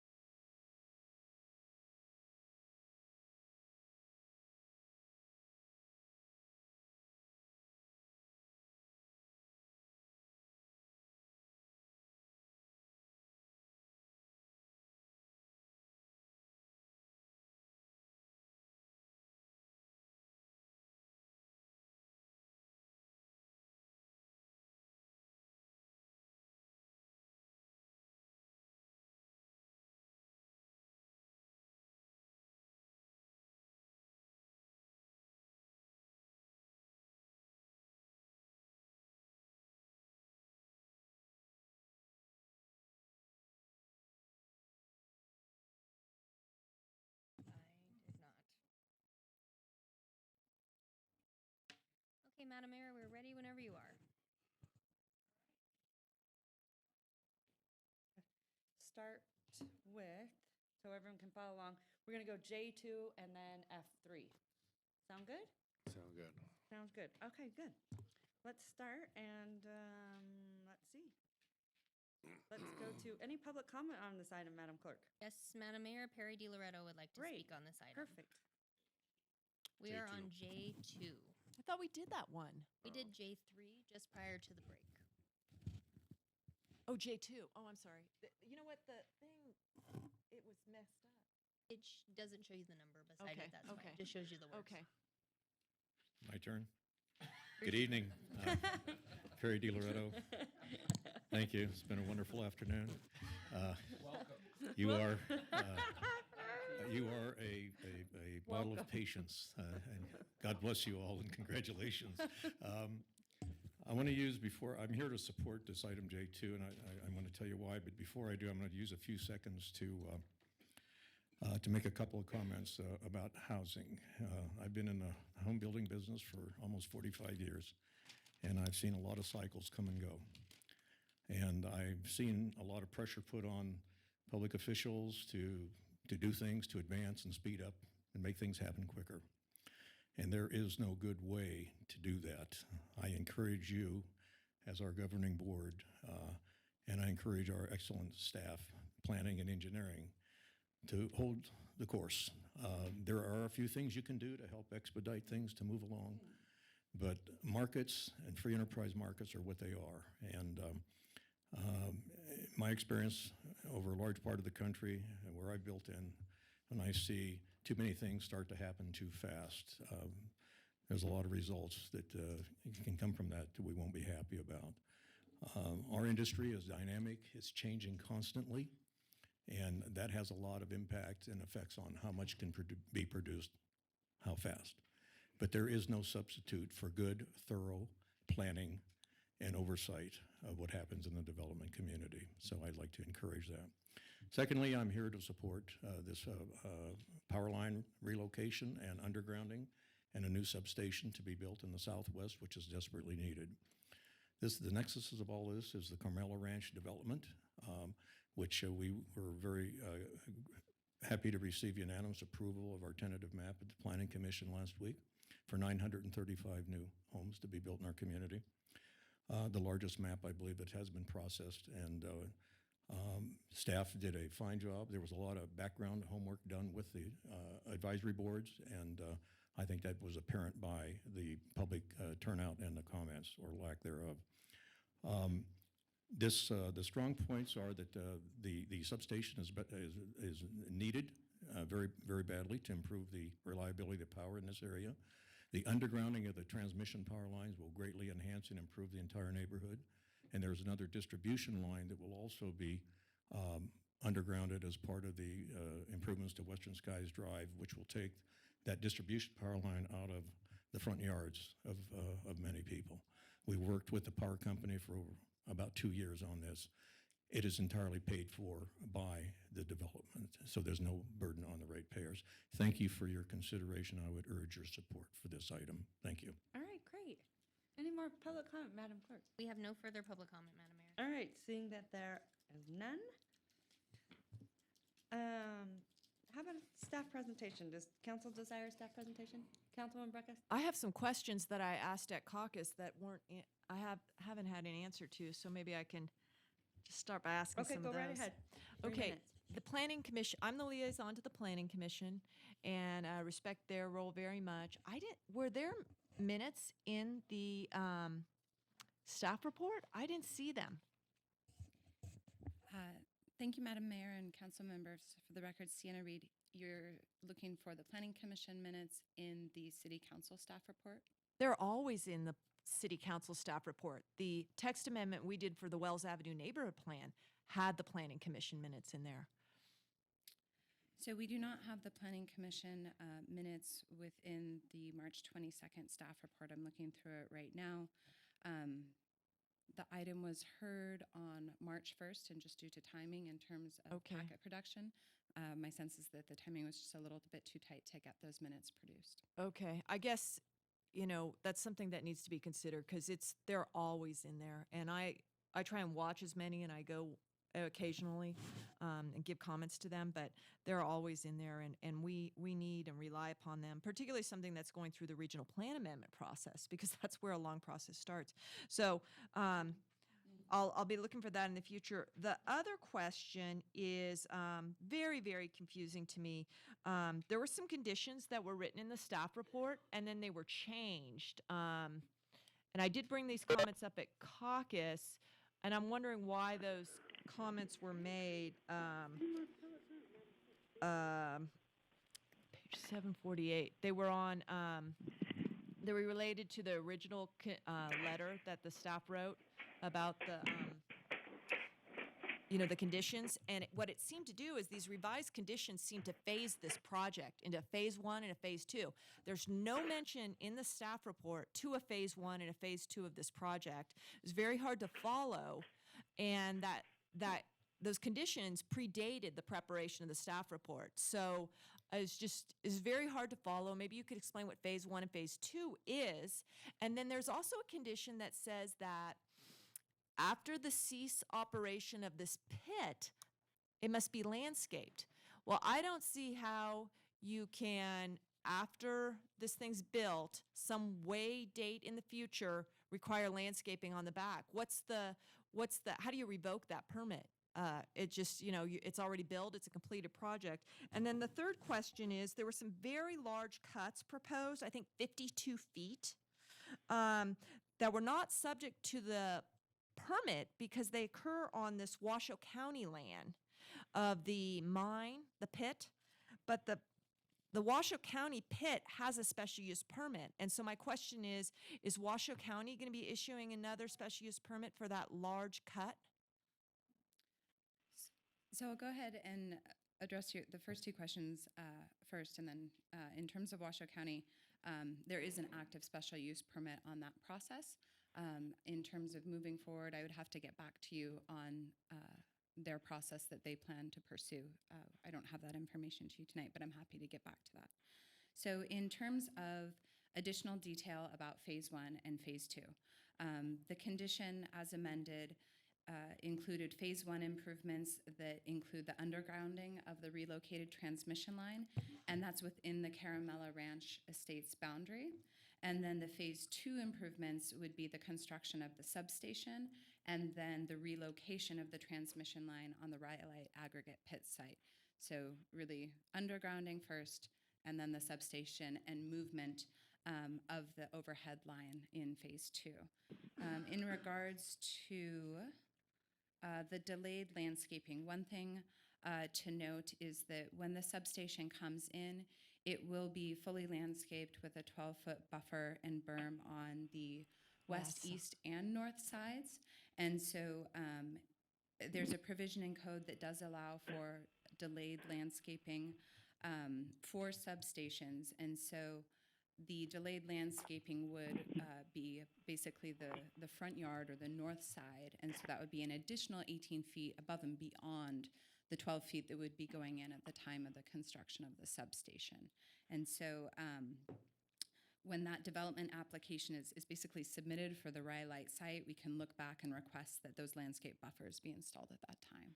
And what about the 52-foot cut on the pit? I mean, it is a pit, so it has cuts, but 52 is like Somerset Parkway. I mean, it's huge. And I am not familiar with the 52-foot cut on the Washoe County portion of the property. Mentioned in the staff report. And this goes to regional, right? So what is going to regional this evening is simply the This evening? sponsorship of in terms of the item tonight for the city council, the action that we are looking for is to sponsor the regional plan amendment. The action on the special use permit has already been approved. So By the Planning Commission. By the Planning Commission, and timeframe for appeal has already run. Okay. And so the action tonight is really just to sponsor a regional plan amendment to put in a regional utility site, which is the substation, underground the transmission line, and relocate the portion of the line on the Rhyolite site. So definitely focused on the regional plan amendment sponsorship this evening. Did Washoe County Development Department provide any comments on this? And is the pit in the sphere? I do not see any comments from Washoe County that have been provided in the staff report for this item. That's something that we would have provided in the staff report and then also discussed if there were any particular concerns within the staff report. And then within whether or not the pit is in the sphere of influence, I don't have that mapping in front of me right now, and I would need to get back to you on that. Okay.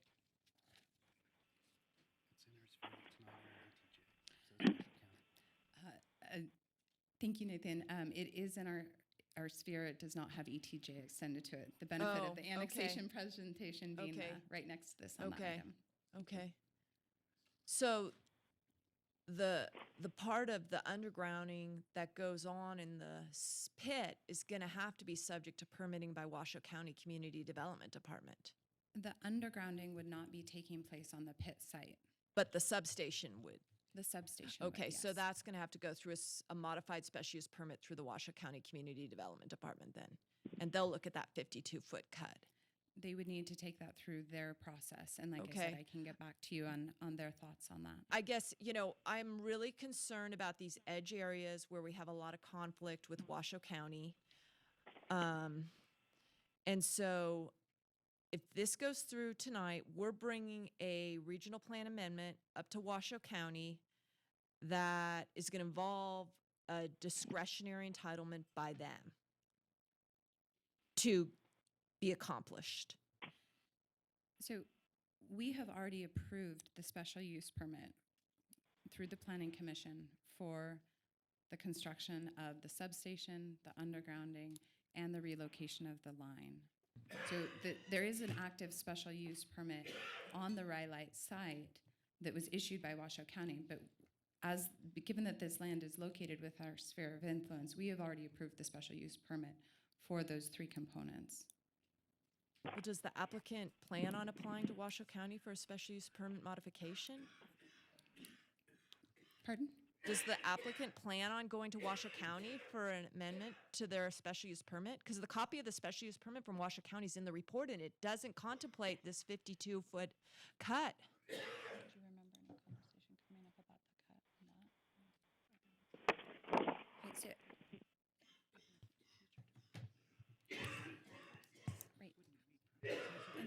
Okay, so I think one thing to reemphasize is that, this property is within our sphere of influence. The city of Reno has authority to approve the special use permit, which has already been approved by the Planning Commission. So the substation, the undergrounding, and the relocation of the overhead transmission line, we had the authority to approve, and now we're just looking this evening to get sponsorship of the regional plan amendment that would let us ultimately move forward with those particular project components. And if I can, Madam Mayor, to maybe shed a little light on it, really, we could go forward and sponsor changes to the regional plan that don't include a project. In other words, Sure. we could have come and said, let's put a corridor here. This is basically an after the fact, which is in order for this project to be built, it needs to conform to the regional plan. So I understand the questions you have, and we'll certainly get the answers, but the real question tonight is whether we want to sponsor including it in the regional plan. And if we don't, then does the county do it, or does Regional Planning Commission? I think they have the authority to sponsor too, so. What's there's the voting three different requirement? ways that you could sponsor it. What's the voting requirement for this? I'm pretty sure it's just simple majority. It's a master plan amendment? No, it's a regional plan amendment. And I think the 2/3 is only at the Planning Commission level. I don't think there's anything that comes to council that's 2/3 other than Okay. hiring well, that's even 6/7, hiring an external. All right, I'm Councilman. going to move on, Councilwoman Breckus, since it's over the 3 minutes. Councilman Bobzian.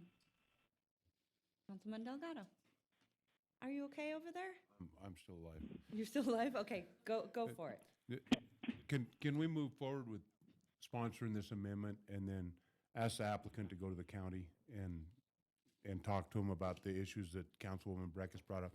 And I understand the issue here is that we don't want to take an action that seems like we're forcing something upon the county. We want to make sure that the county's in line with our thoughts on this when we go to regional planning. It's not something that shows up at regional planning and we're trying to shove it down our throats. So if you would be willing to go to the county and hold that row of votes for us, we'll, Thank you for the question. Mark Sullivan with NV Energy, Madam Mayor and council members. The project is in the city of Reno.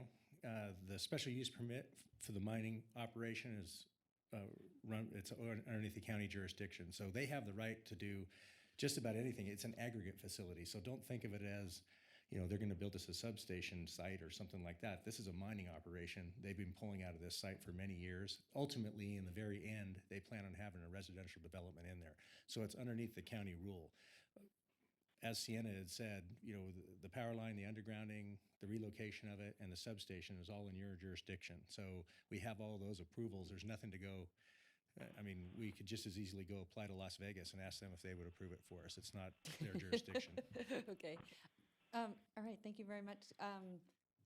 Councilwoman Dewar, I believe this is in your ward. Yeah, thank you. Just a question. I'm here. Can you hear me? Yeah. Okay. A comment and a question, and then a motion. First comment, I've supported this undergrounding from the beginning. I think that the developer, Mr. G. Loretto, had a lot of foresight in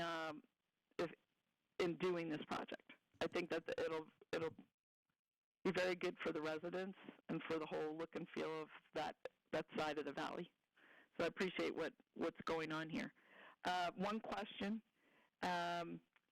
Many of us received a letter, I think today, from Kim over in Hidden Valley asking about mercury. And so my question was, I know that Councilman Delgado had sponsored an item asking staff to look into the necessity of any kind of mercury evaluation of permits going forward. I was not clear. I couldn't get a very clear picture on all the maps whether this line crossed Steamboat Creek in any location. Could I get an answer to that? Thank you, Councilperson Dewar. Sienna Reed for the record. This site does not intersect with Steamboat Creek at all. Okay, thank you. So with that, I think that answers just that question. I wanted people to know that we haven't heard the answer to Councilman Delgado's L item yet, to my knowledge, and I just wanted to make sure we explored it here. But I'm willing to and happy to move forward with making the motion. Who would answer the questions of Councilwoman Breckus, that we could just get those on the record somewhere?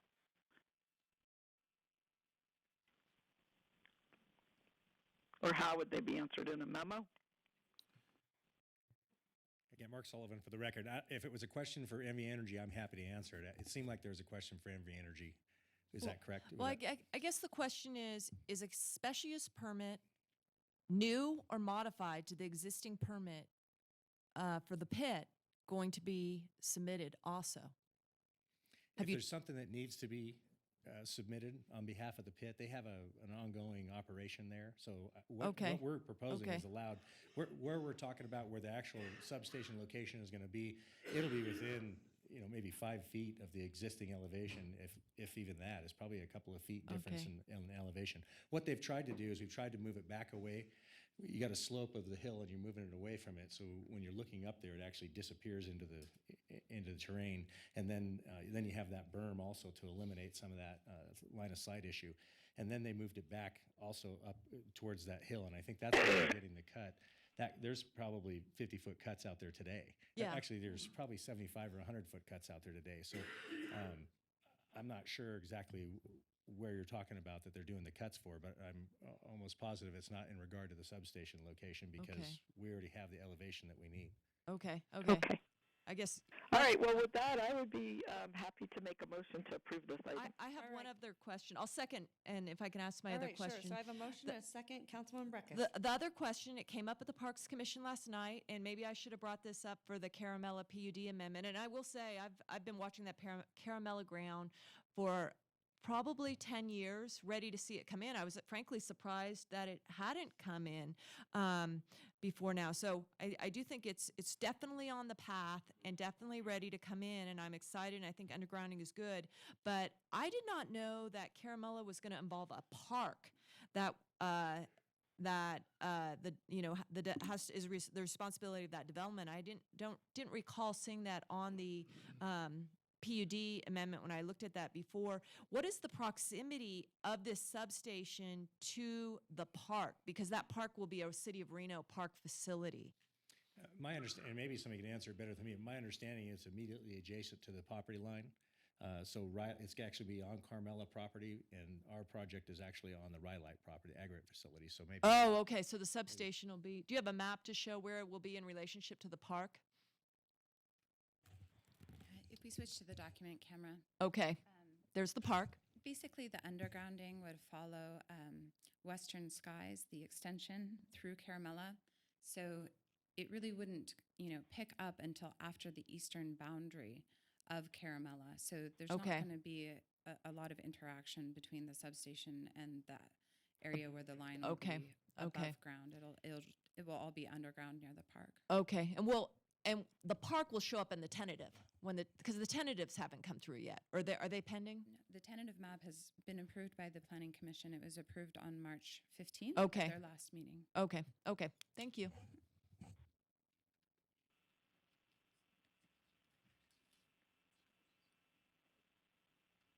All right, so I have a motion and a second. All those in favor say aye. Aye. Aye. All those opposed? Motion carries unanimously. All right, great. Now we are going to item F3, I believe, correct? We are. All right.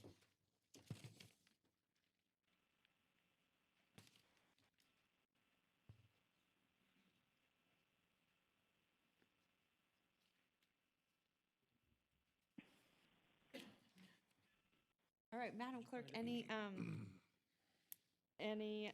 public comment on this item? We have none, Madam Mayor. None? Okay, take it away, sir. So for the record, Bill Dunn, Revitalization Manager. So this is a public hearing and a request for council to set fair market value on two city-owned properties, 265 Keystone and 0 Chisholm. These parcels are number 3 right here, which is 265, and then number 5, which is 0 Chisholm. These are two parcels that recently were removed from loan collateral on the Fire Station number 1 relocation loan. And in addition to setting fair market value, we'd like to ask for direction with regard to the disposition of these properties. There is, in our city real property disposition policy, there are several exemptions that would allow us to put this out under RFP as opposed to just doing it by highest bid. I think that probably for the city to be able to get the highest and best use for these parcels, that would be the recommendation to do that. Also, we'd like to explore a couple of potential, one was a boundary line adjustment, which Councilmember Breckus had suggested, and that would be with regard to the boundary line here, potentially moving it over. The other would be potentially subdividing parcel number 5 to create sort of 3 parcels as opposed to 2. So we're looking for input into how you'd like us to handle that, and if there are any specific preferences with regard to what should go into an RFP as we move forward. All right. Well, thank you very much. At this time, we're opening the public hearing, and I just want to clarify with Madam Clerk, was proper notice given and any correspondence received? Madam Mayor, proper notice was given and no correspondence was received on this item. All right, thank you very much. And again, I'm just going to ask you any. We have no public comment on this item at this time. All right. With that being said, I'm going to bring it back to the council desk and start with Councilman Breckus. Thank you, Madam Mayor. The longer we go at this, the more I realize the complexity of the retract project. We spent a lot of time, the debt has been the big focus of the retract project from this council, but these properties and even ongoing relationship needs related to the railroad for those who are really helping us revitalize the Dickerson Road and that part of West Reno. So the parcel number 5, as Mr. Dunn mentioned, backs up to a property that has been improved significantly, has some cool small operators in there, but it has roll-up doors on that north side that is an encumbrance to that property because they always used to have the ability, they built it with the roll-up doors there and were able to lease that property from the railroad. And then when we did retrack, they weren't able to have that lease any longer, or the city, has pledged those properties to the fire station. They get loan and they got kind of cut in that. So, we took all the time, and I thought it was good time well spent to get our property disposal policies in place, and I think we have a good policy. And that policy, much like we did over for the property where the gas station is, where we had kind of a weird property configuration, does allow us to give some sort of deference, enabling to adjoiners. And so due to the historic relationship of that parcel, that structure, I would like to see the city go through in moving that property line to more or less, adjacent that. And do you want to just draw the line where maybe you think it would go? Sure, right there, and then draw it on the backside also. Maybe would we also straighten it out, or would you keep that parcel? Yeah. You think it's fine? Yeah, I'm not really sure if we straighten it out, what we Okay, would gain. one way or the other. So, and offer that to that adjoiner at a fair market value. So that person can get in, there's streets on either side, that person can get in and out of his roll-up doors, done. And then everything west of where east of where Mr. Dunn drew that line to where we have Keystone Avenue, I would like to see the city council move that property into the redevelopment agency. Then the redevelopment agency could dispose of it to someone with the condition that they will build some multifamily housing there. So we can start to do our share in meeting this urban housing need through a developer, doing that. And Mr. DiLoretto's comments were very good and very well taken by me. I think there are a few things that we can do with, helping the housing, and I think some of it is letting some of these properties go for a specific purpose. Sure, we could RFP it to the highest and best use, and someone could come in and put mini warehouses there. But I think to some degree we have a right to look at these from a public purpose perspective, and I know there's a bunch of people who would love to get into West Reno and see some urban infill housing in that area. So those are my suggestions. Parcel 4, no idea what to do there. All right, City Manager Bill Thomas. So just for clarification in the direction that you gave, we can have that map back. Well, there it is, okay. So we have appraisals in for parcels 3 and 5, which establish a per square foot rate. And part of what we're asking you today is to set the rate. So I think to follow up to what you said, we would take what's the remainder or the new parcel just to the east of that 5 and ask you to set the value as whatever that square footage is so that we wouldn't have to come back again and do another appraisal? Sure. And if I may make one other issue is one of the values that we're hearing in our master plan is better connectivity among our different communities. And in terms of connectivity, I'd like to see at least a 10-foot easement reserved against the railroad so that at some point there could be connectivity from Keystone into the Dickerson Road area, which is just another way of, whether it's a path or something or a, separated path. Because the public loves being separated from road traffic, even if it's just an unimproved path. It's just a good way to kind of enjoy the community. Okay. What's the square footage value? I'm sorry, I don't have that. Okay. Yeah. All right, Okay. any other questions from Yes, Madam Mayor. Councilman Bobzian? Councilman Delgado? Not at the moment. Go right ahead, Councilman. Thank you, Madam Mayor, and I'm not sure that you can truly take what the appraised value is when we request an appraiser to appraise a property under a certain set of circumstances, and he makes that appraisal based upon conditions that you've established for him. And if you got an appraisal of those 2 lots as one piece of property, the appraised value of that is different than if you broke it into the 3 segments that you're talking about here, because of the developability and the conflict or the issues that are arise with that property. Those values are not, they're not the same. It becomes comparing, that property has changed value by drawing that line on it and asking for an appraisal, you've changed the value of that property. And to say that I've got an appraisal of this that says it's worth so much a square foot, and I'm gonna divide that up different. It's like telling somebody, do you want a whole peach pie or do you want a peach pie with a piece out of it, but you gotta pay the same amount for the peach pie with the piece out of it. So if we're gonna divide this, we have to get a new appraisal based upon the lot sizes that we're looking at and the way that we're wanting to divide those out.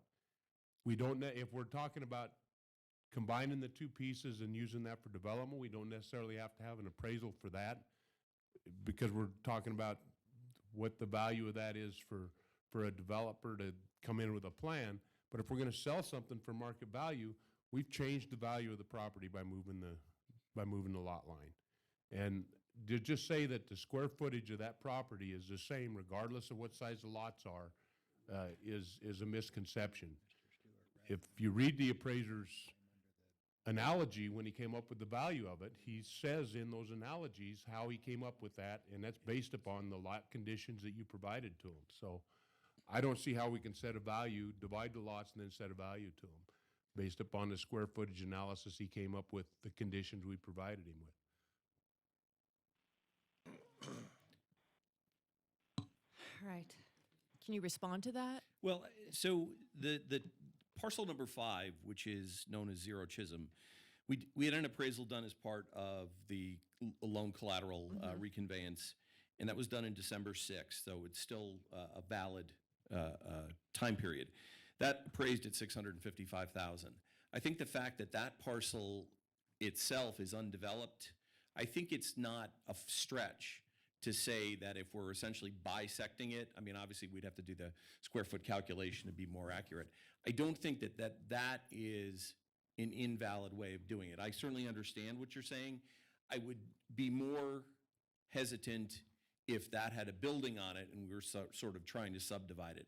The fact that it's one large undeveloped parcel, I think a rational person could make the distinction that it's okay to split that and then sort of prorate the balance because it is undeveloped. I don't think that any factors are gonna, by doing that, I don't think you're gonna endanger the basis on which the appraisal was done, but that's, again, I'm not an appraiser, it's a guess.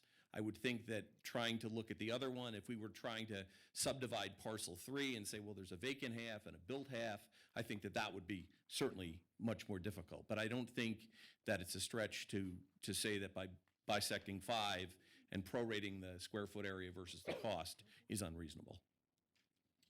So, if I may, Madam Mayor, Go right ahead. if we were to parcel 5 in half and attach it to 3 for one development and move it over to the redevelopment agency, we can sell it at an off appraised value, right? I'd like Greg Salter to Okay. talk about that from a legal What does the perspective. redevelopment laws allow us to do for this to hit that redevelopment purpose of infill urban housing? Greg Salter with the City Attorney's Office.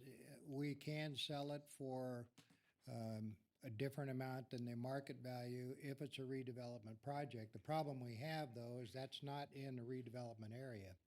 I thought that And you so could. we need to look at that. There Okay. probably is a way to do it, but Okay. I can't tell you right now that it's a sure thing. Okay, I thought I understood at caucus when I was asking questions about that if it's for a redevelopment purpose attached to, eliminating blight in the redevelopment area and the redevelopment agency is about, I don't know, half mile away, you could do that.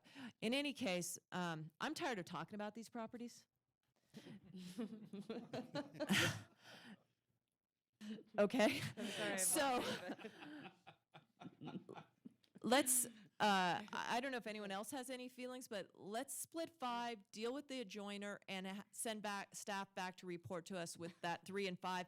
I don't know what to do with 4. It looks like such a remainder parcel. It's got encumbrances on the site monitoring situation. I'm inclined to just keep that City of Reno parcel for a while, unless there's another Number suggestion. 4 are the parcels that we are selling to the Chisholm people. Oh, that's going to the yes, Chisholm. That's not, Okay, 3 okay. and 5 are Okay, what we're discussing okay, here. okay. Gotcha. Okay, well, that makes it easier. Okay, hold on. Councilwoman Dewar, you there? I'm here. Do you have any questions? To be honest with you, I've been having a little bit of a hard time following this proposal. Without maps, I apologize. That's okay. I've been looking through my documents, but Okay. so I'm just listening for right now. Okay, thank you. I just wanted to make sure that, Thank you for in asking. case you needed anything. All right. Thank you. Councilwoman Burkus, this is your ward. Okay, Go right I'm going to ahead. make a motion that staff pursue parceling 5 and entering discussions on a square foot basis of the appraisal amount with the adjoiner. Research and bring that back for us for transaction as needed. Then research 3 and 5 being transferred into the redevelopment agency for a redevelopment purpose, to broadly advertise for housing developers to come forth and use those parcels, both subject to a 10-foot easement at the north section of the properties. Is this, finance is walking up.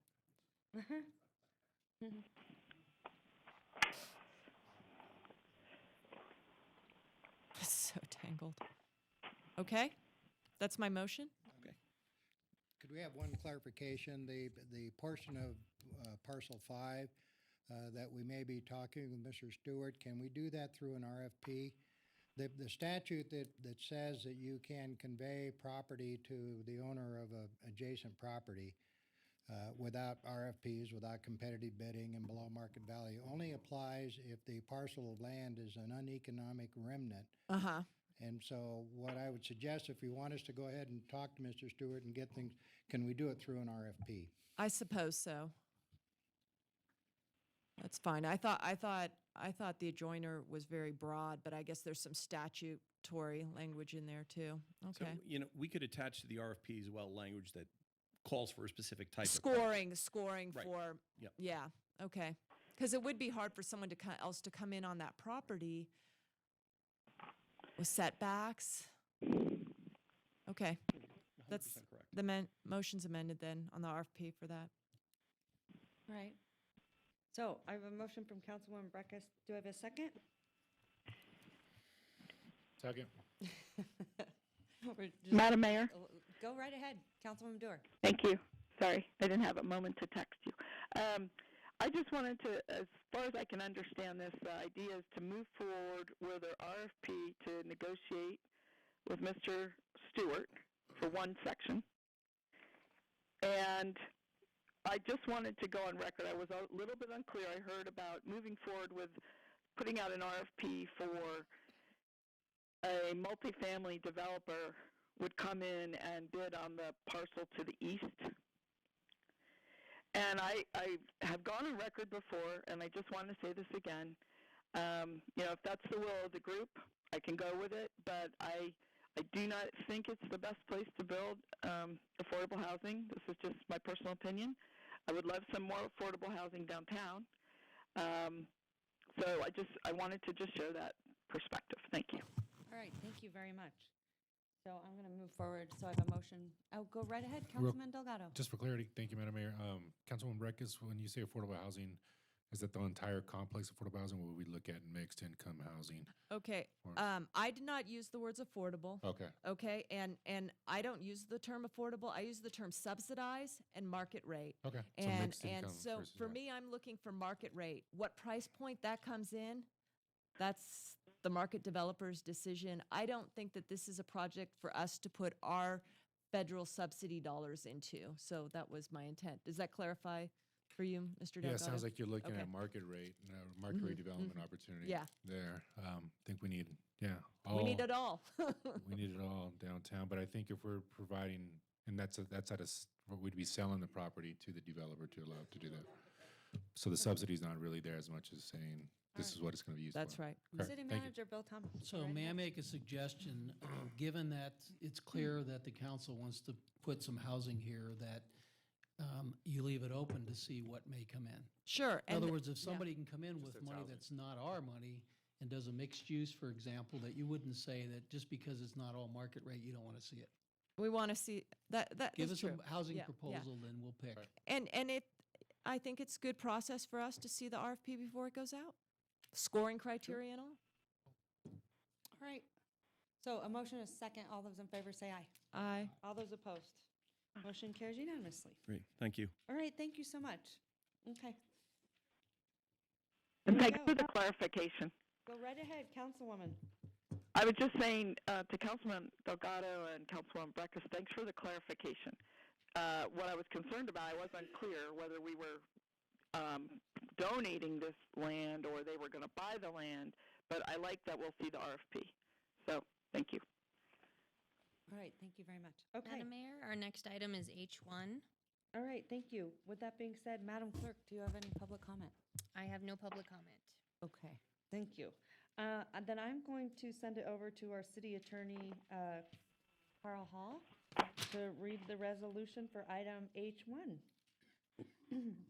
Resolution number 8332, resolution granting 25 arts and culture grants, project grants, $7,500 to AVA Ballet Center, $8,000 for Arts for All Nevada, formerly VSA Arts, $1,500 to Build Our Center, $7,585 to Good Luck Macbeth Theater Company, $8,000 to Holland Project, $7,585 to KMPB Channel 5 Broadcasting, $7,840 to Lake Tahoe Shakespeare Festival, $2,300 to Mary War Theater Company, $9,000 to Nevada Museum of Art, $7,500 to Noble Able Music Therapy Services, $7,670 to Pioneer Center for the Performing Arts, $3,760 to Reno Artworks, $8,000 to Reno Chamber Orchestra, $8,000 to Reno Jazz Orchestra, $8,000 to Reno Little Theater, $7,550 to Reno Philharmonic Association, $5,000 to Reno Rodeo Foundation, $3,430 to Reno Pops Orchestra,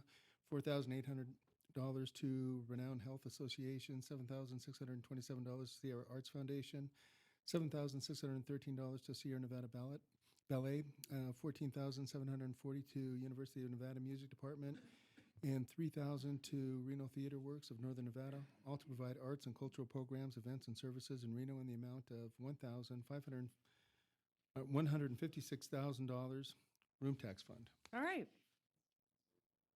Take a deep breath. He didn't hear it. Councilmember McKenzie would like you to repeat it. He didn't hear it because of his cold. Okay. All right. All right. With that being said, any questions or discussion from council on any of these items? Since there are none, may Move to I approve. please get a motion? I have a motion. Do I have a second? Second. All those in favor say aye. All Aye. those opposed? Motion carries unanimously. All right. Item H2, going to send it right back to you, City Attorney Carl Hall. This would be resolution number 8333, resolution granting 16 arts and culture July event grants.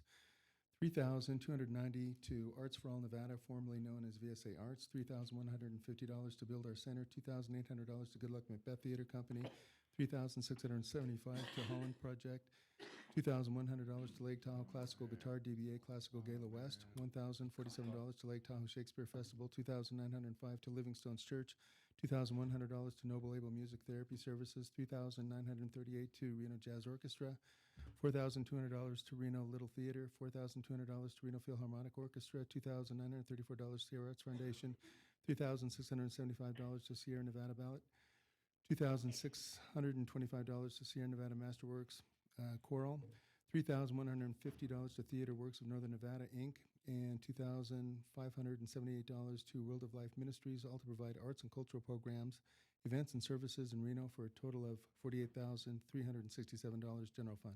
All right, thank you very much. Madam Clerk, do you have any public comment on this I item? have none, Madam Mayor. All right, thank you so much. Any discussion or questions from council? Yes, Madam Mayor, quick question. Go right ahead.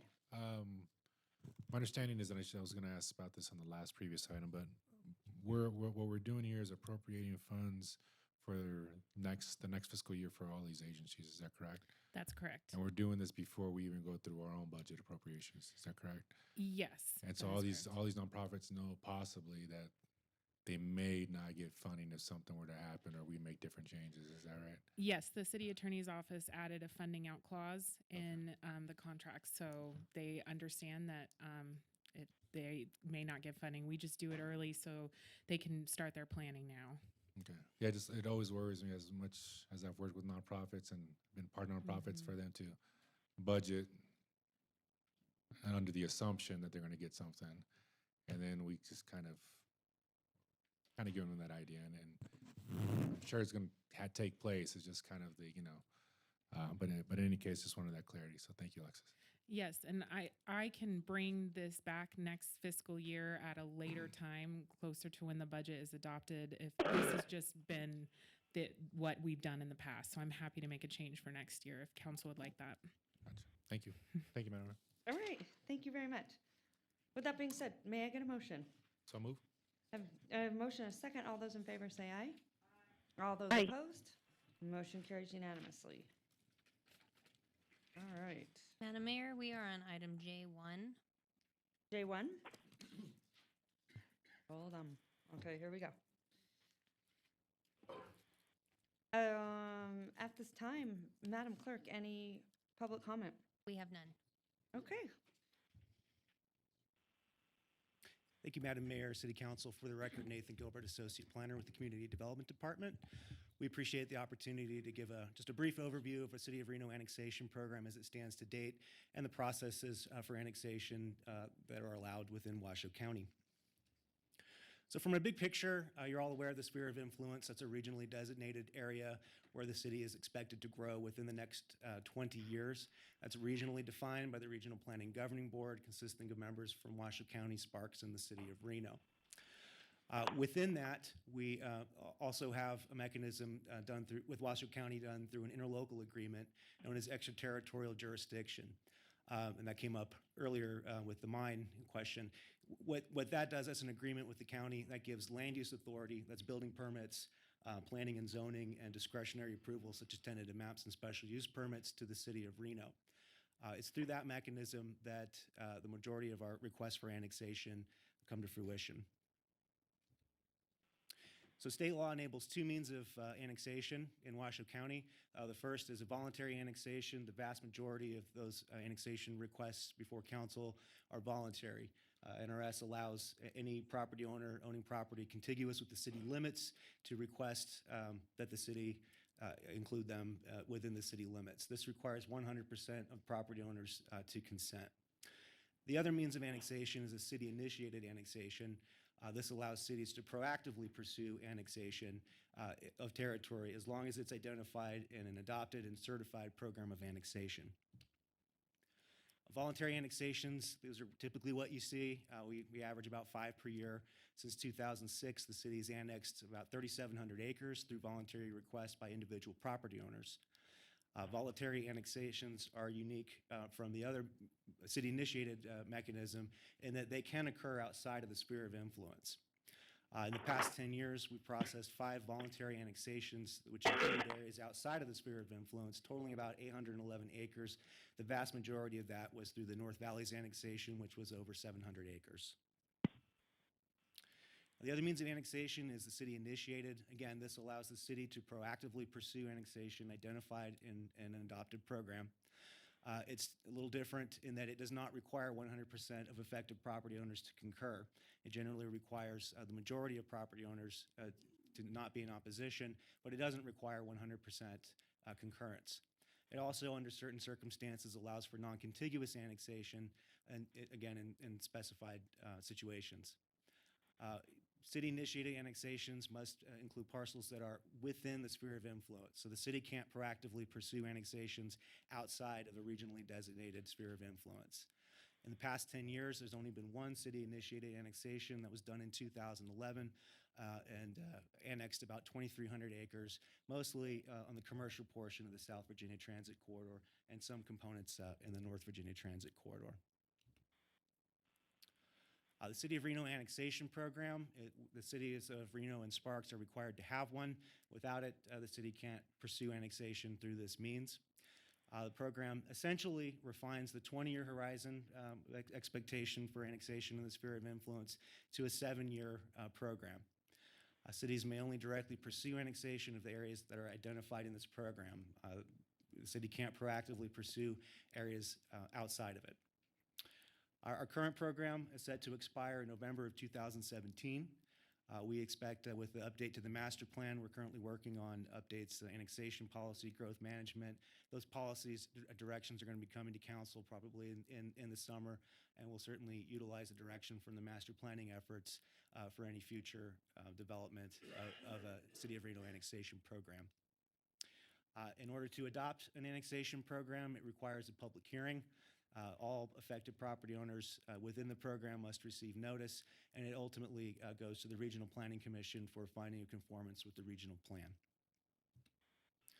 Once an updated program of annexation is adopted, that doesn't annex anything. That just allows the city, should the city choose to, pursue an annexation under that means.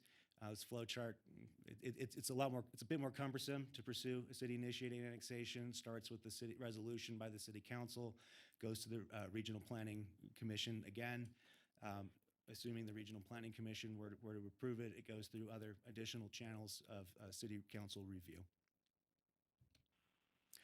So this map just outlines, it's hard to see at this scale. We broke it down in the maps included with your memo. But essentially, it outlines the area in blue is our existing city limits. The red outline is our sphere of influence. This crosshatch was the areas annexed in the last city-initiated annexation in 2011. While the city council at that time had the opportunity to annex parcels that were included even at the protest of certain property owners, they chose not to. And as a result of that, many parcels that were originally included in the program were subsequently removed from the sphere of influence. So again, our program of annexation is currently valid, set to expire in 2017 in November. Should the council wish to pursue annexation through these means, an updated program of annexation would need to occur. I'm available for any questions. All right, great. Thank you very much. Go ahead, Councilwoman Breckus. Yeah, I want to thank Mr. Gilbert for the presentation. I asked for this because we're seeing some annexation requests, and I'd forgotten in my head some of the things. I guess I do need a little clarification on a few things, but I want to start with a comment that I believe that these outside of the program annexations, going back to you had a number, but really to me it's the Cold Springs annexation. Can you show us what came in on the Cold Springs annexation? You're talking about Cold Springs or the North Valleys that I Cold referenced? Springs, because that one actually, really that one came in 2014 because that's when the Supreme Court ruled that it could be annexed. It's where it touches the tip and wraps around. Right. Yeah, if you want to put, yeah, right there, that, which wraps around existing county land, Lemon Valley. And people in Lemon Valley, is it the city who did this or the county who did this? It just creates these uncertain jurisdictional boundaries when we're going outside of the program of annexation, and I believe that they are the root of the city-county conflict and not fire, but unclear, uncertain geographic boundaries resulting from annexation policy outside of the program of annexation. And so between now and when we do our next program annexation, I'm going to be looking anew at annexations, and I may very well not be supporting annexations that are outside of the program of annexation. I did not approve, I did not vote in favor of one last fall, and so that's an issue. And as a matter of fact, the one that was on tonight that's not going to be heard is outside of the program of annexation. And I want to be a good collaborator regionally, and I think that annexing outside of the program of annexation is not being a good collaborator. So having said that, I want to ask a few points. Is that last one we just had, the pit was in the sphere, but not where we exercise ETJ, and there are some parcels, some properties with that status? That's correct. There's not too many. Okay. You can It's those ones? This area, yeah. Okay. And it includes the mine. Okay. It is in our sphere. Okay. But that's the majority of our sphere of Okay. influence. We have land use Okay. authority. That's the only area that we Okay. don't. I think for the master plan, we need guidance on if that's a good policy. So that's a policy one I'm looking for the master plan. Policy two I'm looking for is, do voluntary annexations outside of the sphere of influence or the program of annexation have a role for Reno. I don't believe they do. I think we adopt a 7-year plan of annexation, whether they're voluntary within that plan or involuntary because we feel we need to hem up some boundaries. That's the way the city of Reno should annex. And I feel very strongly about that, and I think that would be probably the best thing this council could do to smooth up regional issues. So that's that. And I guess my third point is, what did you say? Well, first of all, we can do, I think you're kind of saying that voluntary annexations are outside of the program of annexation, but you can do voluntary within the program of annexation. Property owners could come in and ask. Many of the Yes, parcels yeah, identified in the yeah, program of okay. annexation were In the- annexed through the 670 Okay, process. okay. Yes. So you can go in the program and also be voluntary. Right. Yeah. And then the last point is what did you say happens after the plan expires? Or what's the plan, what's staff's plan to bring us a program of annexation? Do you think you'll be bringing that to us before November or giving us guidance? Usually it's built when the regional plan is done. So what's the thinking? It has been done that way. This one was adopted in 2010 after the regional plan update. Oh, okay. Through the master plan update process, that's where we're going to get the guidance with what direction this updated program should pursue. Okay, so say November, we'll adopt the master plan here, and we probably will be adopting a new 7-year program of annexation. With consultation from the city attorney's office staff, the program, if it were to expire, that would preclude the city from pursuing proactive annexation. Okay. And when we have that dialogue about building our program of annexation, are we going to be talking to people in unincorporated Washoe County, and including those in our stakeholders?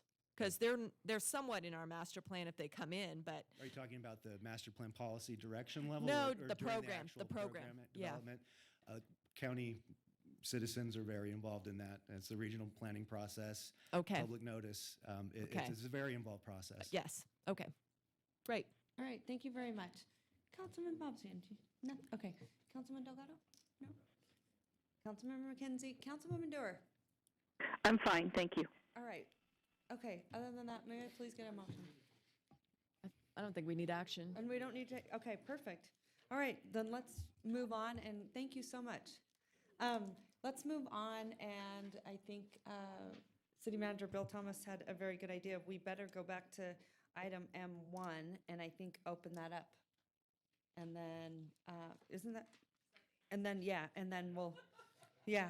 Speaking of which, and am I right? Yes. I'm going to Mayor. ask the city attorney, is that right? We would open it? Correct? Okay. All right. So maybe if I could elaborate for the public and for the council, because I know it's been a long day. Not any longer than the other ones, but it just seems like it. We have a request from the applicant in this case to postpone the annexation. Since we don't have their application in front of us tonight, the hearing tonight would be moot as far as the annexation. We are not going to set a future date because we don't know how long it's going to take in terms of the process of working with the neighborhood, which is our understanding why they delayed. So we will renotice when we have a date for this to return to council. So for anybody in the audience, it won't be heard tonight. If people want to give comment, I think the council should take it, but we will be renoticing this for a future date. All right. Okay. So, with that being said, do we have to take any action? I want to make sure we're doing this accordingly. Do we need to continue this indefinitely? This is Naomi Dewar. Oh, indefinitely? I'm asking, Mr. Manager. Oh, you mean until noticed? Until noticed. Okay, so I'm going to send it to our city attorney and make sure that we have direction from him, what you would like us to do. Right, so what we're going to do is we've gone ahead and opened this matter. We're going to continue the matter, but I'm going to go ahead and read it into the record. It'll be opened, and then it'll be motion to continue the item, and then it'll be continued. All right. So this is ordinance introduction, bill number 6998. Case number ANX 17-00004, Sierra Manna, ordinance annexing to and making part of the city of Reno certain specifically described territory being plus or minus 3.04 acres of property located on the south side of Holcomb Ranch Lane, plus or minus 610 feet west of South Virginia Street, Washoe County, Nevada, with direction to submit an application to the Truckee Meadows Regional Planning Agency to amend the regional plan to place the subject property within the City of Reno Truckee Meadows service area, together with other matters properly relating thereto. All right, thank you very much. Madam Clerk, any public comment? We have no public comment on this item. Okay, Madam thank Mayor. you very much. Then I'm going to make the motion to continue.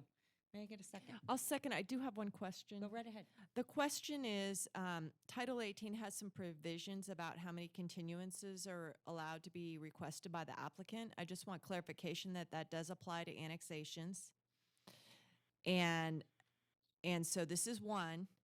Now, it would be administratively done to advertise it a second time. And if we get a second time to hear and the applicant asks to continue it, they have to apply again. Is that correct? That's my understanding of Title 18. Our understanding was that the applicant can request up to 2 continuances. So they can request 2. Mhm. So this is one.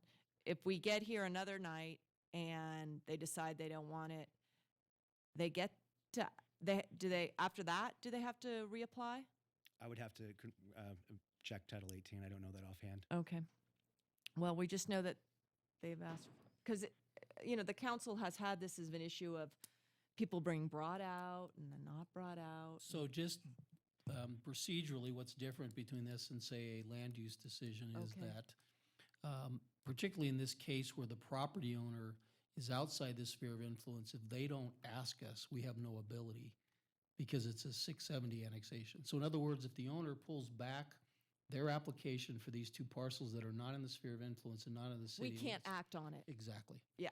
Unlike in a zoning, the council has the authority, Sure. even if an application's Sure. requested to be pulled, we need Sure. the landowner's consent in order to move on those 2 parcels. Sure. Unless we put this in the program of annexation and decide we want to do an involuntary. It's outside of the sphere. So Yeah. It could not be. But after we do the regional plan. Okay, thank you. All right, so I have a motion and a second. All those in favor say aye. Aye. Aye. All those opposed? Motion carries unanimously. Okay, now where are we running back to? Madam Mayor, Yes, go right ahead, Madam Clerk. I would like to go to J5, please. Sure. That will put us back in order. Thank you. You like order. I do like order. Sounds good to me. Okay, here we go. For the record, Jill Olson Finance, we're going to give you the turbo version Okay. of this item tonight. We do have a presentation, but Bruce Cowens from Fiscal Choice Consulting is going to kind of really zip through this and maybe just highlight what the purpose was of the study and what they did, and then we can talk a little bit more about potential direction that staff needs for you to move forward in the budget. Okay, sounds good. Good evening, and thank you for having me. In the turbo Thank you version of for this being- turbo version of this presentation, I will not discuss findings individually at the department level, but I will discuss what the study was, how we did it, and what the policy issues in front of you And are. thank you for your patience. I know it's been a long day for you. There's still 24 Thank hours you. in every day, so this one too, I think. All right. Go Okay. right ahead. The first question is why charge fees at all? And what you want to do philosophically is to match the cost of a service to those who benefit from it. It's essentially a concept of private benefit, meaning you don't have to do this, but if you want to do it, you could have it, but you got to pay for it. There are people who feel that anything for which government charges is a tax. I'm going to try to make a short and spirited rebuttal of that. If you pay taxes, it has nothing to do with how much service you get. You don't get your own lane to drive in, but if you pay a fee, theoretically, you're buying something. It is a purchase of service. So the question in these studies is, if you pay $8, are you entitled to $10 a service? Are you entitled to $8 a service? There are hundreds and hundreds of these fees throughout city government. We reviewed nearly 700 separate activities, and we have come up with findings that match the cost of doing the work to the price that you're currently charging. budgets are chronically tight, and this is just part of managing your revenue. The options that you have are very simply earn more or spend less. In terms of earning more, tax increases are never popular. Fee increases are never popular. You will never get thank you notes for increasing any price of any kind on anything. You could grow your way out of this if you were able to wave a magic wand and get growth, or you can balance a budget through reducing service levels. So it's a rock and a hard place choice, but part of what you do is look at this. Now, it's been 10 years, I understand, since your last fee study. So this is not something that I would say under any stretch that you were overdoing. What happens in a user fee study is a very, very micro analysis. You are managing money at the level of a department. We're drilling down from the department to the level of to each build activity. There are some things in there that I would not regard as a fee. A business license is a charge. It is not, I mean, what are you buying when you buy a business license? But when you buy a building permit, we know what you're buying. So we have also done an indirect cost allocation plan. It's a fancy name for a document that says you could think of city government as having two parts: direct citizen-facing and support to the direct citizen-facing. And the latter traces those costs through, and it says those are not ends unto themselves. Those are support for what we do, and that's relevant to come up with an accurate statement of what it costs the city to provide these services. And we have included that in our findings. There are, for any generalization, exceptions. You will find in our review there were certain activities that I think are perhaps not true user fees, but we looked at them anyway. It is hard to make a general statement that is true in all cases, although our intent was, and we held to it for the most part, just to review those things that are purchases of services. So you have two kinds of deliverables. One is this indirect cost allocation plan, and the other is a user fee study of each department. The methods are similar. A couple of times, based on the way that you do business, we had to alter our methods slightly. That's something that would be apparent if you waded through the many hundreds of pages of findings that we generated, but that is a cure for insomnia. So I would like to skip ahead to next steps, because that will be an area where,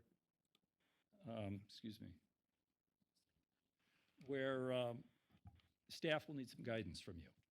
And that is, if it costs you $8 to do it and you're charging $6, what do you want to do about it? Okay?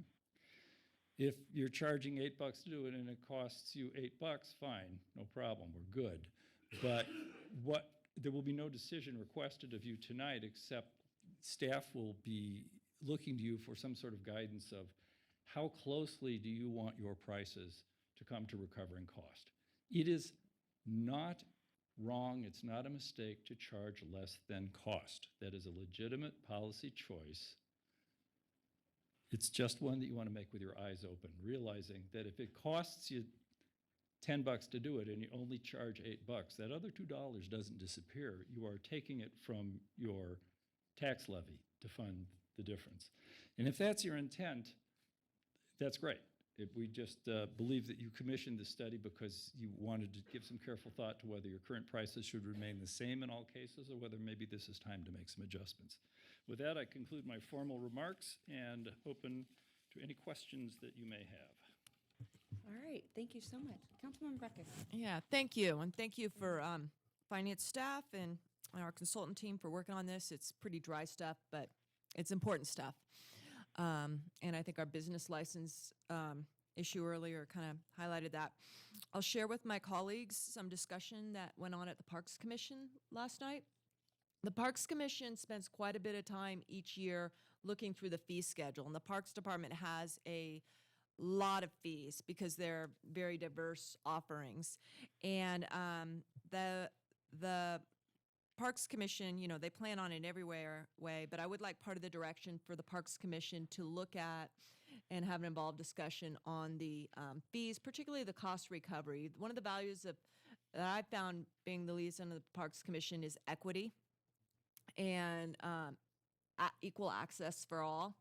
And so, maybe there's cost recovery in renting the Rose Garden for a wedding, but maybe not necessarily in playing pickleball for folks who play pickleball, and maybe, it's the only activity that they have, the social connections they have in a day. And so, I think that's value. And so I'd like part of the direction to be to the Parks Commission to look at with special focus on the cost recovery for some of our parks fees. And I think that they would be doing that in their April meeting anyway. And we'll have time for that because the fees would all get rolled up at budget, right? That's when we do this, right?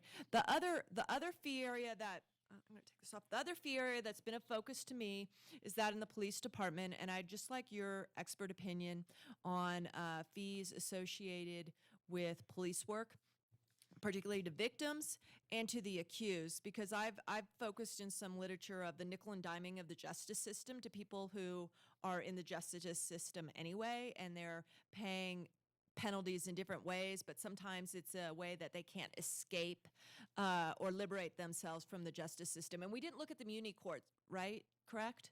No. Okay. So do you have any comments on the police fees and anything that you saw in our fee schedule or suggestion in our fee schedule? I do, and I think your point is well taken. Obviously, the concept of a user fee is that it is a discretionary purchase. You can't make too many discretionary purchases with handcuffs on, so that would violate the principle here. In terms of what else they charge for, there are hourly rates for support for events, and you have an event and you need some police patrol. I would say in that case, it probably makes more sense to charge cost for that. Okay. There are a number of alarm permits on the schedule, and that's fine. Everybody does that. It's a little difficult for me to come up with a clear statement of why an alarm fee is a user fee. Okay. What are you really buying? You're letting the city know that if there's a problem, this is who they can contact. The alarm went off and we need to call somebody and say, there's an alarm event at your place of business or at your home. Okay. Is that really a user fee? I don't know. Okay. I mean, we don't run the jail, so we're not charging someone for a toothbrush or so. I mean, I don't know how jails, where you, in the criminal justice system you see, but you think we're in good shape. Marginally discretionary purchases and don't really fit my understanding of what a user fee is. Okay. So you think we're clean there? Anything else jump out at you for us? Obviously, you should expect that if you decide to increase certain fees, there will be some unhappy faces as a result. There is really no getting around that. One of the metrics that I keep in mind for whether it's reasonable is what is this fee as a percent of the underlying economic activity? The sky is not necessarily falling if your costs increase by less than 1%. Obviously people will complain, but if we'd all just take a deep breath and say, how big is this charge in the context of the overall project? And if it's a fraction of a percent, then how much time do we really want to spend worrying about that? Okay. And because, again, if you decide not to charge the full cost, that's fine, but it is implicitly a decision to make other Reno citizens pay for it. Okay. Madam Mayor, may I ask just one last question? Yes, and please hurry, Okay. only I because didn't it's see it been in past this. your 3 minutes, Okay. Councilwoman Breckus, and I want to make sure everyone Okay. else gets a chance. Okay. And then, if not, then we'll come right Okay. back to you. Okay. Go right ahead. Okay. I didn't notice in the staff report, but I noticed it on your slide about adjustments per CPI. Yes. Is that what you're recommending? Well, you really shouldn't have to do this more than once every 4 or 5 years. It's not only the cost to hire somebody to do it, it's a tremendous commitment of your staff time to support this kind of analysis. And so, in an effort not to overdo it, where the cost of the work would exceed the benefit, we believe that it is reasonable to index your charges to something like CPI, or some people use annual percentage change in their appropriation. I think CPI works fine. But what we're saying is, otherwise you wait 5 years, and every year when you have an incremental budget increase, you're falling a little more out of alignment. And then when you come back 5 years later and say, well, here's the cost of doing it, everybody says, oh, we can't increase that much. Yeah. So if you use the CPI, you smooth the curve a little, and that may be more publicly acceptable. Okay, I'm gonna have to think about that. We've had discussion at Tumwa about that. There's RTC, our salaries. I'm really playing with this CPI, particularly if you're going on. If the resolution does a CPI to year 4 and then year 4 it's stopped and then it's all open for question, again, that's fine. But I may be at the point where I'm just uncomfortable with putting into place resolutions that go out on an indefinite CPI. I wouldn't want. I would really recommend you not do it indefinitely. I would say those are interim years in between studies. Okay. And every 4 or 5 years, you're going to change use of technology. Okay. You're going to change the way you do business. Okay. You need a fresh look at it. Okay, thank you. Yeah. Great points. Go right ahead. Madam Mayor, council members, just to clarify, and I know, I think Jill was going to get to what we're really looking for tonight, because the adoption of any changes would come when you do your budget. This is to kind of focus this in on things that sound of interest to you in terms of us pursuing it further. Obviously, the conversation about police, I think, would lead us to the conclusion that that's a little bit of a dicey area to look at as far as tweaking fees, but there may be other things that you're interested in that, like, for example, parking.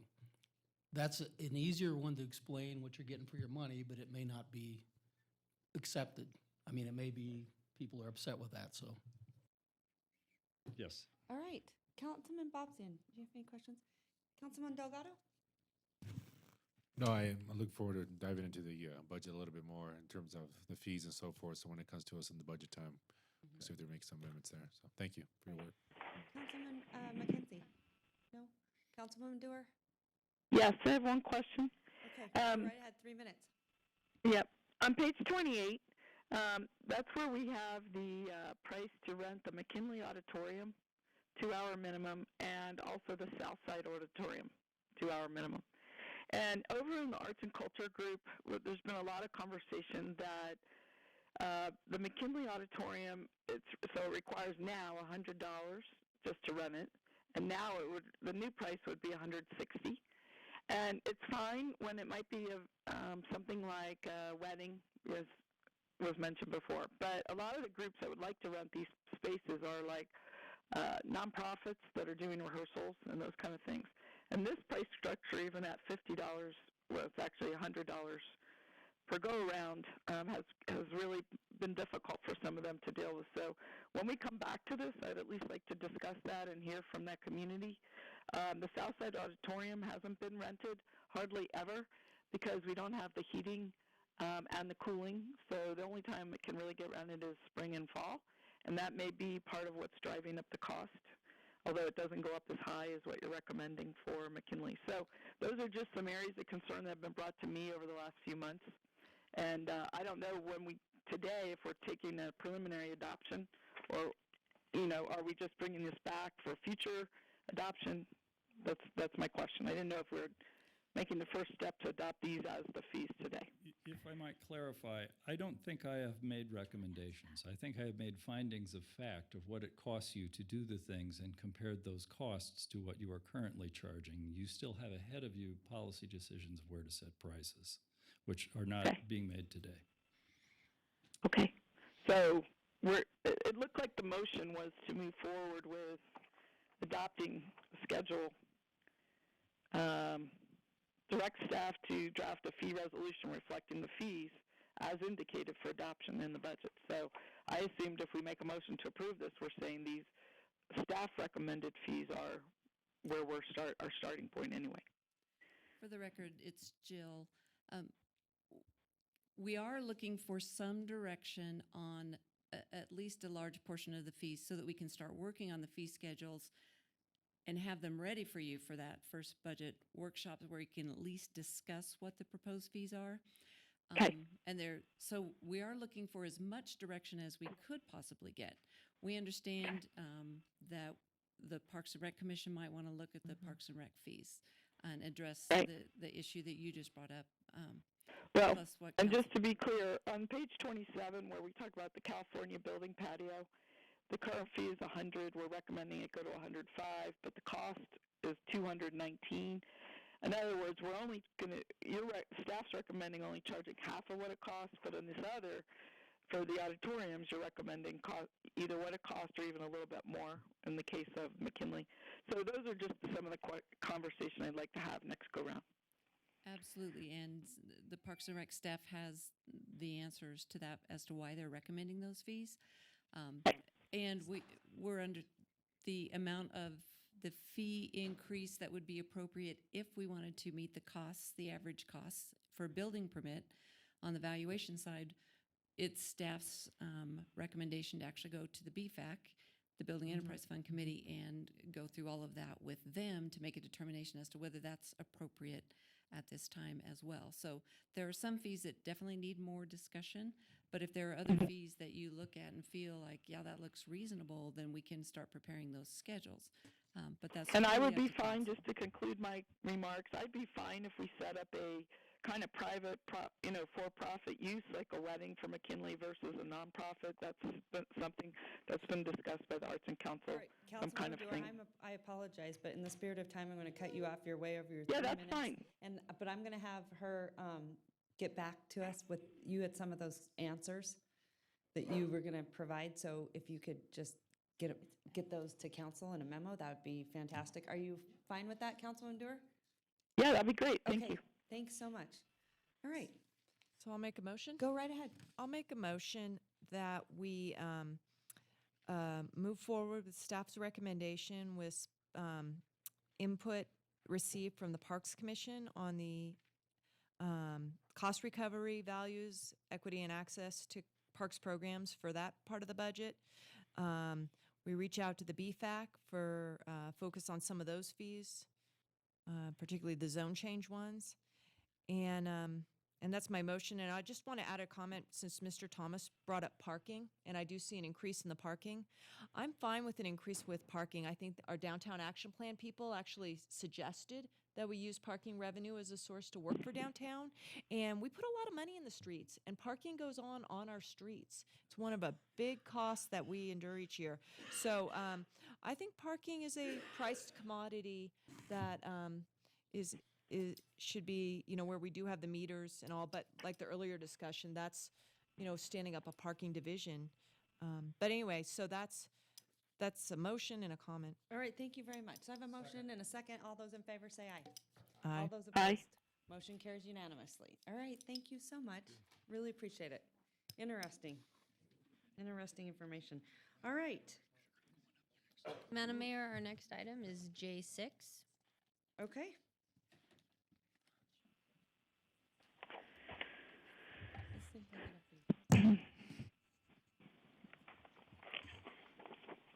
Good evening, Robert Chisel, Director of Finance for the record. I'm here to do a very quick budget update of where we are. Just quickly going through the budget process to remind you where we are and what's happening, the estimated fund balance for this fiscal year, revenues and expenditures for this fiscal year, a quick debt review, and some of the challenges we're facing as we prepare the budgets for the future. Just a reminder, we are in the middle of preparing the budgets. We are working on the projections of revenues and expenditures. We're working with the manager as we speak. We have met with most of the departments, all of the departments in fact, and gotten their program change requests and their needs, and we're working on developing the budget for next year. You just saw the fee analysis. We have budget workshops May 2nd and May 9th scheduled, along with some reviews earlier in late April. We are planning to submit the budget as required by the Department of Taxation on June 1st, and that's kind of where we're right in the heavy period of the budget creation.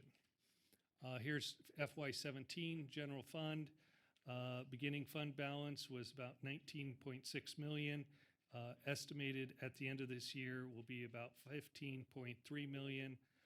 Going down slightly. A lot of that money was carry forward, so that's why it was higher than normally saw, and those are the expenditures that are marked in there.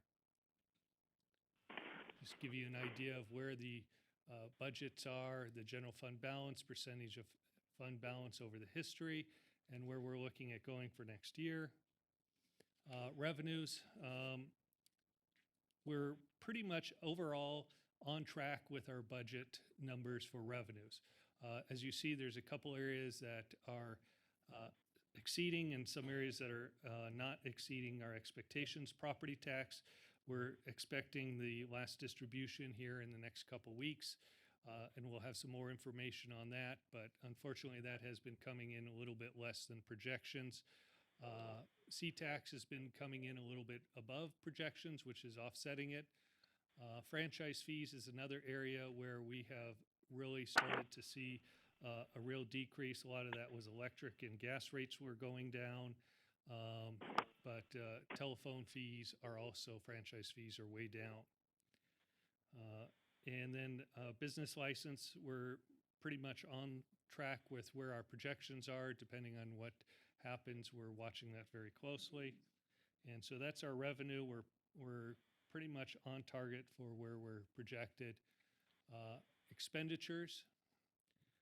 Expenditures are doing better, actually below where projections are, which is usually a good thing. We'll watch it as we go through the year. We may have some savings in there to offset some of the reduction in revenue. What's that other financing uses drop of 9%? Sub 2. Well, that's estimated actual. That includes the use of the transfer in of the contingency funds. Are you talking about? So, yeah, so other financing uses too, transferring in the contingency funds. Yeah. So that's a revenue shortfall or a revenue? There are a number of items that were not projected to be in the budget, and so those are going to be taken out of contingency. We're gonna Okay, be bringing that to you. okay.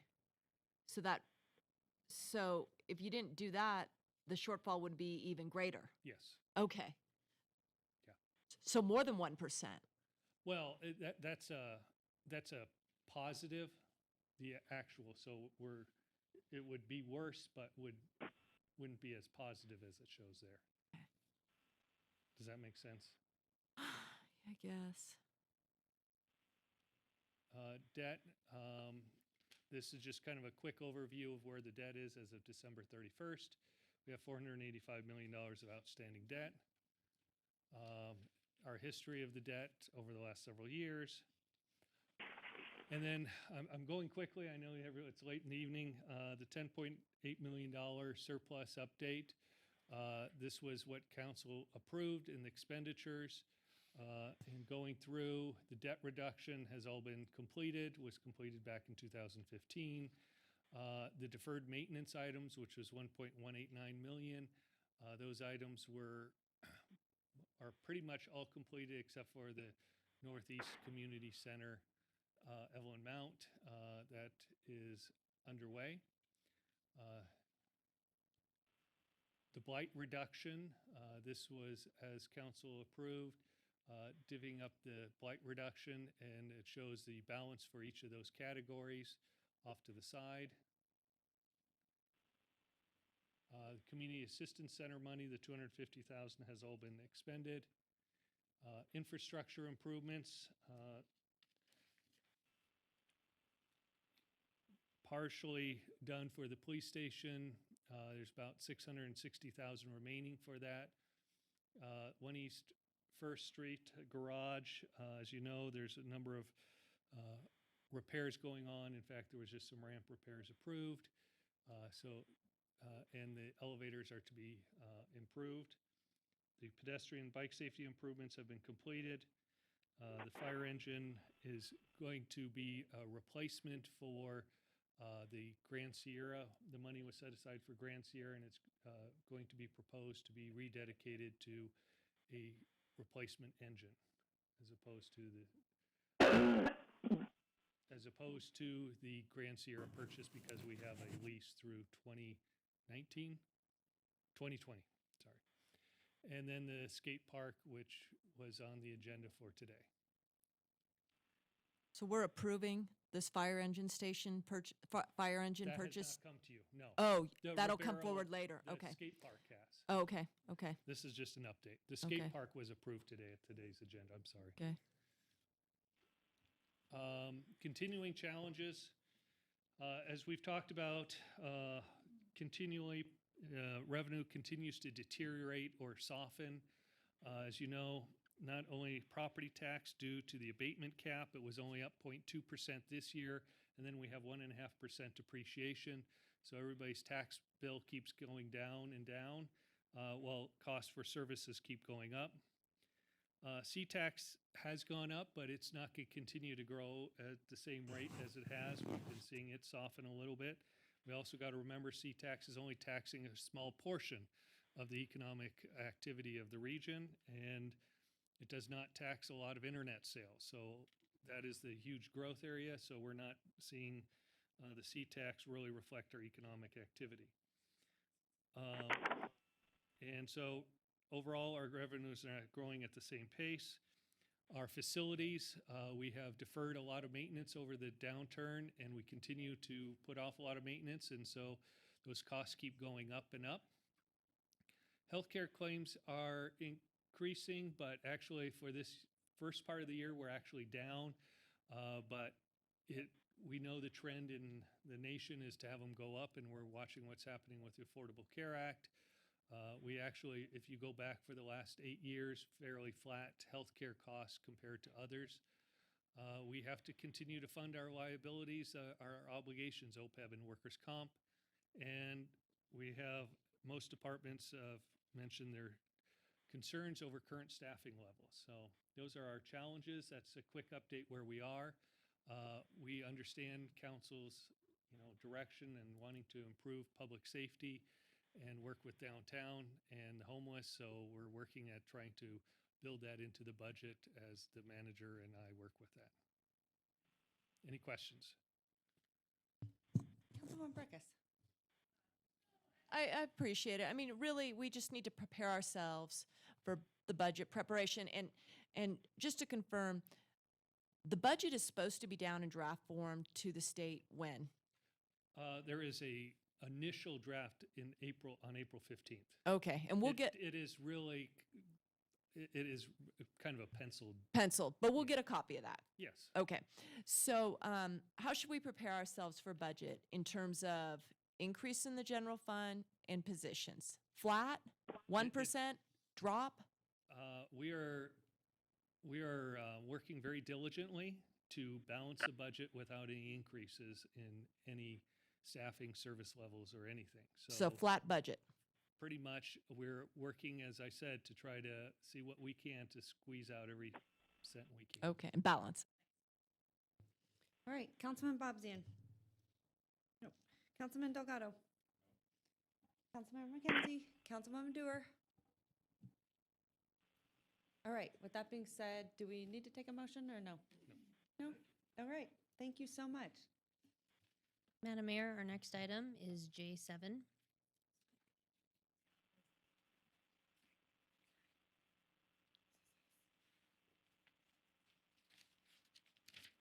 For the record, Charla Honey. We're here today to ask for prior authorization to award contracts for flood recovery projects that we will be bidding. So as we bid the projects, we would like to be able to award those contracts, have the mayor sign the contract after we've gone through like the formal bidding process or the informal bidding process, depending on what the Nevada Revised Statutes requires. These projects are all projects that are damage-related debris removal. There's nothing new, nothing that requires extensive design or planning. This is all just fixing things that got damaged during the flood. You'll see there's a list of projects at the end of the staff report. There's 26 projects. Again, some of them are small, some of them are large, but we do expect the expenditures would exceed the policy that would allow us to award them without coming to council. So we're getting that requested now. All right, thank you so much. Madam Clerk, any public comment? Oh, Madam Mayor. None? Okay, with that being said, I have a question. Why isn't this something that the flood project can pay for? Why does this come out of our budget? Well, it's our infrastructure and it's our requirement to manage these. I actually wouldn't know, but they haven't been participating in any of the other flood repairs or Shame on flood- them. Go ahead. Sorry, Isn't any that of the what they do? flood recovery efforts. Okay. I don't have a good answer for that. All right, thank you. Hey, Councilwoman Dewar, maybe Yes. you have some ideas? I'm thinking maybe have Mr. Aldine come in and present why, because isn't that why we have them? Well, I guess I'm they're not confused usually okay. They're not usually focused on repair. They're focused on building stuff and maintaining it. However, and they're also focused on the Truckee River. So I think it's worth a conversation where such as the first few projects on the list, which have to do with Wingfield Park, the Truckee River flood wall, and Cochrane Ditch, Sierra Street Bridge. If it's something to do with the river, I think it's worth a conversation. But maybe even more important than that, there are different groups that are assigned maintenance of each river section. One of those is the state engineer. So they are responsible. I think their section begins downstream of the Narrows. But there's, I believe it is trying to think of the right name, it's a conservation district, and they have assignment to repair and maintain another section of the river. So I think that we should at least reach out to the various groups who have been assigned responsibility for repair and maintenance of each of the 3 river sections to have that conversation. Okay. The things that are more like internal, such as Dry Creek, Boynton Slough, University Ditch, things that are away from the river, and they're in the city of Reno, my understanding is we need to take care of those. All right, but like you said, I think it is still worth a conversation to be had, so I appreciate Yeah, are you familiar with those groups, Charlotte, who each have responsibility statutorily for different sections of the river? For the record, Charlotte Honey, we'll definitely reach out to those groups to see if there's any possibility of them being responsible for that. We expect that these projects are debris removal related to the FEMA emergency, so we expect that we would get 75% FEMA reimbursement for the majority of this, and then there's another 12.5% that we would be requesting from the state through the county as well. Okay, great. Did you want to say something? Yes, for the record, Bill Thomas. What we're really asking for here, because it was an incident, is the authorization to go do this. By no stretch of the imagination is it that we're forgiving or not pursuing other ways to recoup the money. It's just normally if you would do a project, you would start with the money research and then you would go to the design. But in this case, because we're repairing an event, we're asking for the council's authorization to deal with the issue and then work backwards into getting the compensation. That's why it's on the agenda. Okay. Councilwoman Breckus. I guess the big thing to me is we're tapping into the stabilization fund. This is like, going underneath the mattress, yeah. And so it's a big issue that don't take lightly, but, I was very proud to be a part of a council that put into place all our budgeting principles, particularly the formation of our stabilization fund. And, it is something that we say we tap for disaster, and this was a disaster, but I concur with the mayor. Sierra Street, there's cemetery drain in 4th Street. Let's, some of these streets control water. So to me, the issue is the RTC on some of these streets. Frankly, I think RTC should do more and be involved in our local roads, but certainly the ones that are under the current condition, the 4th Street, the Sierra Street, I think they should be approached, even if it's $50,000. I see it on there. I see $20,000 for your Sierra Street sidewalks, and I know that Sierra Street is a regional road, and I think they should be approached about that. So that's my thinking there. One other one, and this is as your liaison to the Parks Commission, is, and I will tell you my surprise when I rode my bike out Dickerson Road to Oxbow Park and saw that it was closed, shut down. I didn't know Oxbow Park was shut down. But there's a proposal to redo the little walking path and all. I'm not so sure that's a feature we need I think this storm showed that that thing can just get ripped and taken out. And there was discussion at the Parks Commission about that. So I'd like, I love Oxbow. I think it is one of the hidden jewels in this community. Certainly it is in West Reno, but I'm not so sure that having a little plastic walking thing right in the path of the river bend is really a good thing. So I'd like some consideration. I see your heads nodding, so maybe. For the record, Charlotte Honey, I agree that some further consideration needs to be done with respect to what actually goes back in Oxbow. Okay. There are things that we know need to be done regardless to make Okay. it open. Safe. But whether we put Okay. that back in that manner is a very good point. Okay, and we can bring and discuss that at the Parks Commission. Thank you. All right, Councilman Bobson, Councilman Delgado, Councilmember McKenzie. Yeah, thank you, Madam Mayor. And all the discussion about who should be paying for what or when, this was a disaster. It was an emergency. These repairs need to be done. The discussion about who it should pay for them later is something that we can have at a later time. We need to get moving, fixing them. The problem is we could sit here arguing with other agencies about responsibility and lose the opportunity to possibly gain reimbursement for doing the repairs. I think it's appropriate that Public Works come forward in this fashion, asking us to authorize them to move forward with these repairs so that we can actually put ourselves in a position where we can recover these funds.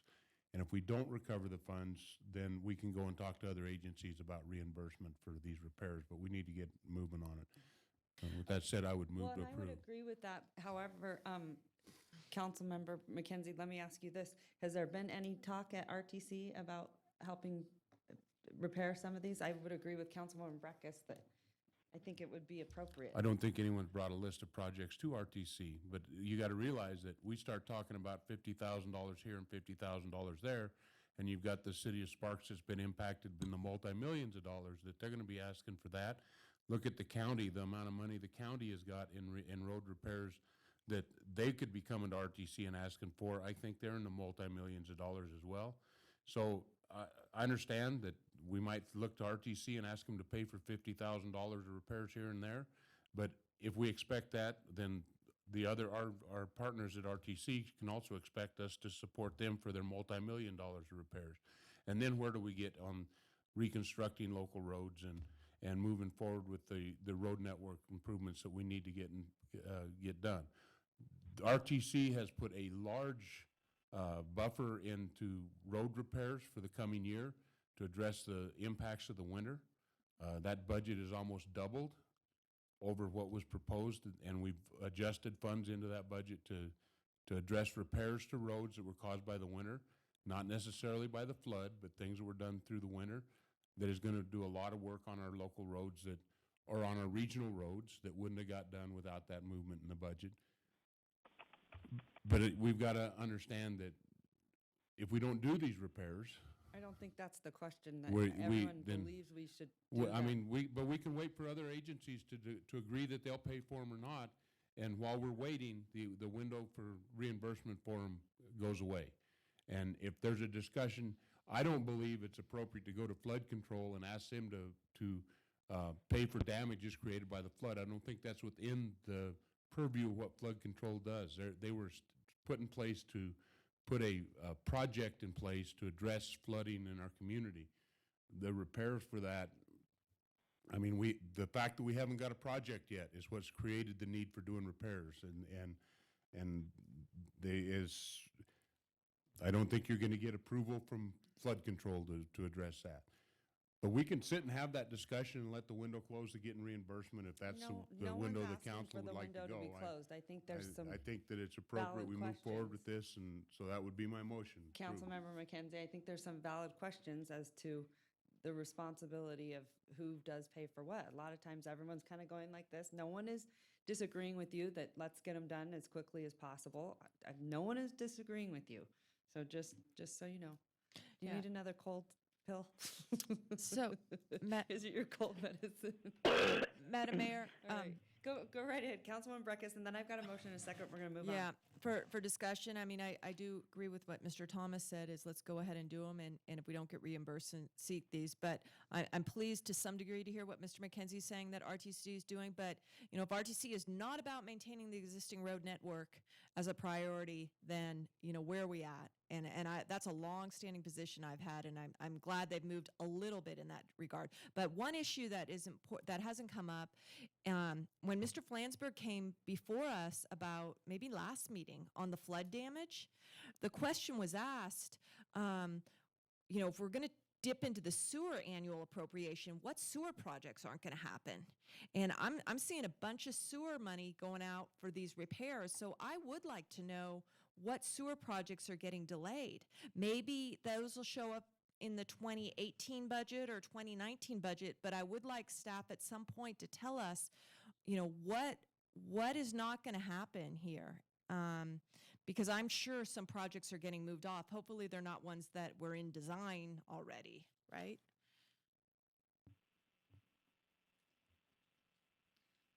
I don't have an answer for that right this second. If something needs to shift further out into the year, we could definitely bring that back. Okay, just let us know, because he did seem to say that there would be some shifting back of some projects.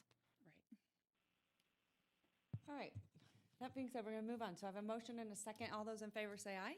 Aye. All those Aye. opposed? Motion carries unanimously. All right. J9, and I'm going to send it to Councilman Delgado. It's all you, okay? Yeah. Thank you, Madam Mayor. J9, Madam City Clerk, do we have any public comment? We have none. No public comments. Council, would you guys like staff presentation? Seeing any questions for staff? I have some general questions really quick. As part of our fleet operations and audit, do we take into account those vehicles that are not, that are driven by administration that aren't marked? Is that part of the fleet purchase? And how do we take audit for those? I have general conversation in the community where someone will say, hey, I thought I saw somebody from the city of Reno driving out to Fallon or driving out and so. Yeah, but they say they recognize a city employee or so forth. But how do we audit for that? Is that part of the fleet operation, or is that part of a car allowance, or do we mark our cars to self and et cetera? Zach Hafner, maintenance and ops manager for fleet. The way fleet management is organized within the city of Reno is that the user departments pay a maintenance and operations indirect cost as well as a replacement cost, and those costs come into the fleet fund, and then we rely on the user departments to dedicate how those vehicles are used. So the fleet management fund purchases the vehicles, maintains the vehicles, fuels the vehicles, and then it's up to the user departments to dedicate how those vehicles get used. So depending on whether the ride's dedicated as a take-home ride, depending on where the staff is located, if it is dedicated as that piece of equipment, it's determined at the department level. City Manager Thomas? We can certainly get the council's specific policy, but the general practice, as I'm aware, is that for the most part, people who would take those kind of vehicles homes are on call. So they'd be the employees that, for example, if a sewer plant goes down on a Sunday afternoon, would be the ones coming in to repair it. Okay. But we will get you the policy, because there is a specific policy on it. And I just don't remember exactly off the top of my head what it said. can I just ask really quickly one question? Would it be possible, can we get some sort of background on how many cars leave the city of Reno? How many of those are take home? How many of those are marked? How many of those aren't? Yeah, we'll work on that. I know there was an effort made a year or so ago towards that, so we'll see what we can dig up and get that information for Yeah, you. that would be really helpful. Okay, so that would be my request. All right. Sure. Thanks, Councilman Councilman. McKenzie. Bye-bye. And See you there. Along those same lines, I'd have a concern about somebody that's on call that doesn't live within the city limits. I mean, especially somebody driving all the way to Fallon for the night and then being on call to come back to Reno for something along those lines. But a couple of points I had reading through the audit. One of the concerns I've had with our fleet management is that we don't have any standardization of vehicles. And, you know, these audits are supposed to be for the benefit of the council, for us to help give us guidance on cost savings. So it seems like an auditor would have come to the council and looked for some guidance on what we wanted to see audited. And this is something that I'd like to see looked into in depth as to what kind of savings we'd see by standardizing our fleet. We're having a multitude of different vehicles, different sizes and different makes and models, makes it hard for fleet to maintain a parts supply that's economical to maintain those vehicles. And if we've got to go pick up a part every time that we have to fix a broke down vehicle, it costs us time and money to do that. If we try to maintain enough parts on the shelves to maintain those vehicles, then we've got costs and inventory that's budget money that we could be utilized in other places. So, you know, it's something I'd like to see in the future when when an audit comes to a department, that some of the ideas, some of the questions that we have about the operation of that department that the council might have, that the auditor comes to us and asks us about those so that they can look into those areas to see if there's areas that we have in mind that they might be able to save money and improve operations. So that's the points I'd like to bring up about the report. Thank you. Thank you. Looking to my right, Councilwoman Breckus or Councilman Bobzian? Nothing. Do you guys feel good with some of those directions? Or any questions for us? Yeah. For the record, Emily Kidd, internal auditor. I would like to say an old audit adage is you can audit anything, but you can't audit everything. So bringing the scope from here to here can be sometimes difficult. So with this audit, you saw there were 5 areas that I did review, and it's a performance-based audit.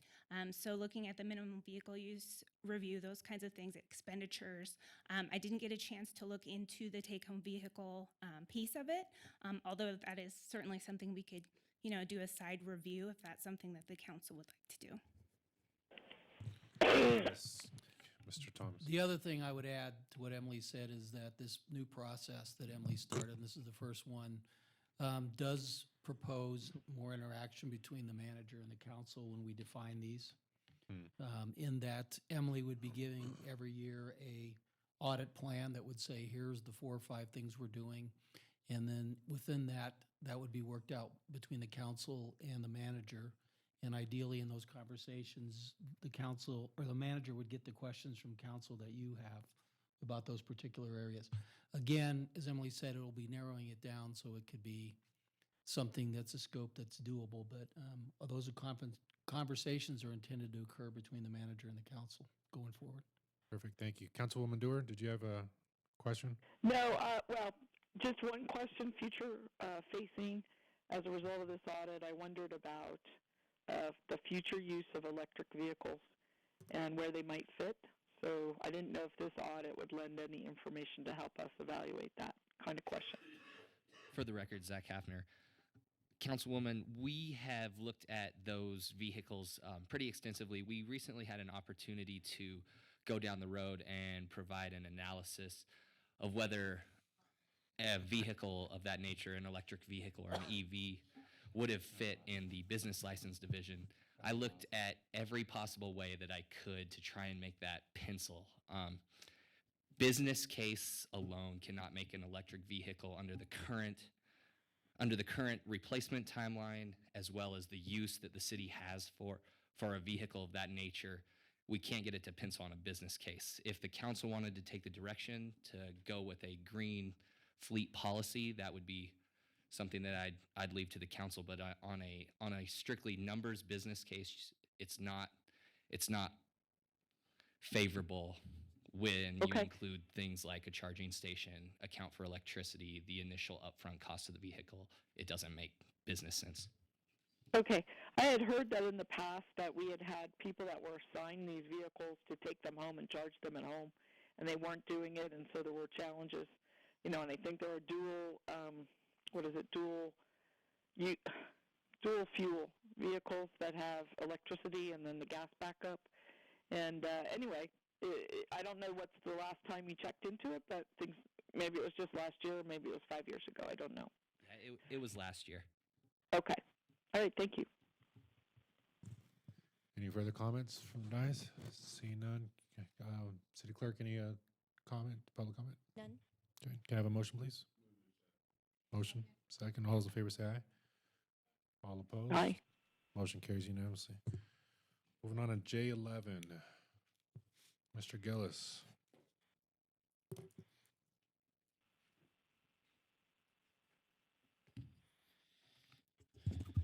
Good evening, council members. Scott Gills for the record. I could spend the next 2 hours talking about bills that dropped this week. There's approximately 200 bills introduced Monday and into Monday night. I've tried to identify what's pressing and what's going to be heard between now and Friday, and I'll stick to those issues and a few other housekeeping matters. But I won't go through the litany of bills that we'll need to bring up to your attention in the coming weeks. So I'll jump right into it. Quick update on the City of Reno bills. As I mentioned last time I spoke to you, Assembly Bill 36, our charter bill, moved through the Assembly unanimous, which is a good thing. It's been referred to the Senate Government Affairs Committee, and I'll be meeting with the chairman next week to finalize a hearing date for that bill.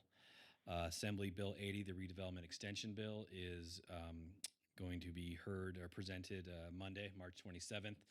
So I'll be spending a lot of time between now and then, both myself and with Mr. Chisel getting ready for that presentation and having that bill heard in Assembly Government Affairs on Monday at 8:38, or excuse me, at 9 o'clock a.m. Next bill I want to talk about is the regional bill, Assembly Bill 39. This is the county's bill, which purports to alter the membership and the representation on the regional governing board. This bill, at this point, the chairman of the committee, Assembly Government Affairs, has asked that the regional partners, attempt to sit down and come to some sort of compromise or agreement to avoid moving forward and airing the obvious opposition to the bill as currently written in public air. That process is ongoing. City Manager Bill Thomas met with the other managers on Monday, working towards a resolution. They met with Kim Robinson as well. They'll continue to meet again. I believe it's scheduled for a meeting on Monday. We'll continue to keep the chair of the committee apprised as to how those discussions go, and ultimately, any compromise that's discussed or reached at that level will obviously be brought to not only this council but the other boards for the elected sign off on whether or not the compromise and how the process for moving forward is acceptable to the councils and the boards as a whole. If I may suggest a compromise, and it follows some comments I mentioned earlier, is I believe that 670 out-of-program annexations are the source of a lot of regional land use conflict. And so to me, one recommendation I would have is putting into the regional planning statutes a prohibition for 670 annexations within the regional planning area. So there you have it. Comments? City Manager Thomas? I guess the only question to that one would be to the city attorneys, whether you can extinguish a right by law by passing a regional plan law. In other words, it's an exercise. As I understand 670, it's a procedural process available to individuals. And so my only question was, could you write another section of law that negates that without getting rid of that section? Sure you could. Just like the regional planning framework puts other mandatory master plan elements in the regional planning framework, this would be another focus in the regional planning framework. I see no conflict at all. But if we want an attorney review on that, that's fine. That's just an ask because. But I would think hate the to- legislature writes those laws and they can pull us away from 670 annexations within the Truckee Meadows Regional Planning Area. Yeah, John Shipman for the record.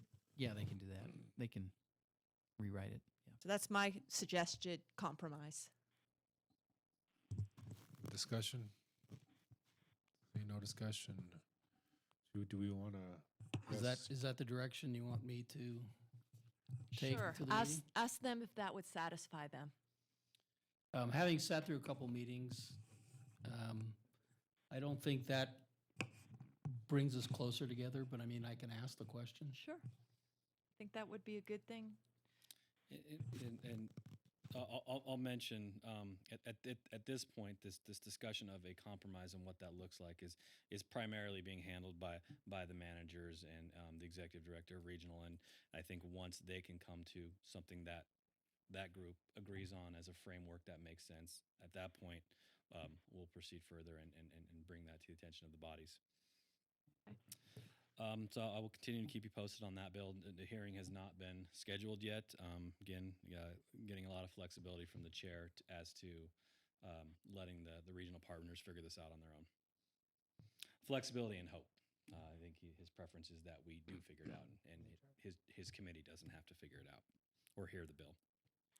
The next bill I want to bring to your attention, a bill that impacts RSCVA, which you may have heard of by now. It was introduced late last week, Assembly Bill 306.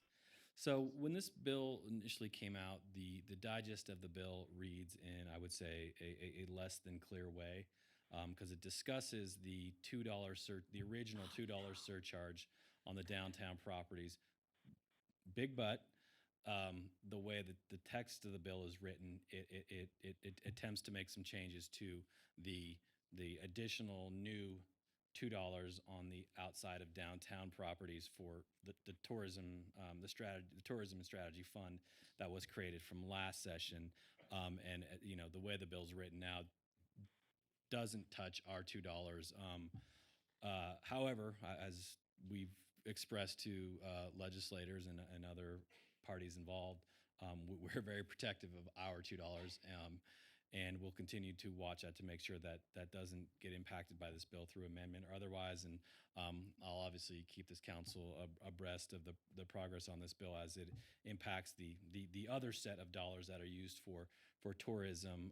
And I guess I should get to what the bill actually says is those new dollars from 2015 on, that they have to be spent in a way that 90% of those funds are spent specifically for soliciting and marketing tourism to the region. What were they? Currently? Yeah. So currently I got a list here so I can Or speak facilities or something? The additional dollars from 2015 currently under current law can be used to implement a strategic plan, used to implement that plan. Maintenance of public recreational facilities, projects designed to encourage tourism or to improve access by tourists to airports. It currently can't be used for RCVA board operational expenses and the promoting or marketing of bowling. That was ultimately the agreement and the consensus that came out of the bill last time. Those were off limits. But what this legislation would do is, of that pot of money that's being collected, it would dictate that and mandate that 90% of it be used specifically for marketing and soliciting tourism. And like I said, we'll continue to watch this bill, and we understand that there's some significant opposition at this point from not only some of the downtown properties here in the north, but the Nevada Resorts Association altogether. So at this point, pardon? Who brought the bill? It is a committee bill. Chairman Flores brought the bill. I don't think it's any secret that he's worked to some extent with the folks at Grand Sierra on the topic. So not scheduled for a hearing anytime soon, but I'll be bringing that to the council's attention as needed. Let's get our seat back.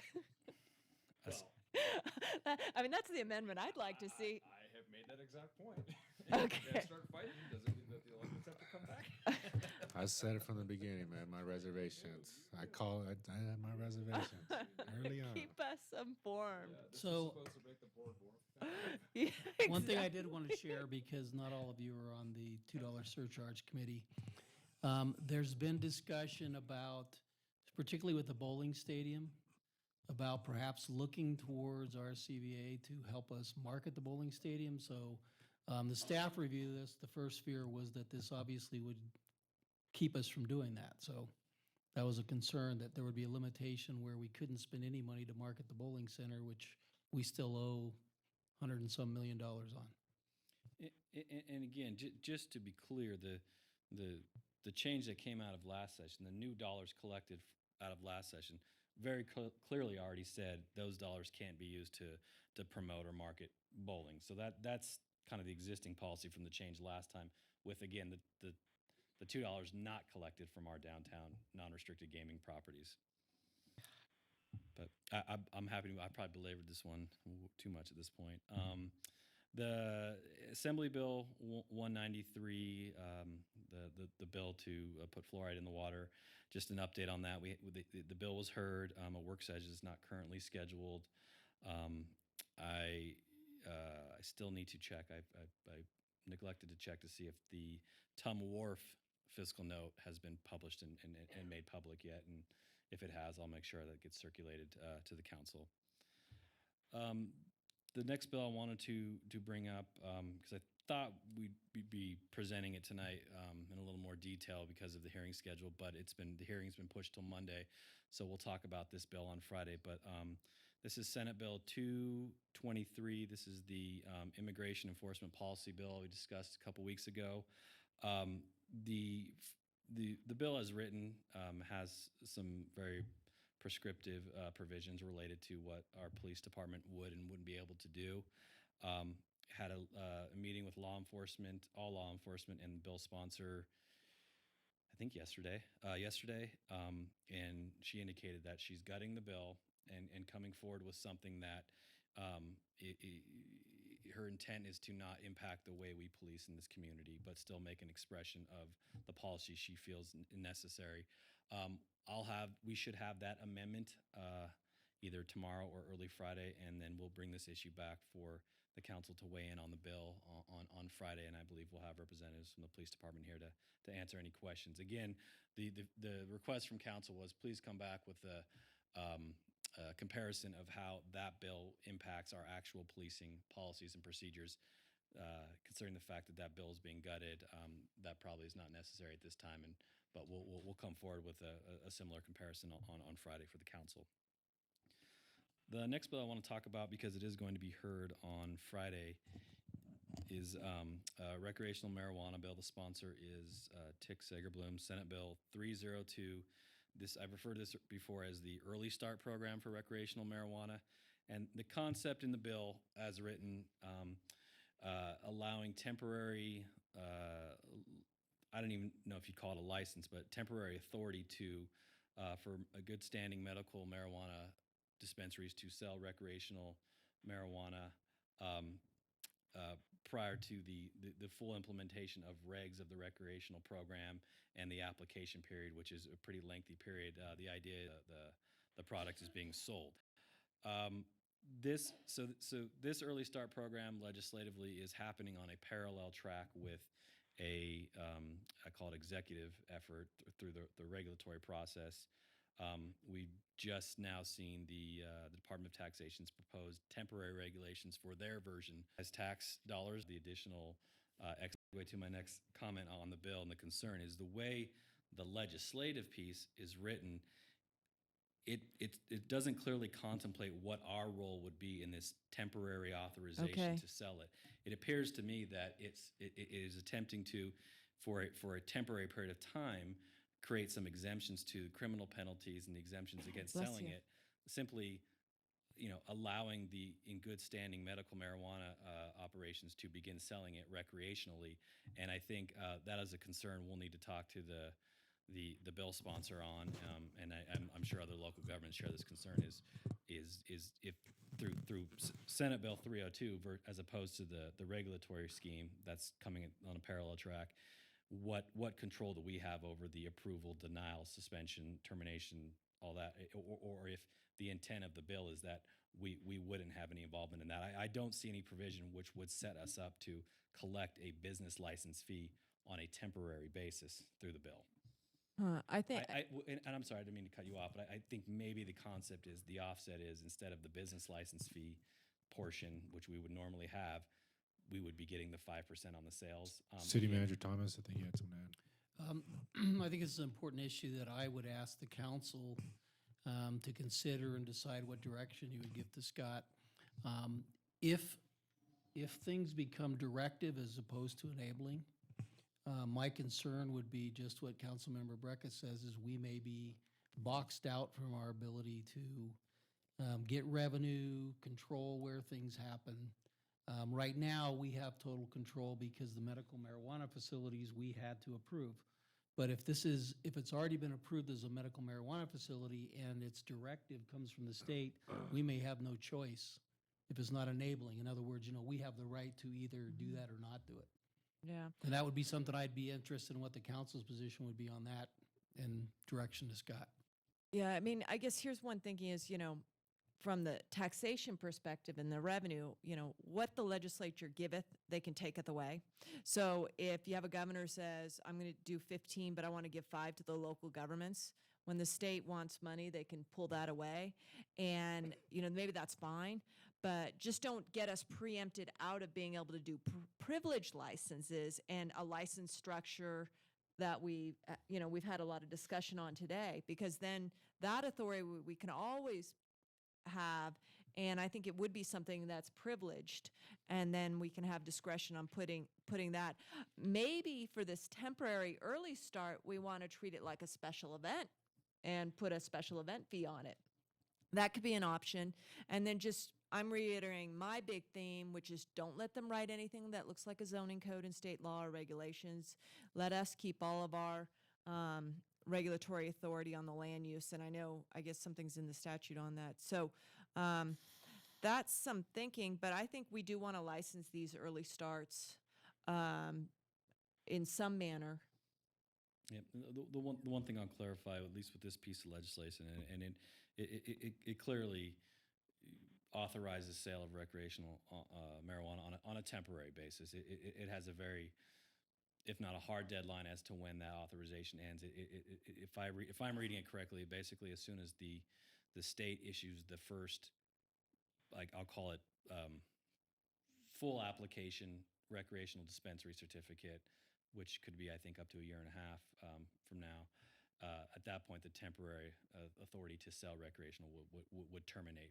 That's fine. I mean, we can drop an ordinance in just for those and then pull it out. We could even do that. We've got a changing federal landscape. We don't know where we're going to be. I think we do want to roll on these temporaries in some licensing framework. If nothing else, it's a public process down here. So our public knows that their council has taken action on, the next step in evolution of this industry. I think that's important for us to take that step. But I'm open. I want to hear from the others. Councilman McKenzie. Thank you. How does the bill contemplate the medical marijuana facilities are treated as a controlled substance? So there's an inventory issue, and okay, you get so much in, so much goes out on prescription. They've got to justify that isn't distributed inappropriately. So how does this contemplate the fact that now we're mixing recreational in with medicinal and the inventory and how that grows? Because we base our licensing on the gross proceeds from the sales and based upon marijuana, which is under inventory, so it's pretty easy to track. Now we've got recreational comes in, and we haven't got near the control over how that's distributed. So how does it contemplate that merging those two together in the same facility? I'd have to take a second and maybe third look at the bill, but what I'm reading is it doesn't contemplate that. It simply carves out exemptions from some of the existing rules to allow these medical marijuana dispensaries to begin selling recreational marijuana. Again, with no apparent licensing structure, simply just the additional the move to 15% excise tax on the sales of that with the distribution. But to your point, I don't see that this bill addresses some of those regulatory specific issues that the medical marijuana program did. Councilman Bobzian, do you have any comment on this item? Councilwoman Dewar, any comments thus far? Not yet. Thank you. Okay.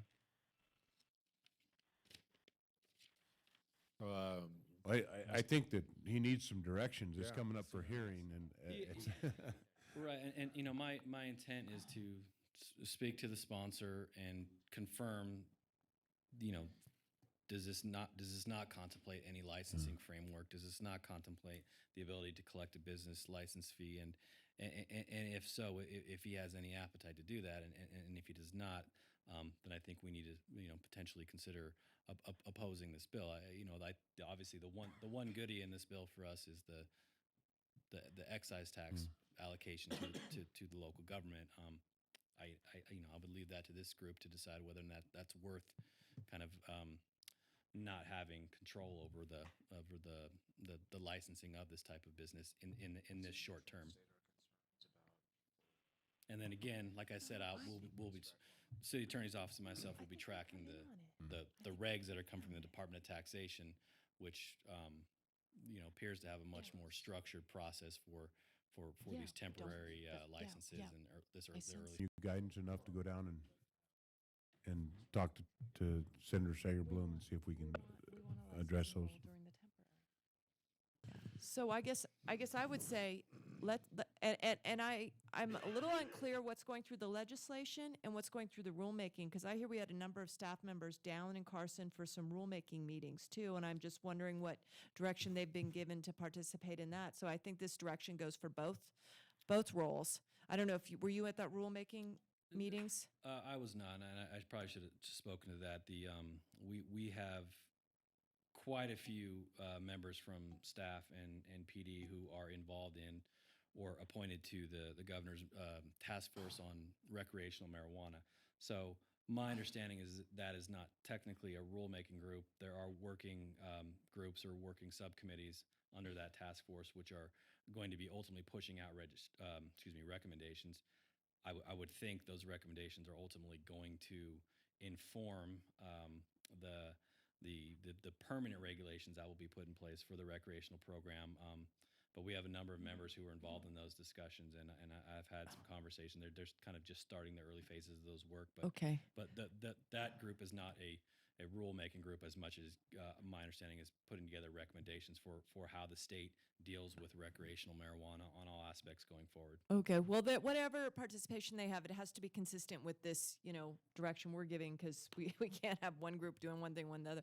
I think we should support it, but make it very clear that even during a temporary situation, we want to continue our ability to license, even if it's a temporary way, and we can figure out our own temporary regulatory scheme. And so, and I think that whatever licensing authority we get temporarily is what we want in a permanent basis. And if they come in with this excise and they say we're going to give you 5% there and you won't have any ability to put business license or privileged licenses, that would raise a flag for me. So that's how I would say we would move forward. We only have, 3 or 4? 4 open. We're not talking about a whole lot, but I would like to go through that issuance here, because who knows, we might even hear some concerns, from some folks. And so I think we want to, that gives us the latitude of reserving our local authority.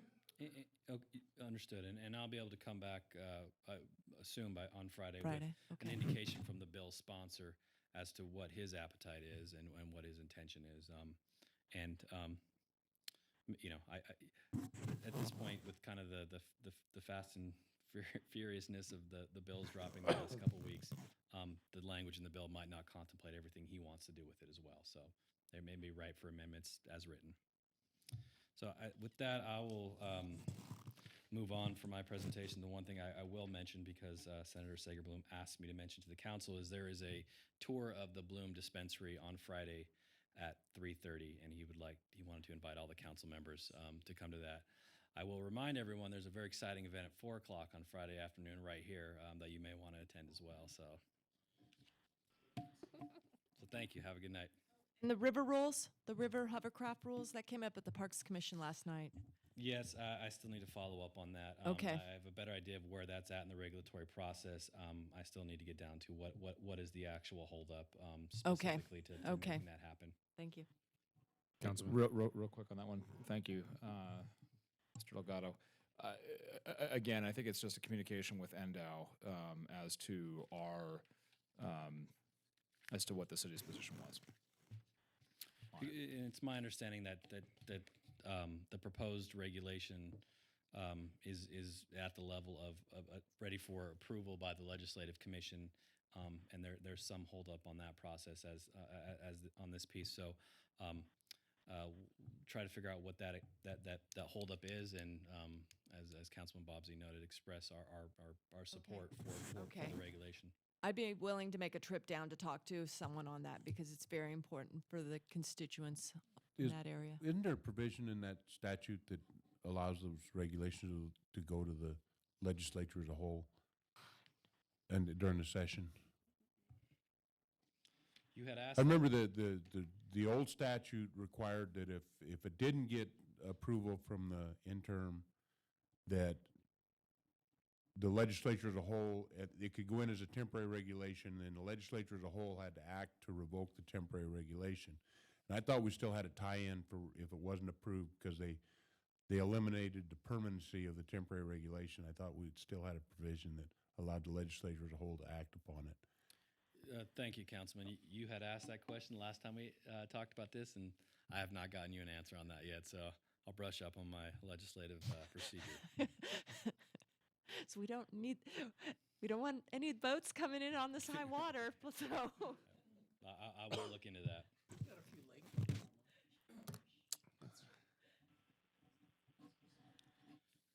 Any other questions for me? Any other questions from the body? Seeing none. City Clerk, any public comments None on this item.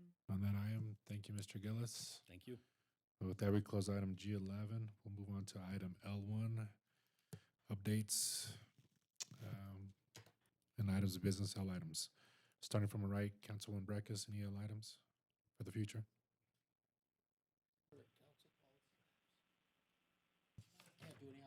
Can't do any L items, that's it. Councilwoman Breckus, any? No. Councilman Bobzian? Councilman McKenzie? Councilwoman Dewar, any L items? No, thank you. I will add one L item that I've been thinking about here for a bit is the possibility of the creation of a subcommittee, of an advisory subcommittee from this council to review CDBG funding as it comes forward before it comes to us. I feel whenever the CDBG funding comes before us, we're always, yeah, I know, right? How appropriate. So there may not be much work as part of that, but that's an L item I want to see. All right, moving on from item L1 on to item L2. Mr. Carl Hall.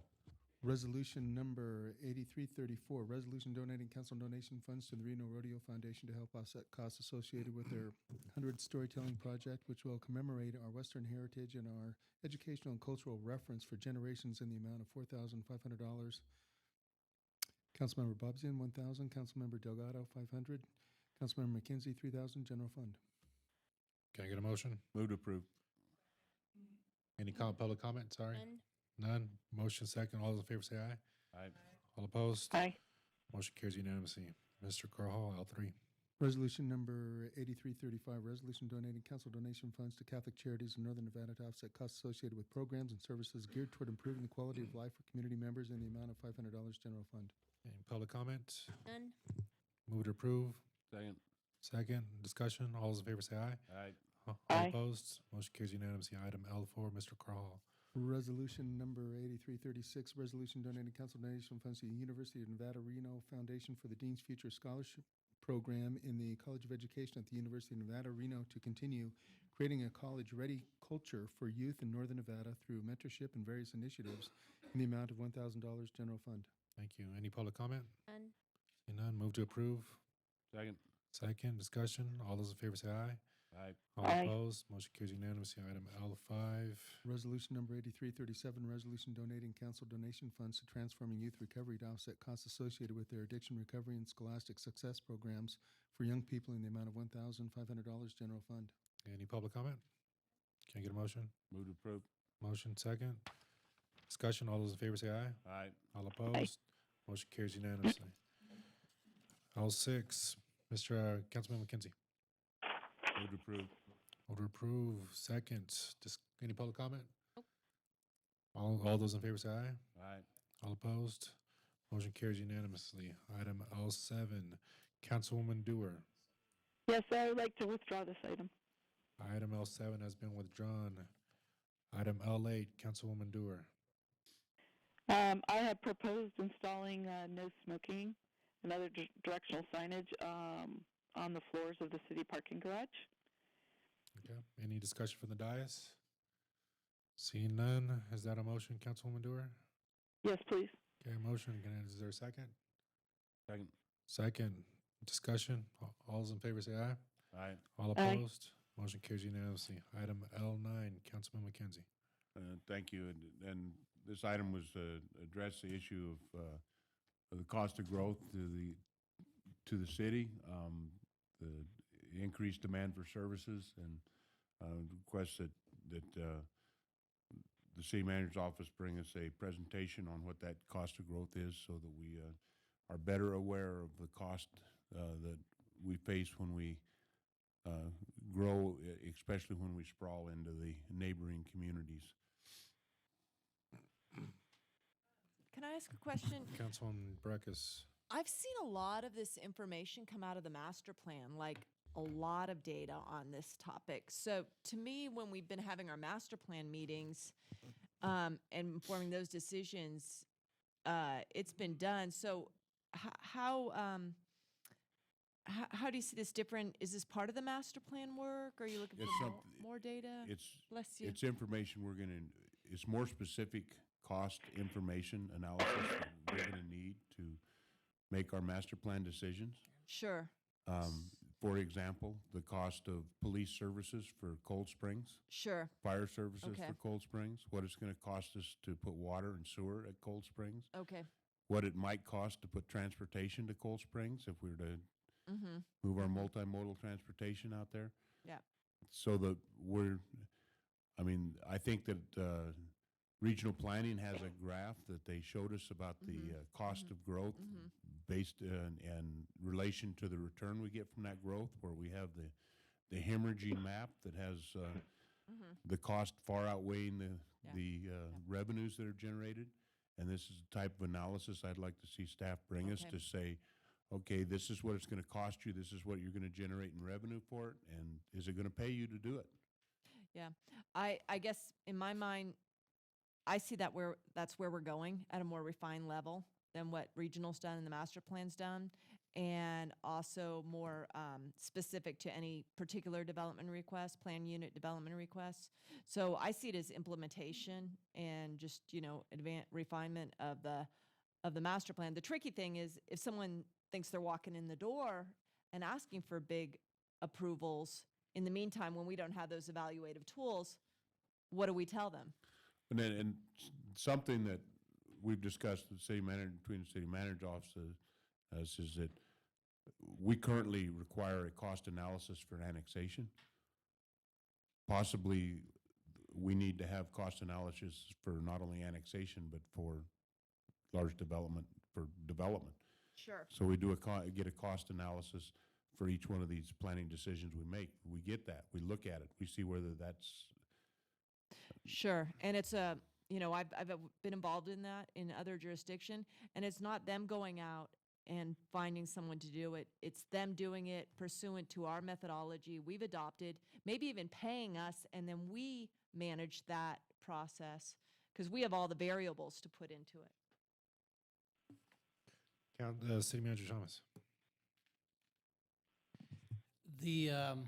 This whole issue can be very complex. I think we're going to take a cut at it. The one thing I would, and I know I've shared this with Councilmember McKenzie, is we are in the middle of the budget process, and normally this is something that would involve in great deal our finance department. So, and I understand though there's some time sensitivity to doing this.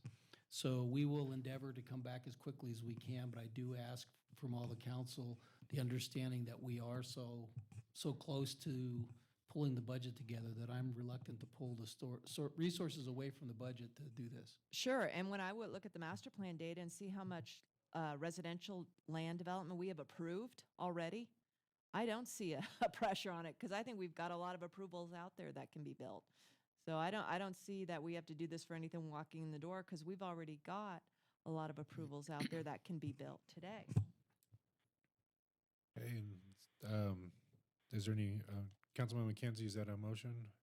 Yeah, I think that Acting City Manager Thomas and I've had enough discussions. They understand which direction we think we want to go right now, and we'll revise that with the understanding that this is a presentation that we want to have and a discussion we want to have, and definitely not something we want to take the finance away from budget at this time, take their focus away from budget, but something we'd like to hear before we finally approve the master plan. Okay. All right, that's a motion. Do I have a second? Second. Motion is second. Discussion.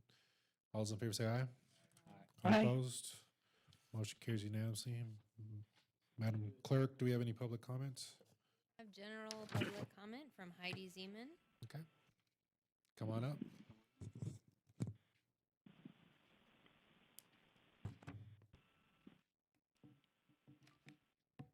Do you guys mind if I record myself? No, please. Okay, thanks. I just wanted to visit again regarding the civil rights here in our city. I had visited in September and December. I want to thank you for the opportunity for this, the opportunity to speak here. I was brought to this public venue from personal circumstance, but I discovered this is affecting millions of people across our country, and I think Reno can be the beginning point for a great freedom in our country, which has to do with ending prohibition in Reno and Washoe County, review all the arrests here in our city of any person who's been incarcerated for any prohibited substance, drug, forbid our police and county jail people from putting people in jails for having a medical problem, because addiction is a medical problem. Part of this would be to build a Reno wall listing all of our fellow humans who have been put in jails, who have never hurt anybody. And as a personal victim of this war on people, this tears people's families apart, and money is being required from these people who have nothing in jails to buy extra food, to have contact with their families. I think in Reno, we should open the jail doors and provide housing and treatment for these medically ill people. We should outlaw bail, which is cruel and unusual punishment.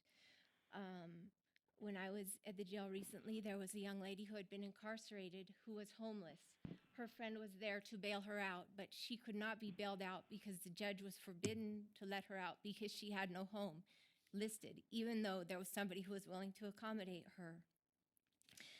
As I mentioned, I believe this is a violation of our fellow humans' Eighth Amendment rights with excessive fees and fines.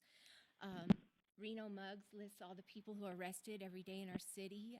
For some reason, it's not working on my computer anymore, but generally there are 30 to 35 people arrested for crimes where they have not hurt anybody. The state of Nevada has a pardon request for our governor. I think perhaps we could initiate this in Reno and pardon all victims of this victimless crime. And we had our mining for a long time, our gambling for a long time. Let's open the doors for the prohibited substance. Let's manufacture methamphetamine, heroin, opium, cocaine. The marijuana is opening the floodgates. It's a plant. People could grow it in their own yard. I know with opening of prohibition, they are trying to regulate that and license that. Good for them. But these are medicine products. They are products that Reno could lead the way. We could have an entire industry. So let's open the doors in our city for unlicensed pharmacists. And please join me in freeing these fellow humans who right now have been placed in chains, who have not hurt one person. I think part of this could be an accounting of all the fees that our city and county is collecting from these fellow humans, who many have absolutely nothing and rely on their friends and family to free them. So, as mentioned, I was hoping to get this to be an agenda item, not quite sure of the steps to follow up, but I will return or reach out personally to whomever, or feel free to contact me, Heidi Zeman at HeidiZeman.com. Thank you, Council. Thank you for your comments. Thank you. We have no further general public comment at this time. And no further public comments. Seeing no one else in the audience for that, we'll go ahead and move to adjourn. Second, all those in favor say aye. All opposed? Aye. Motion carries unanimously. With that, we'll go ahead and open the Redevelopment Agency Board. Madam Clerk, can you please do the roll call? Ruckus, Doer, Yes. Delgado, Here. McKenzie, Jordan absent, Bobzine, Shivi absent. Mr. Acting Mayor, you do have a quorum. Thank you very much. Moving on to item P2, public comment. Is there any public comment on the Redevelopment Agency Board? We have no public comment on redevelopment. No public comment. Close item P2. P3, approval of the agenda. Can I get a motion, please? Motion second. All those in favor say aye. All opposed? Motion carries unanimously. Item P4, approval of the minutes. Can I get a motion? Motion second. All those in favor say aye. All opposed? Motion carries unanimously. Item P5, public hearings. P51, staff reports. Do we got a, We need to open the. yeah, we need to open up the public hearing. City Clerk, do we have, was all items? Proper notice was given on items. item P51, and we received no correspondence, and we have no public comment on this item. Thank you very much. Sir, how are you? I'm Mr. Dunn. good, thank you. Bill Dunn, Revitalization Manager for the record. So this is a lease for a small space that it's at the rear of the West Street Market behind, down there, behind the wine bar, all the way to the rear. And we've got a tenant who is looking to open basically an ice cream parlor. And so it's right here. And we're aware that the lease would expire at the end of March of next year. Tenant is fully aware of that, but they're eager to move into the space, and so we're here for your blessing to move forward on this. Thank you. Motion second. Was there any public comment? We have none. No motion second. All those in favor say aye. All opposed? Motion carries unanimously. Item P52. Proper notice was given as we've opened the Got it. hearing on this one as well. No correspondence was received. Thank you, Madam Clerk, for that. We have a motion and a second. Was there any public comment on this? No public comment. All those in favor say aye. All opposed? Motion carries unanimously. Mr. Carl Hall, P53. This is resolution number 8338, resolution we of the pull? We did not pull this item. Okay. In clarification, the city attorney's office, this is in, 2229. thank you. Resolution number 229, resolution of the City of Reno Redevelopment Agency approving a quitclaim deed relating to the real property located at 900 West 4th Street, Reno, Nevada, known as accessor parcel numbers 010-610-04, 010-610-08, and 010-610-09 to the City of Reno for purposes of redevelopment pursuant to NRS 179.472, together with other matters properly relating thereto. Thank you. Any public comment on this item? None. None. Discussion from council? Just 1 second. Yes, sir. Councilman McKenzie. Okay, these properties belong to the redevelopment agency. And we're turning them back over to the city for purpose of redevelopment, but they're not within the redevelopment district. Retract. What's going on here? So, Mr. So- Dunn, presentation sounds like, please. Right. So this is basically just to extract, I believe that these are jointly owned by both the city and the redevelopment agency. So it's basically just to remove the redevelopment agency from that, sign them completely to the city so we can move forward with transferring them to OPO and Maverick. This is was passed, what, the sale was April of last year, I believe.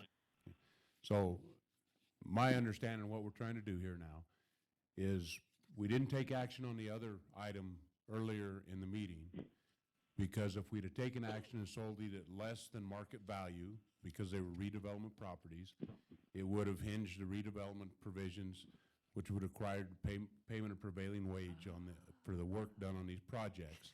So now we're going to take them out of redevelopment and assign them to the city so that that doesn't have effect.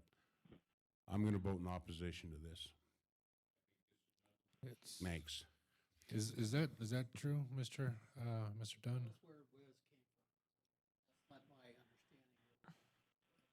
Okay, so well, the reason we took the previous items off was, I'm trying to get the name of the company, the firm that did the environmental testing on behalf of the purchaser was Cardno. And Cardno didn't, they missed a procedural step. They were working for Maverick, and when they discovered some contamination on the site, they were obligated to notify us of that fact. They didn't do that, and as a result, we face potential issues if we were to sell that without moving forward with turning that over to the State Department of Environmental Protection. So that's why we stopped that piece, because Cardno, who was working for Maverick, didn't follow our process. They thought that, they told us when we talked to them this morning, they said, well, we didn't think the levels were high enough to require that, and they clearly were when checking with our own environmental engineering people. So that's why that was removed. This, as far as I know, and I'm going to have to reread this because this is all sort of bled together for me, so I apologize. I would, to save us some time, I would move we continue this item until such time as we do this deal in its entirety. I agree. I agree. I agree too. I raised the questions about the environmental at caucus, and I guess it led somewhere. I don't know if it has anything to do with the prevailing wage provisions, but maybe when we continue this, you can let us know how that would play out. Yeah, I Okay. can't speak completely legally Okay. on that. I think Okay. it was a sense that wouldn't be an issue, but.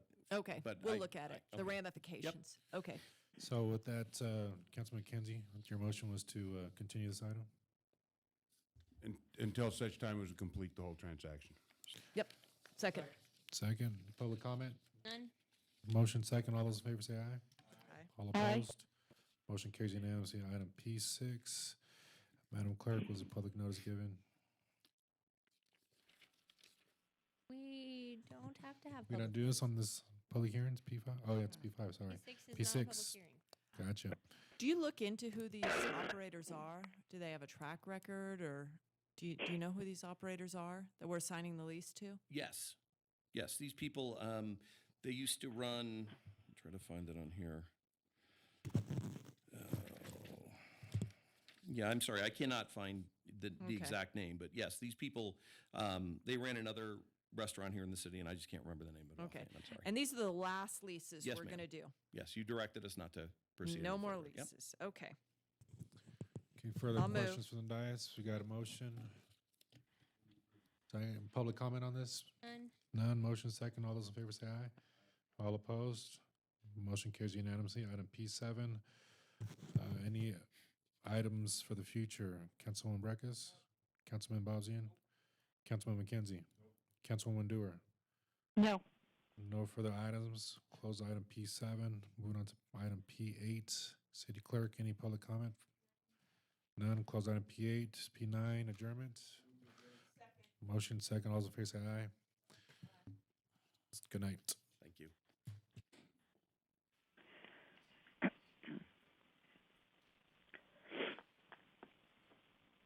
Hanging up. Thank you, Councilmember Dewar.